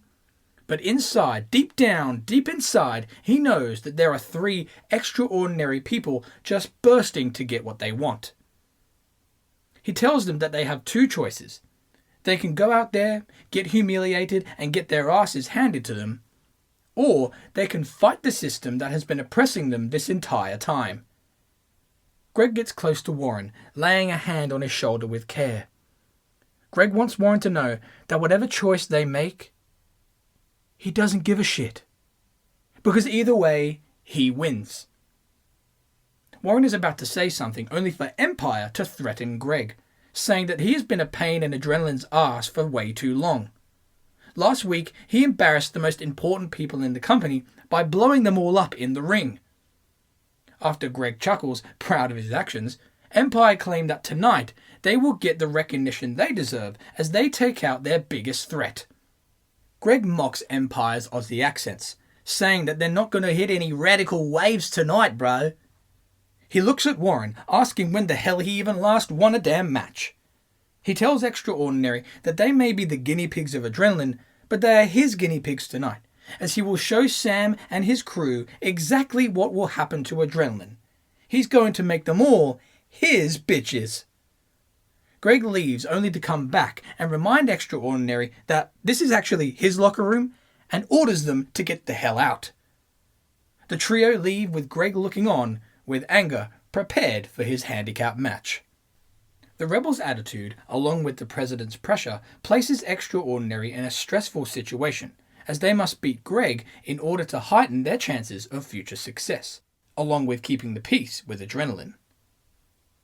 As Warren takes the match seriously in hopes of one day regaining the coast-to-coast title, Empire have fun with their attack on Greg. Perhaps a little too much fun, as Greg takes advantage of the cockiness and wins. Knocking off Adrenaline's henchmen, Greg repeats last week's ending by grabbing a microphone and demanding Sam to make his title match at Insurgency official. Greg continues his speech until the Infliction charge into the ring, only to be quickly eliminated. Then Dave Falcon storms to the ring, only for Greg to counter the attack and lock him in his triangle choke submission. Dave rolls to the side with Greg continuing his speech, saying that Sam can send out all of his roster, but nothing will stop him from whooping their asses, just like he'll do to Corruption in 2 weeks. Adrenaline continue to try and silence the rebel, as the female allies of Adrenaline, the hybrids, enter the ring. With Greg second-guessing his actions, he decides to leave, only for Emerald to try and kick Greg in the groin. However, Greg catches it. He shrugs his shoulders and knocks down the females, hitting Vixen with the Gordo Cutter. As Greg gets up, Corruption runs down the ramp and is about to head into the ring, only for Greg to stand tall, prepared for an attack. As the champion remains on the outside, Greg stares at him and witnesses Falcon recover in the corner. With the villain advancing for another attack, Greg anticipates the offense and suddenly hits Falcon with the Scruti-Knee. Corruption stays at the bottom of the ramp in fear as Greg wants him inside the ring. The meltdown of Adrenaline is near. The storm before the calm. Despite having issues with Greg Williams, Sam Pullen finds himself having to deal with the lawsuit of Greki Mathiams. Due to this, the president announces his absence from the following episode, stating that an interim replacement will be provided. As we wonder who the replacement could possibly be, the matchmaker Gillian Day kicks off the show and attempts to reveal herself as the acting president for the night. However, she is only interrupted by, guess who? The Rebel. Happy to be rid of the deluded president for the night, he sees no better person to take over Impetus than the voice of Impetus, Greg Williams. With Gillian outraged, Greg calms her down and understands that he has the prestigious press conference to attend to tonight. However, for some reason, he claims to be under the impression that Corruption won't be showing up due to fear. Fear, much like we saw in the champion's eyes last week, as he had every opportunity to get in the ring but decided to fall back just like his hairline. Offended by Greg's attitude, Gillian creates a different narrative for Corruption's actions last week. She claims that if he had entered the ring, the ending to Insurgency would have been seen 2 weeks early. He didn't stay away from Greg due to fear, he stayed away due to his knowledge on how to handle business. With Greg asking if she really believes those words, Gillian nods instantly, claiming the giant to simply be a good businessman. Happy to go along with the excuse, Greg claims that Corruption may be a good businessman, but he believes himself to be a better one. In fact, Greg thinks that he's the best businessman there is. With Gillian disputing, Greg demands to be proven wrong. In fact, he has an idea. With Sam's adrenaline-stained hands gone for the week, Greg challenges Gillian to be his co-worker tonight and suggests that they both run the show. Believing to have baited Gillian, she refuses, asking why she would do such a thing, and denies Greg the challenge, telling him to leave her ring and prepare for his press conference. Greg accepts defeat and leaves, pretending to be sad, and guesses that her former tag team partners, Triple J, were right about her all along. Once again offended, Gillian stops him, asking what he means. Apparently, Triple J said that while she was managing them, she was always a buzzkill, never having the ability to have fun. She could never be, spontaneous. Greg shrugs his shoulders, guessing they were right. Grinning as he walks off, Greg is stopped by Gillian as she falls for the bait, and she accepts the challenge. Along with Gillian, Greg is now in charge of the show. Happy to be partners, Greg gets back in the ring and offers a handshake, only for Gillian to accept the handshake on one condition. Both Gillian and Greg will co-run the show tonight, as long as he refrains from getting physical. Asking if they have a deal, Gillian gets her hand shaken by Greg, who retains a tight grip. He gets in Gillian's face, claiming that she should have learnt one important thing from her amazing mentor, Sam Pullen. And that's the fact that he's never been good with deals. Gordo then grabs Gillian by the hair and puts her in position for the Gordo Cutter. Taunting the finisher, the Adrenaline team storm to the ring. However, Greg quickly hits Gillian with the Gordo Cutter after all, and quickly bails out of the ring. Aiding their ally, Adrenaline glare at the exiting Greg, who is still in control. Moments later, after the commentators try their best to digest the previous scene, Greg is seen in the president's office, spinning on Sam Pullen's office chair. He gets up with happiness, puts on a terrible tie while looking in the mirror, only to see Corruption stand behind him. The world champion breathes heavily with fury, only for Greg to be unbothered and walk around the Titan with smugness. He sniggers, claiming that it's nice to see Corruption up close and personal, as it hasn't happened for a while. It could have happened last week, but Corruption was too busy trying to find his balls. Rolling his eyes, Corruption remains serious and tells Greg that he has been champion now for 5 months. In those 5 months since beating Greg, he has gone into battle for both business disputes and personal disputes. Corruption begins to mention how Greg has embarrassed Adrenaline over the last few weeks, only for the Rebel to stop him.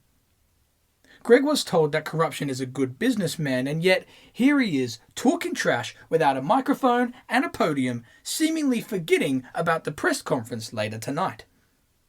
Greg wants to save all the banter for later. After all, it's best for business, and he is in charge tonight. The champion grunts with irritation. Greg's cockiness continues as he claims that he can't wait for the press conference, and, who knows, maybe he'll even believe the giant when he says he's not afraid of him. Until then, Greg says toodle pip to the old champion and exits the scene. Corruption looks on with anger, only for Greg to return to the office, stating that for tonight, this is his office, and tells the champion to scoot on out of here. Corruption leaves slowly in a huff and a puff, glaring at the acting president for the evening. Enjoying his leadership of the show, we soon see Greg in the president's office yet again. Only this time, the Rebel is in far more of a tense situation. All of Adrenaline are seen shouting at him, furious about what he's done so far. The acting president yells back, silencing them all, telling the team that he doesn't give a damn about what they have to say and complain about, as quite frankly, they all had it coming. Greg tells them to look at what they've all become. No longer under the power of Sam Pullen for one measly night, they've all become just like Adrenaline, old, pathetic, and, much like their title reigns come next week, dead. He is sick of Emerald lying like a crazy ex-girlfriend, sick of the infliction for having just as much balls as they do a full head of hair, and is sick to death of Dave Falcon because he exists. He kicks them out of his office, and while he's at it, kicks them out of the building. He wants to talk to Corruption face to face at the press conference and doesn't want any skeletons ruining the damn thing. Greg calls in his security while Adrenaline complain. The heels get sent out with a fuss while Greg looks on with a snigger, completely in control. With the hatred between Adrenaline and Greg increasing, the press conference takes place later in the night in order to promote the world title match between the Rebel and the Giant at Insurgency. As the acting president, Greg welcomes all to the press conference and, mocking Sam Pullen, hypes up the main event of Insurgency. He introduces himself as the man who should have never lost the title in the first place. Pretending to change roles, Greg goes off stage only to walk back on as the challenger. Returning to his hosting role, he insults the champion before introducing him. With Corruption then entering with inner rage, he sits down, clearly unhappy to see Greg and what he's done tonight. Greg notices this and tells Corruption that he's going to allow him to finish his also-awesome promo that he wanted to cut earlier this evening. Corruption reminds Greg of what he said earlier tonight, stating that since beating Greg, he has gone into battle for both business disputes and personal disputes. Next week, he will face and defeat Greg, just like he has done to the rest of them, not just for the world title, not just for personal and business reasons, but for Adrenaline. Corruption claims that after Greg embarrassed his team over the last few weeks, it all ends at the pay-per-view. It all ends at Insurgency. Greg is smug and retorts, telling Corruption that the real embarrassment of Adrenaline started when they reformed in the first place, trying to relive their better years. He tells the champion that he and his team's reign of terror, come Insurgency, is over. Greg reminds everyone that he has waited months for his rematch and, quite frankly, he can't wait a week to embarrass Corruption yet again. As a result, Greg wants to stop this stupid press conference and challenges Corruption to a fight right here, right now, in the ring. Greg walks down to the ring, expecting Corruption to follow. With the Giant refusing to stand, the challenger then reminds him that Sam isn't here, his team isn't here, and this is the perfect chance to prove that he isn't a big, fat, bald-headed coward who hides behind his boss. Corruption slowly gets up and takes off his clothes, falling for the bait. He heads down to the ring and climbs over the ropes, only for Greg to halt the scene. Remember, Greg is the acting president tonight and asks if this is the best way to promote a fight. As a big-time businessman, he can't give away the main event of a pay-per-view tonight. Greg strokes his imaginative beard and thinks. He asks what Sam would do in this situation. After thinking for a while, Greg realizes that Sam would have put his enemy in a completely unfair situation. As a result, seeing as Greg's in charge tonight, Corruption will face Greg right here, right now, in a handicap match. Greg introduces his partners, which are none other than Wazzy D and Barry the Bogan. The Aussie and former Dirty Cash member enter, elated to get their hands on Corruption. With Greg using his authority to make the match official, Corruption is stumped and tries to escape, only for the 3-on-1 attack to begin. Despite the surprising start, Corruption is able to battle through the 3-on-1 matchup. That is until Greg, being the illegal man, smacks the Giant in the face with the Scruti-Knee. With his partners progressing to hit their own finishes on the champion, justice has been served, as not only has Greg taken over the show, ejected Adrenaline from out of the arena and embarrassed the champion, but Wazzy D pins his backstabbing former friend. With the giant being toppled, Greg stands over corruption and raises the title he never should have lost. The question is, will we see the same images come Insurgency? Insurgency. The pay-per-view kicks off with the unwanted arrival of Adrenaline, led by the returning president. Sam vents his fury towards his team live on pay-per-view, outraged that they have allowed themselves to be embarrassed for multiple weeks. After lecturing his allies about their failures to uphold their reputation, Adrenaline have high demands from their boss, who has ordered neither member to add to their embarrassment tonight. With the Women's and Coast to Coast Championships being questionably kept in the hands of Adrenaline throughout the show, Greg vents his thoughts in a backstage interview. With Greg excited for his world title match, the interviewer states that Greg has so much pressure on him. After all that Greg has said, after all the anti-Adrenaline statements he's made, and after all of the back and forth between himself and the president, if he were to lose tonight, maybe it would make the last year seem absolutely worthless. Now depressed, Greg guesses that the interviewer is right. He guesses that maybe he should just forget about competing tonight. Just completely give up on everything he has worked towards for the past year. After all this time on fighting against a flawed system, maybe he should just accept the state of the company he's involved in and just turn a blind eye to the hypocrisy and biased nature that this business has upon it. Maybe he should just stop caring, stop giving a damn about himself and others' careers. Maybe he should just not care about the screw job that he just saw with the Women's and Coast to Coast title. And why stop there? Why not just ignore the inevitable bullshit that the Infliction are about to pull in order to retain their tag team titles? Maybe he should just stop breathing while he's at it. Or maybe he goes out there and proves that everything that he's gone through, everything that he's said, and everything that he's done for the past year means something. Maybe he goes out there tonight and becomes the rightful World Impetus Champion.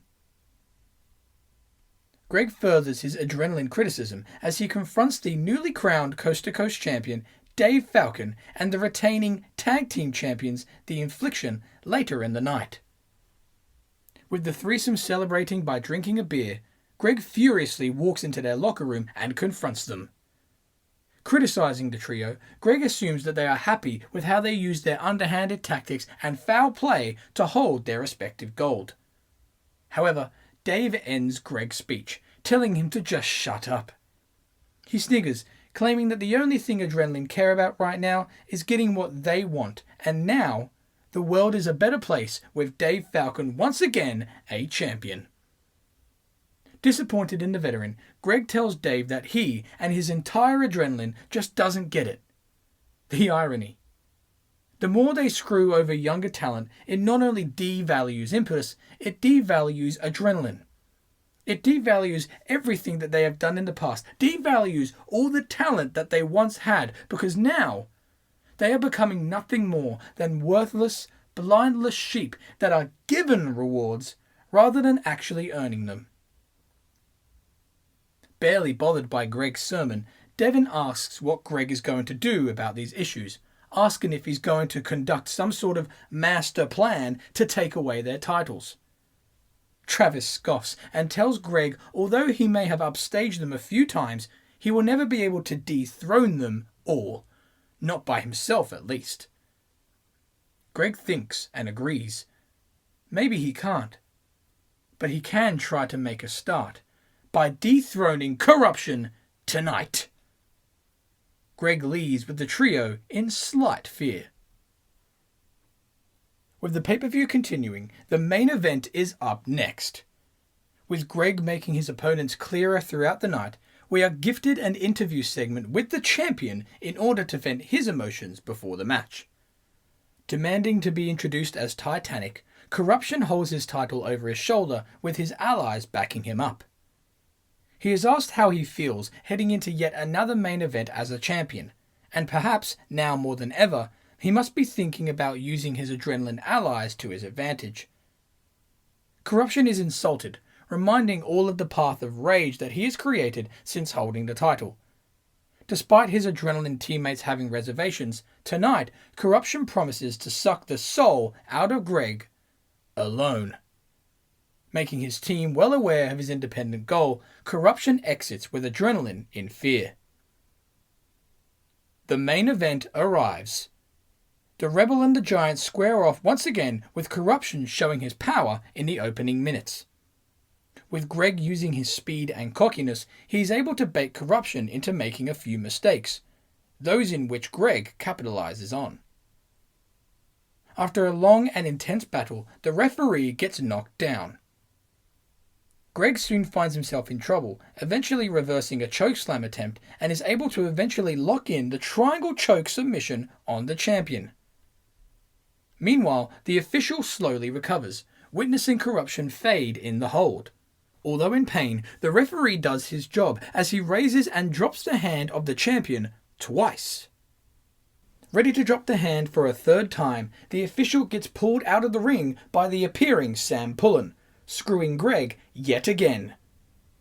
Greg's anger for his cheating boss cannot be contained as he jumps to the outside and grabs Sam by his collar, pushing him to the floor.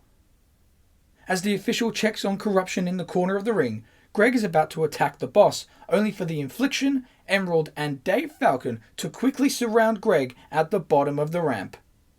Threatened by the numbers game, Greg decides to retreat from the outside and make his way back into the ring. However, a devious Dave Falcon follows and attempts an attack from behind, only for Greg to counter and hit the Gordo Cutter on the Adrenaline member. Focusing on Greg's assault rather than focus on their boss, the remaining Adrenaline members look to punish Greg for his rebellion as they climb onto the apron, preparing for another beatdown.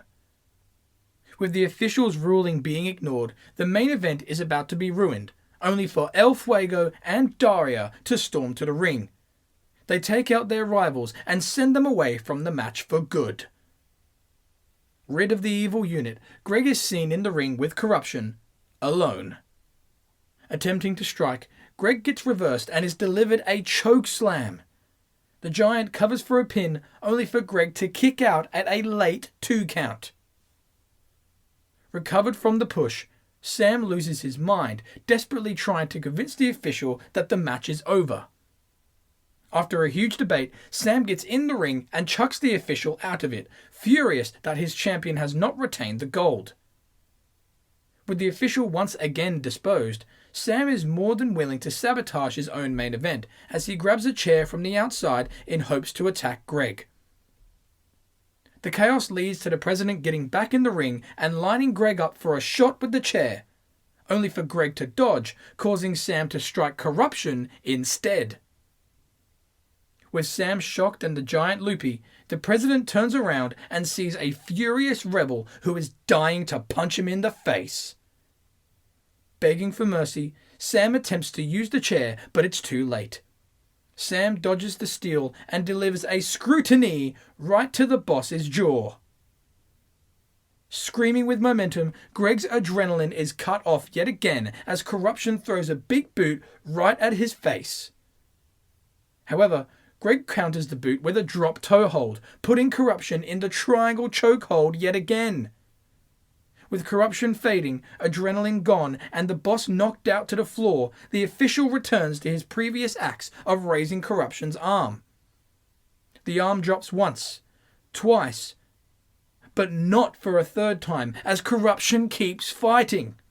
Still locked in the hold, Corruption is fatigued, and he lifts Greg in the air, hoping to deliver a powerbomb, only for the rebel to release the hold.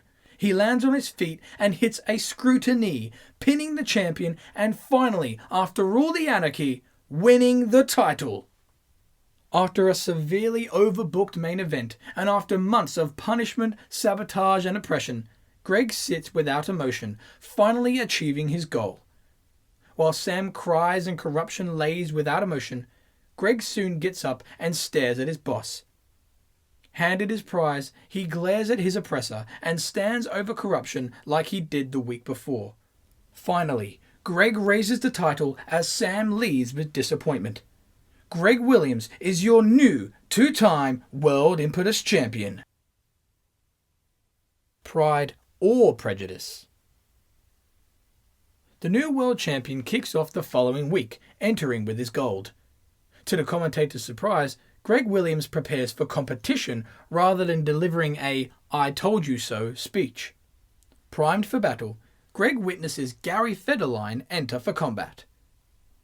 Previously having his hopes of becoming the coast-to-coast champion ripped away by Dave Falcon, Gary hopes to show his championship status by defeating the world champion right here, right now. As the show appears to be experiencing a fresh and brand new start, the two are set for battle until the music of Sam Pullen is played. An irritated Sam comes out with his adrenaline team to stop the match before it starts. He refuses to allow Greg to just simply waltz out here with a huge smile on his face and the championship that he doesn't deserve over his shoulder after the stunt that he pulled last week. Sam tells Greg and the entire audience that he, just like the time before, should not be the champion. With adrenaline winning all the gold at Insurgency, Sam is furious with Greg and his pathetic ways of becoming the new champion last week. The president claims that he should have never let Greg compete for the title in the first place, let alone allow him to be the champion today. But he promises to change that. Realizing how soft his approach to his rebellious roster has been, Sam promises to be more ruthless than ever before. In fact, although Greg may have outsmarted Adrenaline last week, he vows that he will never allow him to do the same thing again, as he has a feeling that Greg will lose his title tonight. "Here we go again," says Greg.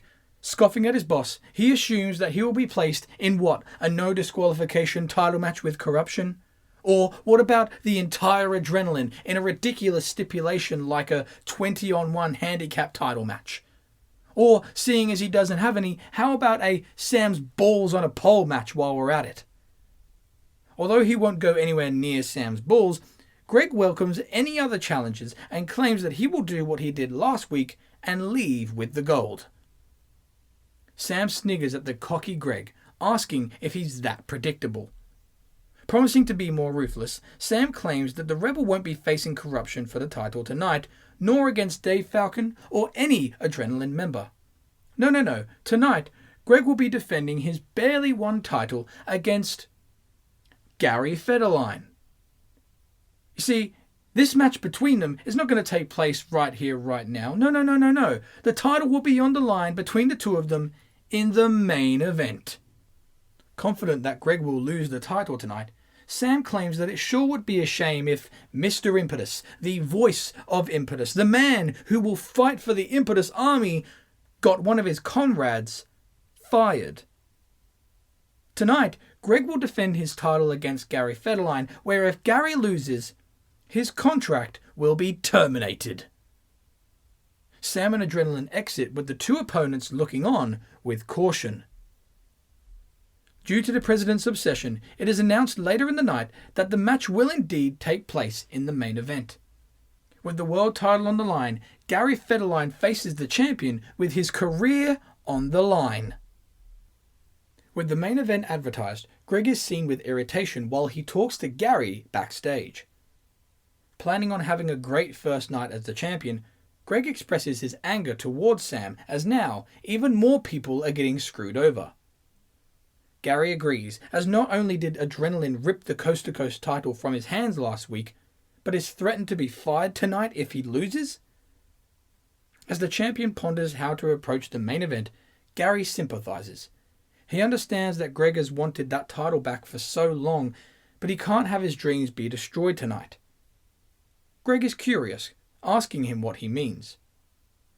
Sighing with confliction, Gary says that he is due a title win after Dave Falcon's actions last week, and, with his career at stake tonight, he tells Greg that he'd be more than happy to give him a rematch as soon as possible. Greg is insulted, claiming that he didn't work his ass off battling Adrenaline for the last 6 months just to hand the title over to someone like Gary. Gary is insulted by Greg's comments and then lectures the champion, asking if he's just going to allow the roster to be fired one by one, all just to remain champion? Greg may be the voice of Impetus, but as the champion, he ironically may be the reason behind its destruction. With Greg as the champion, Sam is not just going to target Gary, but he's going to target everyone that calls themselves Impetus. As much as Sam could be to blame, Greg is the target, and now, whether he likes it or not, is just as responsible. Shocked to hear his opponent's words, Greg asks what he's supposed to do. Should he just lay down for Gary tonight and feel sorry for him? With the two getting louder and louder, Sam Pullen then interrupts with his adrenaline by his side, stating that perhaps Greg should indeed perform that action. Sam mocks the tension between them and hopes everyone is enjoying his new ruthlessness tonight. As a result, he is happy to add even more tension to tonight's main event, as not only is Gary's career on the line, but so too is Greg's. Greg scoffs, believing it all to be a bluff, with the president daring him to find out. He promises Greg that if he doesn't win tonight, not only will his career end, but his title reign will be just as pathetically short as the first. Sam asks what is more important to Greg, fighting for the locker room or fighting for himself. The president exits with Dave brushing off his coast-to-coast title in Gary's face. The champion and challenger are stressed even more. As the main event approaches, it is clear that one man's career will be over by the end of tonight. Prepared for battle, Gary and Greg approach one another backstage in silence, realizing what is at stake. Right before they head out to the ring, Greg lifts his title and throws it over his shoulder, making it clear what is important to him. With one title and two careers on the line, Gary and Greg battle intensely in the Impetus main event, showing their fight and passion for the gold. The two have a huge sequence of reversals near the end of the match, leading to a double down. The two recover slowly, with the referee counting to 8. With Greg recovering quicker than his opponent, he gets to a knee and realizes that Gary is stirring. Greg thinks for a moment and tells the official to go and check on the turnbuckle pad during his count of 9. During this distraction, Greg pulls Gary down to the floor with him. As the two then lay on the mat, the official returns after the distraction and finishes the 10 count, announcing a double countout. The controversial and anticlimactic match ending causes Gary to recover with confusion as he hears the announcement, granting neither man a win or a loss. Gary is initially insulted, but then understands Greg's tactic. Both men may not have won the match, but surely no one will be fired. With the commentators questioning everything, the show ends with no answers as the episode fades to black with our minds boggled. War and Peace. After defeating Wazzy D and Barry the Bogan in the next episode, the Infliction get on the microphone and brag about their win and championship status. They state that they and Adrenaline are unstoppable. With the controversial ending to last week's episode, there is only one man who can and will address these issues and make everything right. Devin and Travis order the fans to welcome their boss, Sam Pullen. The infuriated president enters with the rest of his Adrenaline allies and complains like a little brat. Last week was unfair as he was humiliated and embarrassed by Greg Williams yet again. After his rant, Sam looks down to sulk, only to raise his head with a grin, fooling us all of his emotions. He asks the fans if this is what they were expecting, for him to come out here kicking and screaming.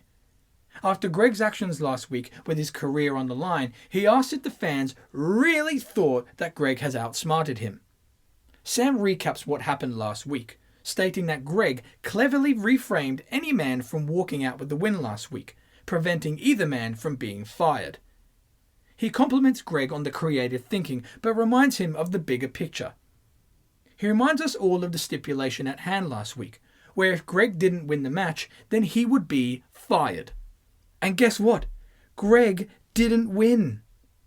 As a result, Sam demands the Rebel to come out for one last time, in order to relinquish the title and deal with Sam's new ruthlessness, as he will be fired. The rebel does as he is ordered and enters, getting in the ring and looking at his title with sadness, realizing what's about to happen. Sam rants about how he will not be outsmarted and humiliated anymore. In fact, he is actually kind of glad that Greg won the title at Insurgency, as now he could not only fire him, but get double the satisfaction over seeing Greg surrender the title and witness Sam place it back in the clutches of Titanic. As sadness radiates off of Greg, Sam tells his adversary that he should be used to this. After all, this isn't the first time Greg has lost the title in a measly 2 weeks. In emotional pain, Greg begins to hand over the gold. With Sam grabbing the other side, the two hold both ends. Holding one side of the title, Sam builds up to firing Greg, only for the rebel to interrupt, telling Sam that he's not going to do a thing. Sam won't fire Greg if he knows what's good for business. With Sam shocked and curious, Greg explains that sure, Sam can fire him and be rid of the evil and rebellious Greg Williams, but Sam seems to have forgotten that there's a whole entire roster back there that hates the hell out of Sam and Adrenaline. Sooner or later, there will be another voice of Impetus, another rebel trying to get rid of Sam's evil team. Sam can have the quick victory of firing Greg tonight, or he can wait and up the stakes. Insulted that Greg wants to make some sort of business arrangement, Sam is told to shut up for once and simply listen. Greg claims that he has not been the only man who has been screwed by the actions of Adrenaline. El Fuego should have regained their titles at Insurgency. Gary Federline deserves not 1 but 2 different title matches, and Daria should have never lost her gold in the first place. Greg and the entire Impetus roster are sick of fighting by themselves and, after all this time, have figured out that they can't do this alone. He knows that in order to stop the ruthlessness of Sam and Adrenaline, they all need to fight as a team. Greg challenges Sam to a match at episode 100. Team Impetus versus Team Adrenaline. Greg asks Adrenaline to put their titles up for grabs in an all-for-all title match, where whichever team wins gains all the gold. Sam is shocked, asking why he would accept those terms when he can easily fire Greg's ass right here, right now. Greg gladly answers the question, claiming that not only would it be a huge match, not only would it be on the 100th episode of Impetus, but, more importantly, whichever team loses is gone forever. Greg lays down the challenge, claiming that if Impetus win this match, they take back what is theirs, their titles and their freedom. If Adrenaline win, Greg and every member of Impetus that is considered an enemy will be fired, allowing Sam to recreate Impetus the way he always wanted to, with his Adrenaline stars in the spotlight, never to be questioned again. Sam thinks and sniggers, claiming it's a shame that Greg's aspirations were to be a wrestler. After all, he would have made a great businessman. Sam slowly lets go of his side of the title as he agrees to the challenge. Sam and Adrenaline exit with unsettled emotions, all with pressure now mounting on Greg's shoulders. Despite saving his own title and career, the reception from Greg's co-workers at the back is negative. Greg is seen walking backstage after the Adrenaline segment with the Impetus roster complaining, yelling at him, asking why the hell he just jeopardized all of their careers. He silences them all so that he may answer. Lord, how he's tried to take down Adrenaline, but he admits that he can't do it by himself, and knows that the only way to stop them is by forming an alliance with Impetus. The crowd of people start to complain yet again, only for Greg to make his point. He looks at Daria and claims that she should be the champion, and after multiple attempts, she finds herself in a tables match tonight with the person who has screwed her multiple times. He asks how many times she's going to allow Adrenaline to screw her over, asking everybody else the same thing. How many times are they going to let Adrenaline screw them over? Greg continues his speech toward Daria, telling her that joining the Impetus team on episode 100 will allow her to regain the title that she never should have lost. Daria stands with Greg, agreeing, claiming that he's right. She then talks to the crowd of doubters, claiming that she isn't the only victim of adrenaline, reminding El Fuego of their unfair treatment. Much like Greg, no matter how many pranks they pull, no matter how many times they embarrass Devon and Travis, El Fuego won't get the titles back until they join the fight. El Fuego joined with motivation, stating that those perros known as Infliction are going down, ese. Greg then calls upon Gary Federline. Although a winner between the two of them has yet to be determined, he claims that there will never be a decisive winner until they stop adrenaline. He asks Gary to join so that he can finally get back the Coast to Coast title. The Coast to Coast title that he should have won at Insurgency. After which he is more than happy to compete against him, title for title. Approaching Greg with anger, Gary then offers his hand for respect, standing with Impetus. Greg promises his roster and his team that as long as he has their support, Impetus is safe and adrenaline will crumble. Impetus cheer then as a unit, ready to fight the adrenaline army. Although able to deal with the pressures of the locker room, Greg's troubles are far from over, as Warren Jackson is rewarded a world title match in the night's main event. Due to Warren's loyalty and peace with adrenaline, Greg must face a hungry challenger with a giant chip on his shoulder. Warren's intensity in the main event is stronger than ever before, showing his new attitude and perseverance to be extraordinary. After a tiring battle, Warren is on top of the champion and is about to win with the overdrive finisher until he gets booted in the face by the suddenly appearing Corruption. As both champion and challenger lay in fatigue, the giant stands tall while the bell is rung to end the match. Corruption stands over Jackson, making it clear who the show should be focused around. Then, Greg tries to strike the giant, only to be power slammed for his efforts. Glaring at the rebel, Corruption is turned around by a hurt and disappointed Warren, furious with the disqualification. He yells at the giant, venting fury at the loss of the world title, only to be blindsided by a Dave Falcon attack, hitting the Extreme Facebuster.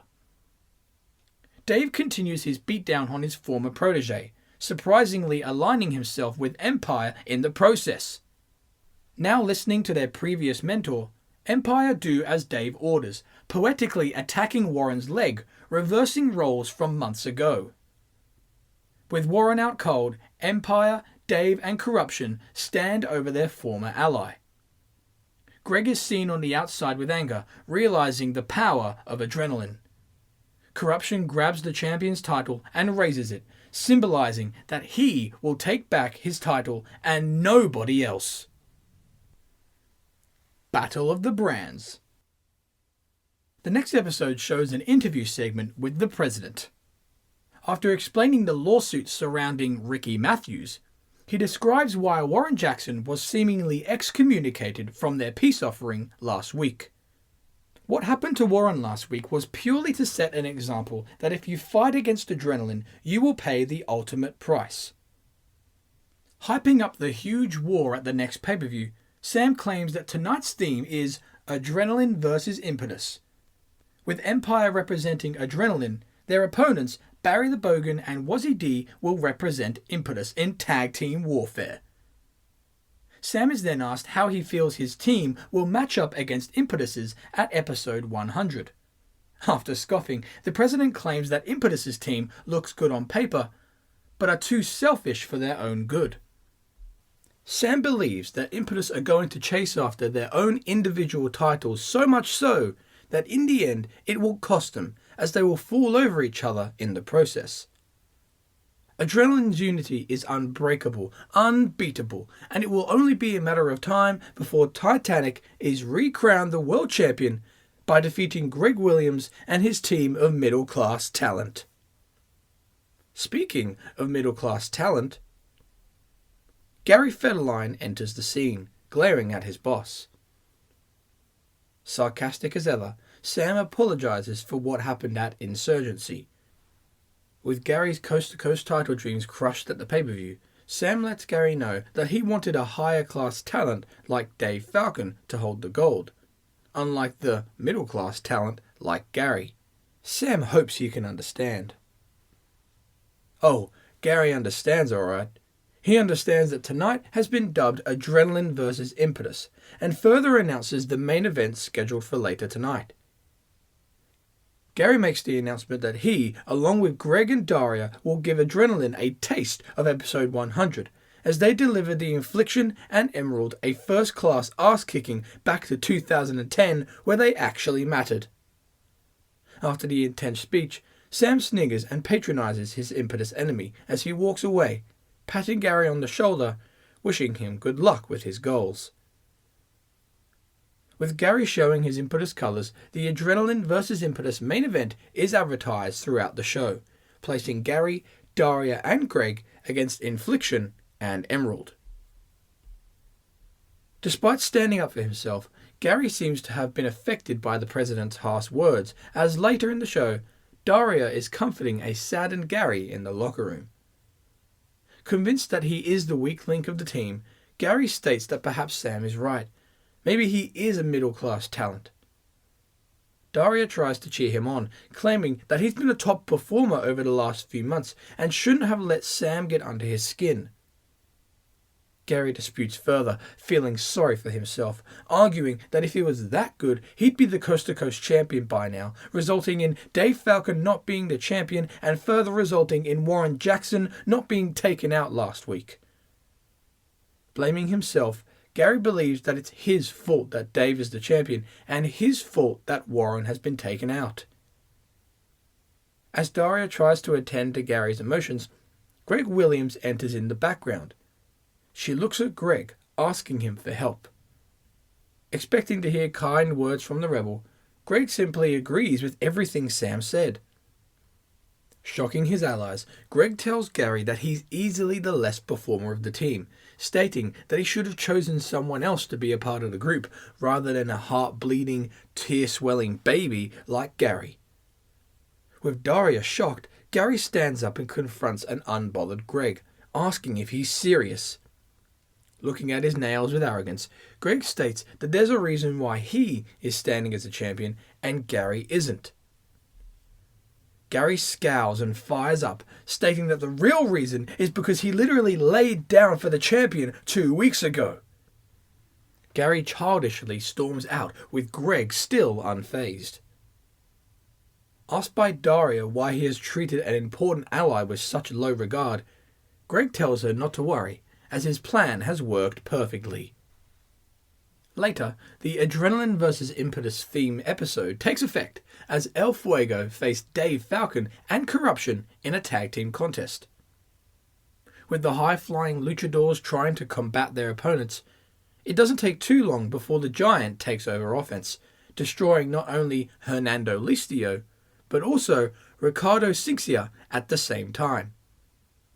The furious Corruption power slams, choke slams, and pins both El Fuego members, asserting a dominating victory. After flattening his opponents, Corruption speaks, stating that no one ranks higher than him. No man could be as destructive and as dominant as him. He sends a message to Warren Jackson, Greg Williams, and all of Impetus, claiming that their fairy tale dreams will end in a nightmare at episode 100, as he will reclaim what is rightfully his, the World Impetus Championship. Dave Falcon has a sermon of his own, telling his former protege that it's a shame about what happened last week. Warren and the entire Impetus locker room must accept defeat at episode 100, as Adrenaline will take over the pro wrestling world forever. The animosity between the brands only grows later in the night as Daria confronts Emerald in the ring, begging her for a fight. Given the perfect opportunity to show her talents, Emerald decides to decline the challenge, telling Daria that she must wait for episode 100. As the women's champion cowers from the action, she heads up the ramp, only to be accompanied by the tag team champions, the Infliction. Standing with her Adrenaline brethren, Emerald turns around with a snigger as she now has backup. With Adrenaline now posing a 3-on-1 attack on Daria, Emerald and her allies start to prepare for an attack. However, it isn't too long before Greg Williams and Gary Federline storm out to counter the ambush. With a brawl erupting in the arena, referees and staff try to separate the teams, leading into the commercial break with the main event scheduled to take place. Back from the break, Team Impetus and Team Adrenaline are being controlled into their corners in order for the main event to start. Although revolting against the villainous team, Impetus's flame is extinguished early in the match. Gary Federline takes the brunt of Adrenaline's offense, getting humiliated multiple times by Travis, not just physically, but verbally. Reminded of being a middle-class talent and told that he is the weak link of Impetus, Gary is disheartened by the harsh words. Separating himself from the offense, he allows Daria in the match, tagging out with embarrassment after being outperformed by Travis. The Infliction members share their harsh words as they tag in and out frequently. Beating down Daria with physical blows to the body, they keep her down with verbal blows to the heart.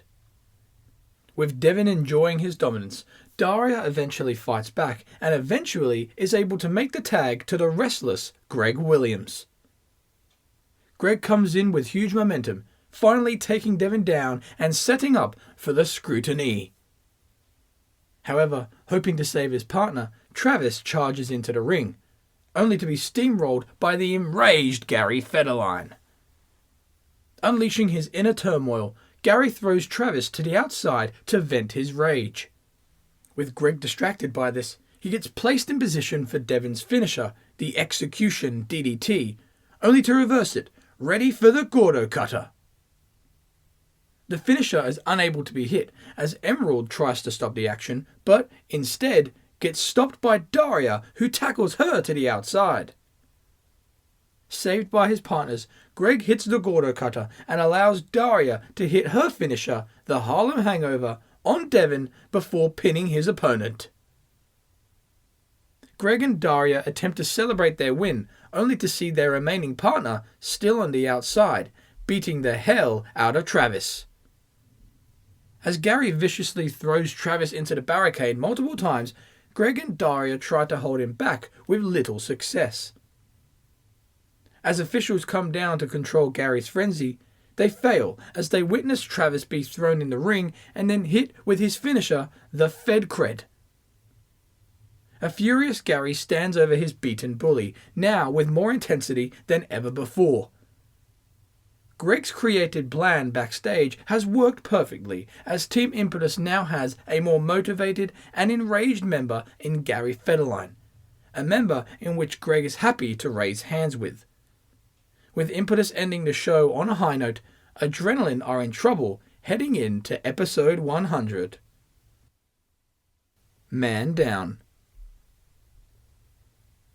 After Impetus experienced their own adrenaline high last week, the next episode opens with a confrontation between Greg Williams and Corruption that occurred earlier in the night, hours before the show started. Corruption places his bags down in the locker room only to see his rival sitting comfortably. With his feet up high and his title on his lap, Greg is asked what he wants. Cocky after last week's ending, Greg gets in the Giant's face. He simply wants to let Corruption know how excited he is for episode 100, as he will not only retain his title, but will be happy to see the high and mighty Adrenaline finally shatter to pieces. Corruption chuckles at the rebel's attitude, and claims that he is awfully confident despite having a lame title reign. He lists the champion's achievements since winning the gold. First, Greg received help to win the title at Insurgency. Let's not get that wrong. Then, he got a double countout with Gary Federline, who literally laid down for him. Then a disqualification against Warren Jackson, and then he needed 2 partners last week to even win a match. Viewing Greg's title reign as pathetic, Corruption can't wait for Impetus to fall at episode 100. Greg chuckles, claiming that maybe he wouldn't have such a list of achievements if Adrenaline didn't intervene with all of them. Changing the subject, Greg wonders why Corruption himself is cocky heading into their match tonight. Pretending to think of the reason and stroking his make-believe mustache, Greg suddenly realizes that it's because the Empire member, Corey, has somehow been announced as the special guest referee. Who'd have thought? Some dominant victory Corruption is going to have, huh?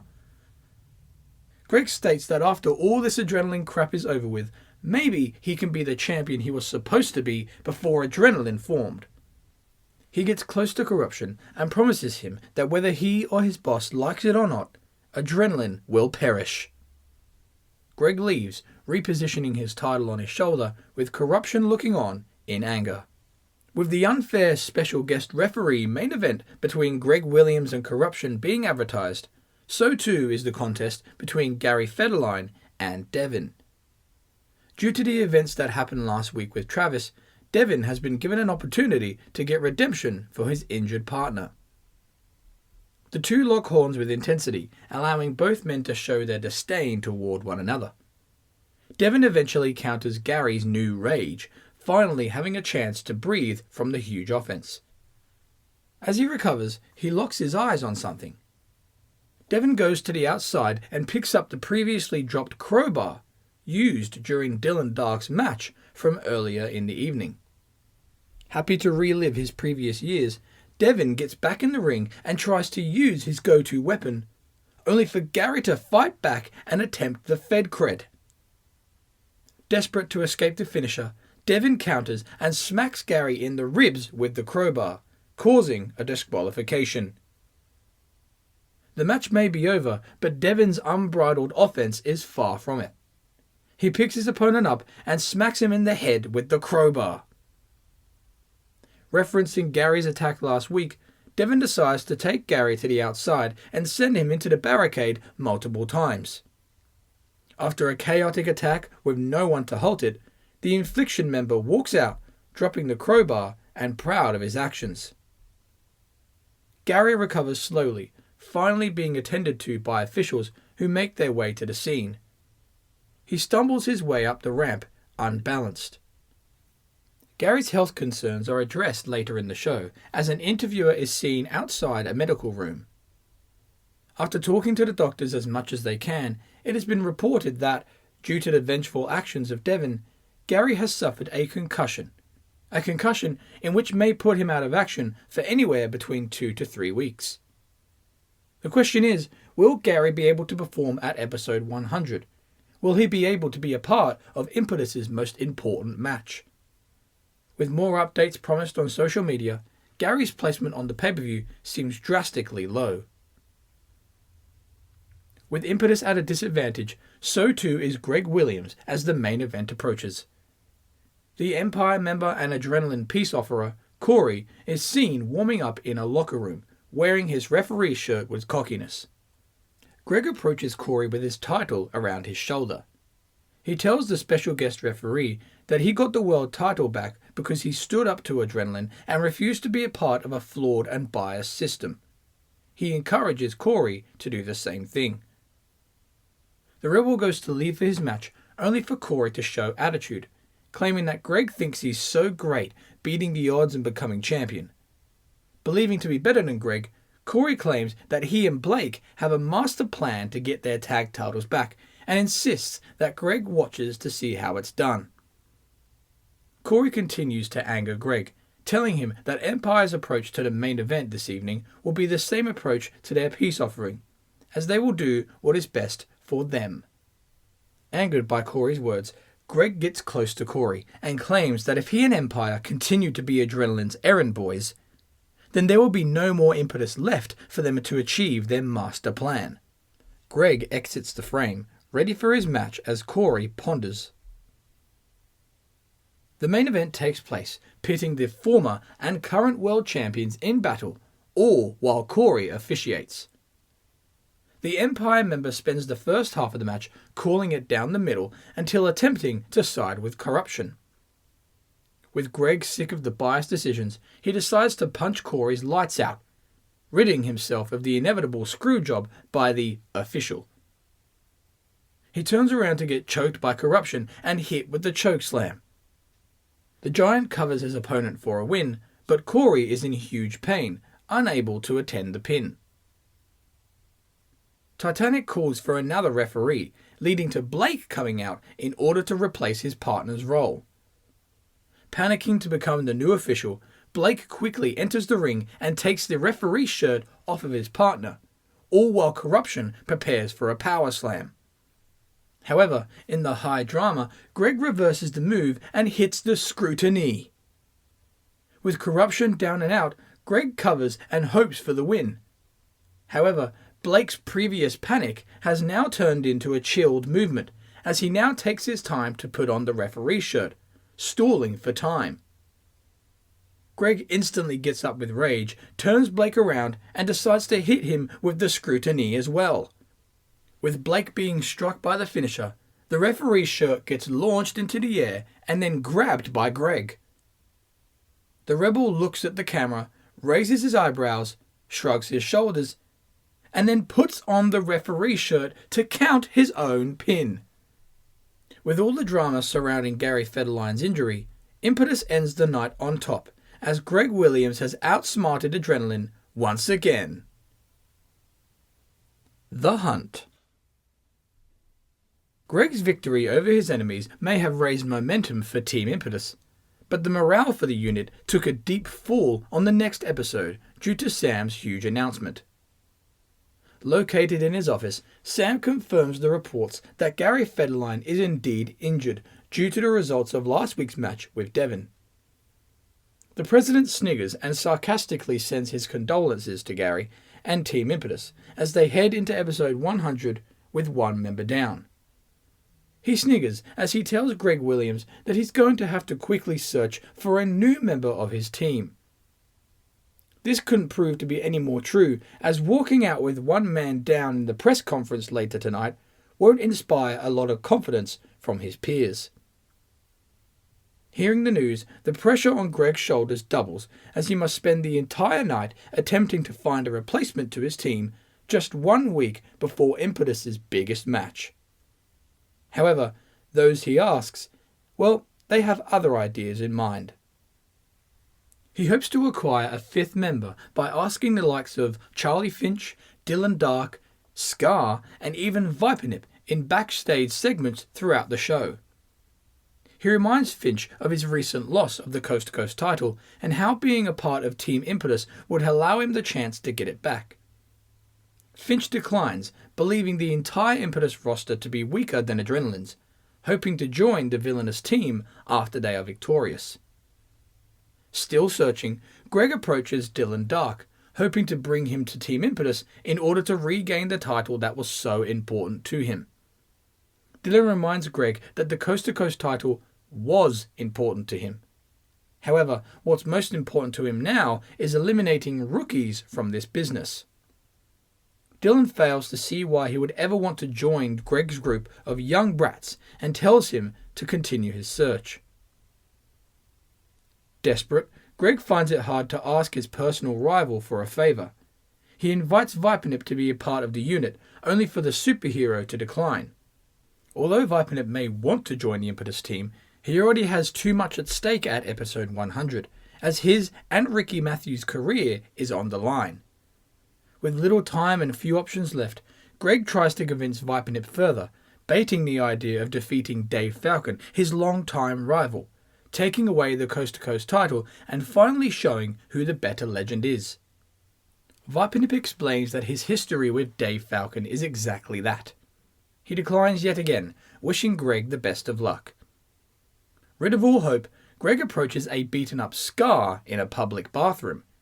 The monster has recently had his head shoved down the toilet thanks to his current enemy, Dominic Silver. Asking the monster ever so kindly to join his team, Skars shakes with rage while staring at Greg, insulted that he's even talking to him, let alone asking for a favour. Without saying a word, Greg walks out of the bathroom, seeing himself out. With one man down, the press conference is up next. Unable to add a fifth member to their unit, Team Impetus entered a press conference with one man down and Adrenaline in huge confidence.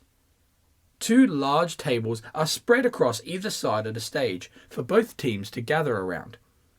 The commentator, Aaron Cutler, is in between the tables, standing behind a podium. He is the host of tonight's never-before-done press conference with 10 guests. Aaron hypes up the main event of next week and explains the rules of the match, where Team Adrenaline will face Team Impetus in a 5-on-5 elimination match. The match will continue until one team is left standing, where not only will the opposite team be vanquished, but all the titles go over to the winning team. It truly is an all-or-nothing affair, as not only are the titles on the line, but the careers and livelihoods of the members are on the line as well. Now, the introductions. Aaron introduces Team Adrenaline. Unaccompanied by their boss, Dave, Devin, Travis, and Emerald are led by Corruption. They sit on stage, all suited up with swagger. Aaron then welcomes Team Impetus to the stage, which, showing Daria and El Fuego concern for their chances, are led by Greg, who tries his best to remain calm. With the final chair of Impetus not being filled, Aaron assumes that the team are one member down due to Gary Federline's inability to participate. Before the host opens the floor for questions, he has one question of his own. Aaron explains the unique stipulation of the match, where the titles will be fought for by each champion's respective opponent. This means that Emerald, for example, will defend her title in the match against Daria, Infliction against El Fuego, Greg Williams against Corruption, and Dave Falcon will be against... well, that's Aaron's question. Aaron asks if Team Impetus have managed to find themselves a challenger for Dave Falcon and a fifth member to their team. Impetus struggled to answer, with Dave Falcon finally laughing, claiming that Team Impetus was screwed with 5 people on their team, but with 4 members, they are doomed. Disgruntled, Impetus stays quiet, with Aaron opening the floor for questions. Adrenaline is asked for the location of their president. Corruption answers, claiming that he is the leader of their team and will answer any questions related to Sam's opinions, as he shares the same beliefs as his boss. Impetus are then asked how they feel without a 5th member present. Daria decides to answer, claiming that she wasn't expecting to have a man down tonight or next week, but if they must fight with a handicap, then so be it. On that note, Greg vents his disappointment to the roster for not stepping up to compete alongside them. With Greg insulted by the lack of support, Aaron argues that he and a lot of the Impetus stars are concerned with their future, and debates that maybe that's why they're not choosing to pick a side. Refusing to accept this as an excuse, Greg claims that those who are most concerned should be standing up, not just for their careers, but for their lives. Both Impetus and Adrenaline are asked what they think will happen if their team wins.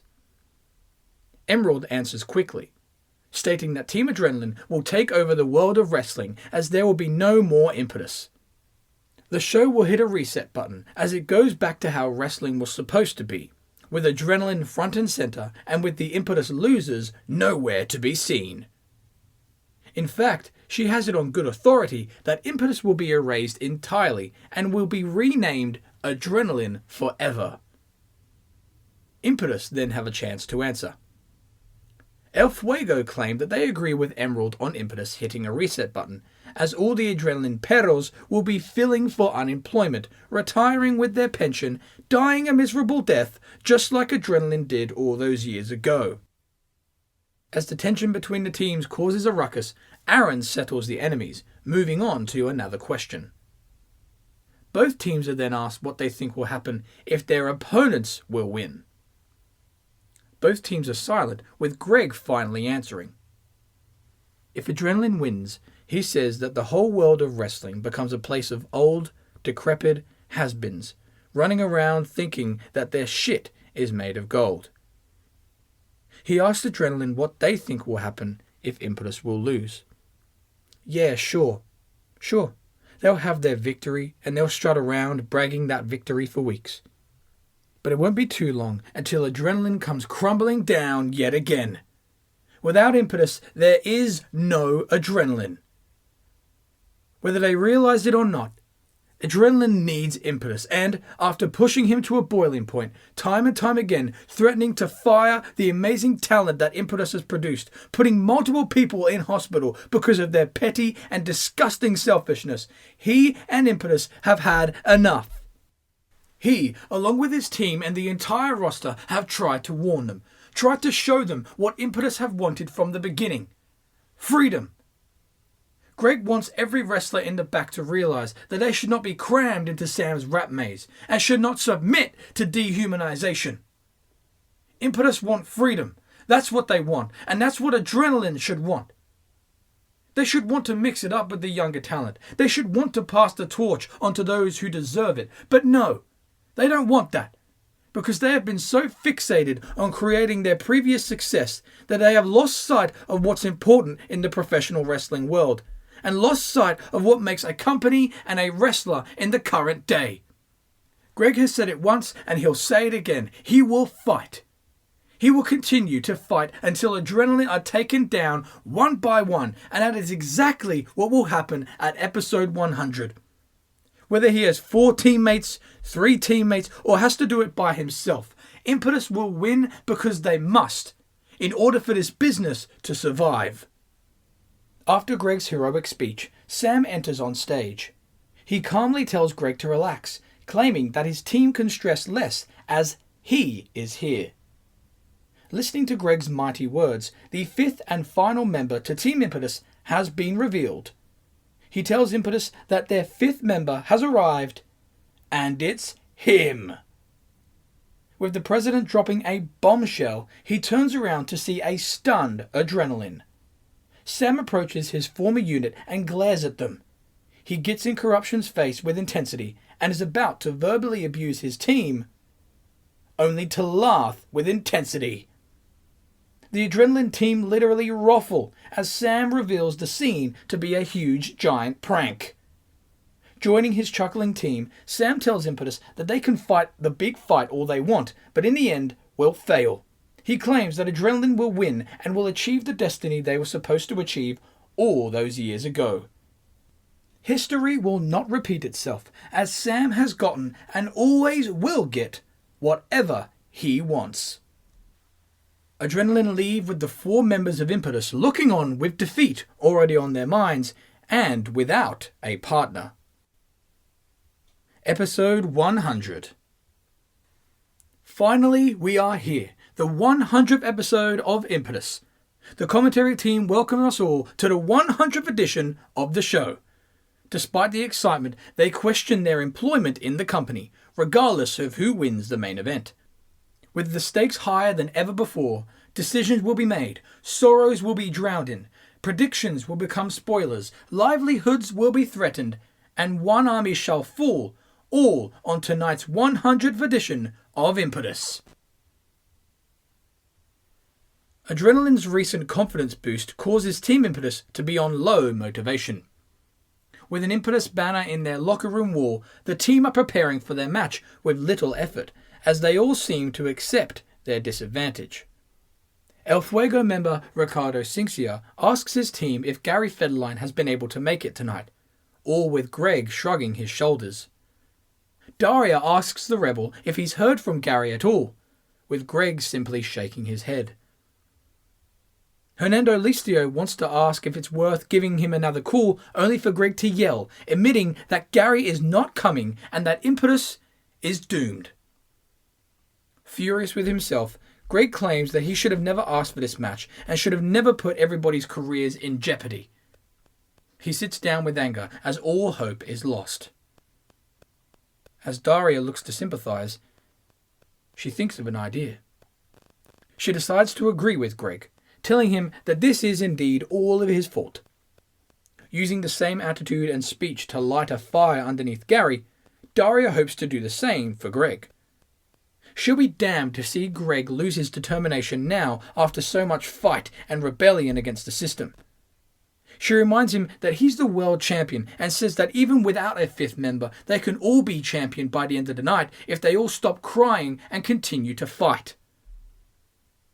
As the team gain motivation, a knock at the door is heard, and in walks Gary Federline. The team are elated only to be quickly saddened to see him stand on crutches. With sadness, Gary wishes the team luck while he sits and watches from the sidelines. Deflated, Impetus witness Gary exit with sorrow. They are still one man down. An in-ring promo segment is seen further in the pay-per-view, as current commentator CJ vents his support to his good friend Stephen Dreadful. Demanding that the audience admire and appreciate the tough Texan, CJ is interrupted and insulted by the tag team known as Triple J. The podcasting pranksters known as Jimmy Stevens and Jack Ross throw verbal bombs toward the two. After humiliating them in front of the live crowd, they threaten to whoop their asses. Threatening an attack on CJ and Steven, Triple J get jumped by Corey and Blake, Empire. With CJ and Steven retreating from the ring, Empire are about to hit their finisher, the Thunder from Down Under, until Warren Jackson returns through the crowd, gets in the ring and attacks his former partners, hitting them both with an overdrive. The supposedly injured Warren Jackson bails out of the ring as Team Impetus chase after him along with security. With Warren escaping through the crowd, he eventually gets caught by security and then taken to the backstage area. With the cameras still following the scene in frantic actions, Sam and his Adrenaline team tell him to get the hell out. Before he is booted out the doors, Warren tells them that they can't get rid of him. The reason for this is because he is the 5th member of Impetus. With everybody shocked, Corruption doesn't care as he tells security to get Warren's ass out of here, only for Sam to stop the movement. Sam doesn't want Impetus to have any excuses when they lose. With Warren performing such a rebellious act, it will give him greater pleasure to say goodbye to him and the rest of the Impetus stars as they defeat them tonight. Warren is officially in the match. Security let go with Sam letting Warren know that he's made a big mistake. Warren quickly leaves in fatigue as Adrenaline look on with fear, shocked with their president's decision.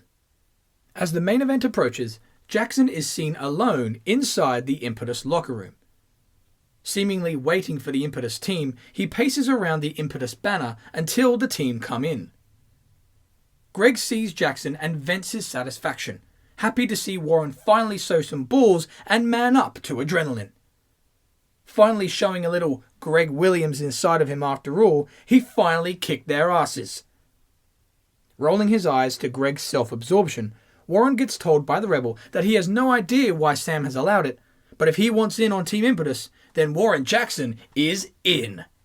As the team cheer with delight, Warren argues, claiming that he hasn't been placed in the team because he's been granted permission by the leader. He's on the team because they have no other choice. Warren is here for one thing and one thing only, and that's to get his Coast to Coast title back. Back from the man who took it from him and everything else from him once and for all. Greg tells the cowboy to hold up on the shooting as he may run out of ammo, telling him to use his anger for the match. It's no secret that Warren doesn't like him. In fact, he's pretty sure that Daria and El Fuego don't like him either. Warren interrupts, claiming that it doesn't matter if they like him because they need him. Greg is insulted by the attitude and rolls his eyes, with Daria stopping the fight. She tells the two of them to shut the hell up, because this isn't a dick measuring contest, this is a war. It's Impetus versus Adrenaline. They all may have their own agendas, but it's all the same overall goal, to take down Adrenaline. She'll be damned if Impetus' success tonight is going to be jeopardized by their childish squabble. They want to fight? Fight on episode 101, after they get rid of Adrenaline once and for all. She asks if the team are ready and puts her hand in the middle, waiting for them. El Fuego join, with Greg rolling his eyes and doing the same. Warren waits, sighs, and then repeats the actions. Team Impetus are ready for a war.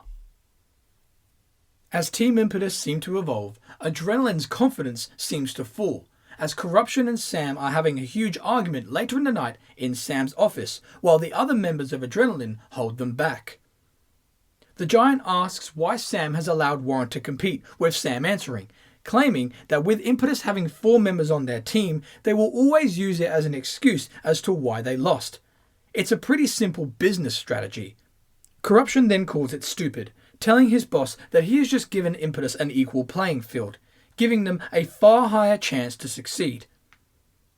The president tells his Giant that Adrenaline need to prove their worth, with Corruption screaming, interrupting, telling the boss that they already did years ago.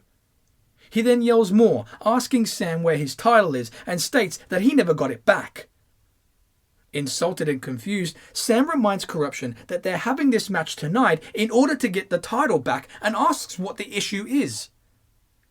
Corruption refuses to believe it, as Sam gave the Coast to Coast title back to him, Dave Falcon, on a silver platter, and asks why the same wasn't done for him. The boss tries to talk, but Corruption continues, claiming that he likes to pull the strings a little too damn much for his own damn good. After everything they've done for him, getting rid of Ricky, Vipernip, and Gary Fedline, even Warren Jackson, he's going to throw Impetus a bone right at the end? He's got a right mind to think that Sam actually wants Adrenaline to lose this match. Sam insists that Adrenaline will not lose, with Corruption screaming back, saying that if they do, he's holding Sam personally responsible. Well then. Silence is heard, with Sam telling Adrenaline that they may not want to lose. Corruption leads with anger as his members follow, leaving Sam to exhale in stress. With tension now raised in both teams, who will prevail? The following 10-person elimination all-for-all tag team match is explained. 5 members on each team will be competing for every championship. El Fuego are the challengers to the Infliction's tag team titles. Daria is the challenger to Emerald's women's title. Corruption is the challenger to Greg Williams' world title. And, just announced, Warren Jackson is the challenger to Dave Falcon's Coast to Coast title. Even with the elimination stipulation, all titles will remain on the current champion until the end of the match, where the remaining team not only win their respective championship, but win the gold for their respective team members. Adrenaline enter the main event first, all as one unit. Led by an upset Corruption, the other champions gloat their titles, trying their best to create the idea that Adrenaline are as confident as ever. Then the Impetus team enter separately and meet at the bottom of the ramp. First, El Fuego enter, staring down the Infliction, prepared to battle hard for the tag team titles. Next is Daria, glaring at the arrogant Emerald, who raises her title with cockiness. The all-action Jackson is then seen for the second time of the evening. Held back by his teammates, Warren is chomping at the bit to rip Dave Falcon's head off. Finally, the rebellious champion enters. Greg and Warren glare at one another, only to bump fists, signalling their unity. Impetus enter the ring with Adrenaline bailing out, ready for the match to start. In the early goings of the match, Infliction are eliminated quickly as Hernando Listio eliminates both Devin and Travis one after another. With Impetus in huge momentum, Corruption has had enough and makes himself legal, eventually beating down the tagged-in Greg Williams. Adrenaline take turns in abusing the world champion, leading to Emerald getting a little too cocky and being countered by the Rebel. With this separation, it allows Daria to be tagged in. Daria finally channels her rage on the women's champion as she pummels her to pieces. She sets up for the Harlem Hangover finisher, only to dive on Dave Falcon, who tries to intervene on the apron. With Daria still in control, she gets back in the ring, only to be booted in the face and chokeslammed by Corruption. Due to the Giant interference, Emerald covers her challenger and eliminates Daria from the match. Greg vents his rage for Corruption's actions, getting held back by the referee as order must be restored. With Emerald crawling to her corner in pain and arrogance, she tags in the Giant Corruption. Needing a new participant, Greg gladly jumps in for his team, ready to fight the Giant again. With Impetus having 4 members and Adrenaline having 3, Corruption is aware of the caution and gleefully tags out to Dave, irritating Greg even more. With Dave cocky, his smile turns to a frown as he witnesses Greg tag in the all-action Jackson, allowing the mentor and the student to finally come to blows. The extraordinary members brawl, with Warren gaining adrenaline of his own as he sends Dave to the outside. Striking Corruption on the apron and throwing Emerald into the ring, Warren screams with momentum and attempts a suicide dive on his mentor. However, Dave smacks Warren in the face with a steel chair mid-dive. Despite Warren being knocked out on the outside, Dave Falcon is now eliminated. With Corruption furious at the elimination, Falcon calms his Titanic ally, telling him to hurry up and eliminate Jackson. With Dave leaving, Corruption throws Warren in the ring, only for him to kick out of a pin attempt. Corruption is enraged and attempts a power slam only for Warren to escape the move, finally causing separation and tagging in Sinxia. Bursting in with high momentum, Sinxia uses his high-flying moves to send the giant crashing to the mat. The luchador plans the Phoenix Splash, only for Corruption to get his knees up just in time. Countering the high-flying finisher, Corruption pins Sinxia instantly for an elimination. The second El Fuego member, Hernando Listio, tries to dive on Corruption as a response, only to be held in the air and hit with the power slam and pinned. Just like that, El Fuego are gone. 2 members of each team remain, Greg Williams and Warren Jackson versus Corruption and Emerald. Corruption glares at the 2 remaining enemies until Emerald decides to tag herself in. She wants the world champion. Understanding the controversy in getting physical with Emerald, Greg decides to grapple her instead. The Rebel out-wrestles the women's champion to a point where she slaps Greg in the face out of irritation. Greg gets slapped again, and again, refusing to strike back. With his anger rising from each strike, the previously eliminated Daria decides to retaliate as she returns to the ring for an attack. Emerald notices her rival approaching, attempts a clothesline only for Daria to dodge and run to the other side of the ring, causing no harm. However, with Emerald turning around, Greg strikes her with the Scruti-Knee. He pins the women's champion, leaving Corruption a lonely man and Daria exiting with delight. With Corruption outnumbered, Greg and Warren grin at their numbers advantage. However, their excitement fades quickly as they see Sam Pullen enter with anxiety. He approaches Corruption and yells at him, motivating him to get the job done. Corruption combats his opponents for a while until they work together with double-team moves. With Sam stressed and Corruption dizzy, both Greg and Warren are denied the chance to hit their finishes as the giant is still too resilient. Unable to hit a move separately, Greg and Warren decide to work together and hit a double Gordo cutter instead. Lifting the giant high above them with huge effort, they finally slam the giant down to the mat. With Sam now nervous, Corruption is pinned, but kicks out. Warren and Greg try their best to keep Corruption down, but the giant is now pissed. He stands up and chokes both of his opponents, signaling the end. However, as he sends them up high for a double chokeslam, Greg counters with the triangle choke. With Sam going nuts on the outside, he stands on the apron to cause a distraction, only for Warren Jackson to super kick his face off. Warren then locks in his own Indian Deathlock submission on the legs of Corruption, all while Greg is still dealing with the giant's arm in the triangle choke. With Sam slowly recovering, he tries to climb in the ring, only for it to be too late, as Corruption taps out. It's over. Sam lays with shock as Impetus continues and Adrenaline is dead. The entire Impetus locker room come out to celebrate with Greg and Warren, all while Corruption recovers slowly, aided by a heartbroken Sam Pullen. Daria, El Fuego, and Greg are handed their titles, with Warren Jackson being handed over the Coast to Coast Championship by Greg himself. The celebration continues as Corruption walks away with his sad team and boss. As the show ends and Adrenaline are exiting, Greg stops everything and reintroduces the world to the new Coast to Coast champion, Warren Jackson. He reminds Adrenaline of the stipulation to the match. Not only have they won all the gold, but the losing team must be gone from Impetus forever. Adrenaline is dead.